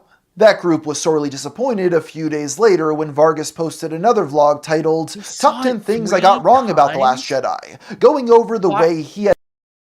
I'll be like, I saw Last Jedi and Rise of Skywalker one time each. Never watched. And that was enough. And that was enough times, you know. Are you watching Rise the Mandalorian movie? No, I'm not. And to be honest, like Rise of Skywalker was like the last Indiana Jones movie where I went to it out of complete obligation, to where it's like I have to finish it. But it was a blast for me, and I should have just not, you know? Yeah. I don't know. I don't watch that shit. Had accidentally misrepresented the film in his previous upload. This infuriated onlookers who believed Joe was backpedaling his opinion. Others once again accused him of selling out when they discovered his network, Maker Studios, was owned by Disney. To be honest though, none of those incidents are all that bad. Sure, they may have harmed Joe's credibility in the eyes of some people, but there's really no evidence to suggest he was actually the worst experience I've ever had at a movie. Was seeing Phoebe Waller-Bridge knock Indiana Jones out cold. To be fair, he is old. If someone wanted to attempt that, they would need some stronger ammunition. This brings us to June 20th, 2020, when a Twitter user named Ashley came forward with a story from April of 2018. According to her, she had met Joe during a party at the PAX East gaming convention, and the two had followed each other on Twitter. After she got back to her Airbnb, she messaged him and offered to go to his panel the next day, to which he replied, Def, see you at the panel, which I haven't prepared for at all and will most likely be a complete disaster. LOL. Maybe come by and suck my balls? Oh, sorry. Cheer me up. But maybe you can cheer me up after it sucks balls. Ashley claims to have missed the flirty tones of this message, though I don't know how. The next day after the panel, Joe allegedly whisked her away from her friend before she... Oh no, so he's flirting with her. She thinks it's like a friendly interaction? This is awkward. Oh no. She had time to react and invited her to a dinner he had scheduled with his YouTube representatives. On the cab ride there, he briefly lost his phone and asked to use Ashley's to call it, eventually discovering it was in his pocket all along. In hindsight, Ashley suspected this was a ploy to get her phone number. Joe's Riz to get the phone number. Before heading to the restaurant, the two... That's actually, pretty good idea. I love though this for Joe. I just love this for Joe. You know, this is what he deserves, isn't it? Yes, exactly. Because I just on the face of this think that this is totally bullshit and that he didn't do anything wrong. Yeah, of course. Honest. But I don't think he did. Of course, you know, he would not grant that grace to anybody else that he disagreed with, especially politically, right? Made a brief stop at Joe's hotel so he could take a shower. He allegedly asked her if she wanted to join him, but she refused, waiting in his room until he was finished. They then sat next to his hotel room, like, okay, you're right, each other awkwardly at the foot of his bed for a few minutes until their table was ready, during which time he reportedly took a selfie with her for some reason. Once at the dinner, Ashley claims Joe introduced her to everyone as his girl, and didn't let her use. Okay, now it's getting weird. Yeah. Okay, Joe, what the fuck is wrong with you? Does this the guy not know how to read, what the fuck? Her phone at all to contact her friend or her boyfriend. Afterwards, she was whisked away to yet another party at a bar. Male feminist behavior, is it? Yeah. Where her phone was taken away for several hours. By the time she had finally got it back, Joe had gotten drunk and began angrily asking her who she was trying to contact. Who are you texting, you fucking bitch? Suspecting it was her boyfriend, he allegedly lashed out at Ashley, accusing her of using him for clout. Well... After the fact, Ashley had tweeted about the situation without naming names and had contacted Joe's management company, who claimed that it would be taken care of. When the woman saw nothing... The fuck? Okay, so, by the way, so what? This is fucking crazy, man. Nothing coming up. Boys, be careful out there. Jesus Christ. I just, you know what? Even if everything she said was true, yeah, he is being creepy or it's an unpleasant experience, but it's I'm sorry, you're trying to get this guy fired and contact and destroy the guy's entire reputation forever because I don't know. Which in hindsight, what the hell did she expect would be done? She finally decided to take matters into her own hands and publicly warn people about Joe. You get what you deserve, don't you, Joe? Jesus Christ! You get what you deserve, buddy. Holy shit! He's alright. This bitch. But it's not I hate Joe. He's not even being accused of rape, or did he even cop a feel or anything? No. He just I'm gonna be real. Was creepy and weird. It's not a crime to be creepy and weird. But listen, man, he was taking his shot like a normal man would and should. He didn't rape her. What the fuck are we talking about here? This is the thing, though, is it gets painted in this where it's was it like this? You know what I mean? You're painting him in the worst possible light, and it's still not even that big of a deal. Oh wait, even she if had it a was boyfriend? Did she have a boyfriend? So did he know? Did he know? Maybe. As far as evidence, look, I hate Joe.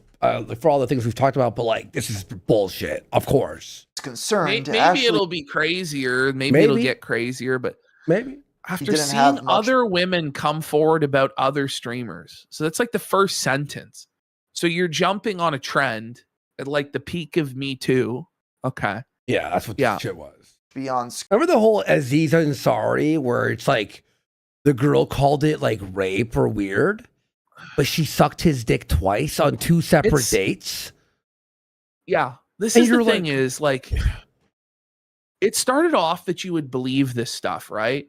Then you realized it's a lot of the time this shit's made up. It got to the point where I didn't believe any of it anymore and thought it was all bullshit. Then I start to be well, that's not fair because there are genuine victims and a lot of the time the shit is true, right? So now I try and actually evaluate it on the basis of what's going on. But this one to me just smells like bullshit. Yeah, of course. Yeah. This one's for sure is bullshit. Screenshots of texts from Joe and from anonymous people from the event who agreed that she had been treated inappropriately.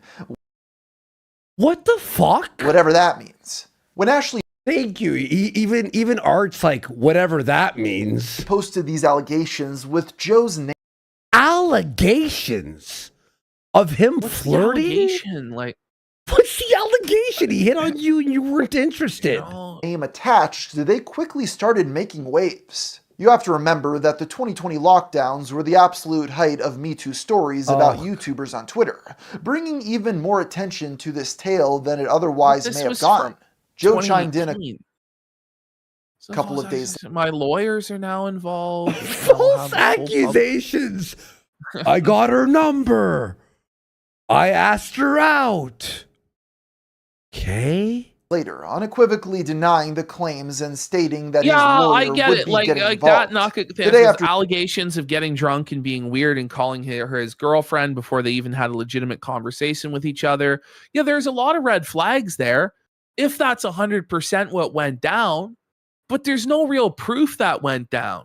And if it did, and it went down exactly how she said, which it never usually goes down exactly how these people said, especially when there's alcohol involved and celebrity around and an incentive to create an incendiary narrative. Do you know what I mean? Then, and it's like you couldn't even make up. Now, maybe because there is nothing crazy there, it really did all go down that way. Because if she was lying, wouldn't you say he grabbed a feel or he slapped my ass at least, if not outright he raped you? Do you know what I mean? So maybe there is some truth to it, but it's kind of like a he said, she said situation where the allegations are just that he's a creep and not that he really did anything like illegal or truly fucked. Yeah, okay. And it goes back to your point where it's like, well, Joe, this is what you get for defending Anita Sarkeesian and the left. But this is what I think. I don't even think he should have ever addressed this. I don't think I wouldn't have even dignified this, like this attempt to control the narrative. It's slander. Like, it's just slander. You don't respond to slander. It's retarded. Stupid. You know, I don't know. Maybe, I don't know. It's a tough situation because until it happens touch her to you, leg even? Like what happened? What's he said here? That he posted a twit longer giving his side. As he tells it, he had never suggested having sex, nor had he ever prevented her from contacting her friends. I mean, if you read the DM that he sent, which is the hard evidence that we have, he's clearly suggesting it go in a sexual direction. Yeah. Clearly. But flirting is legal. Like, if the girl doesn't respond... But then this is like an overcorrection where it's like now you're saying you didn't even want to fuck her. You obviously wanted to fuck her. Yeah, you're right. Now he's going what I mean? Full, and now, yeah. That's to me, it's bullshit. He should have been like this. I thought she was attractive. I was trying to flirt with her. She didn't want to. I didn't do anything creepy besides trying to flirt with her. The end. That's it. That's like literally DSP Historical Society, sure, for 1,000 kicks says, Chad, I love you, no homo, and he loves us, no homo. I love you, thank buddy. God you said no homo, buddy. Thank you. And also about everyone for the big support today. And my one-eyed wonder weasel with a 410. What a fucking king. All you are king, because for everything, for Claire, Order Father. I could say thank you here all day, but we're about to faint of tiredness. I am, at least. Ashley had simply been an invited guest who hung out with him for a day, nothing more or less. While we don't know exactly how the situation transpired after Joe made the statements, Ashley deleted her blog post with her accusations. Felt it. And hasn't been active online for several years. Good. Like, see, like, that's my point.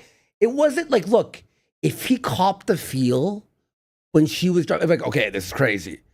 But come on, men can't flirt without it being like, oh, he's creeping. You have to cancel him. Like, it's retarded. Well, it's like, no, but you can say that the person's a creep, right? But like, it's this like attempt to like ruin the person completely. And everybody knows, like, when you come forward with these allegations against a public figure, like, people know what it is, right? It's an attempt to completely destroy them. And it's not, this is the thing, is it's become like the worst crime in the world to make a woman uncomfortable, you know? And obviously you don't want to make women uncomfortable and be creepy, But it shouldn't mean it's the end of somebody's life because they're a spurg or socially awkward in some way. Exactly. I don't think that that's crazy.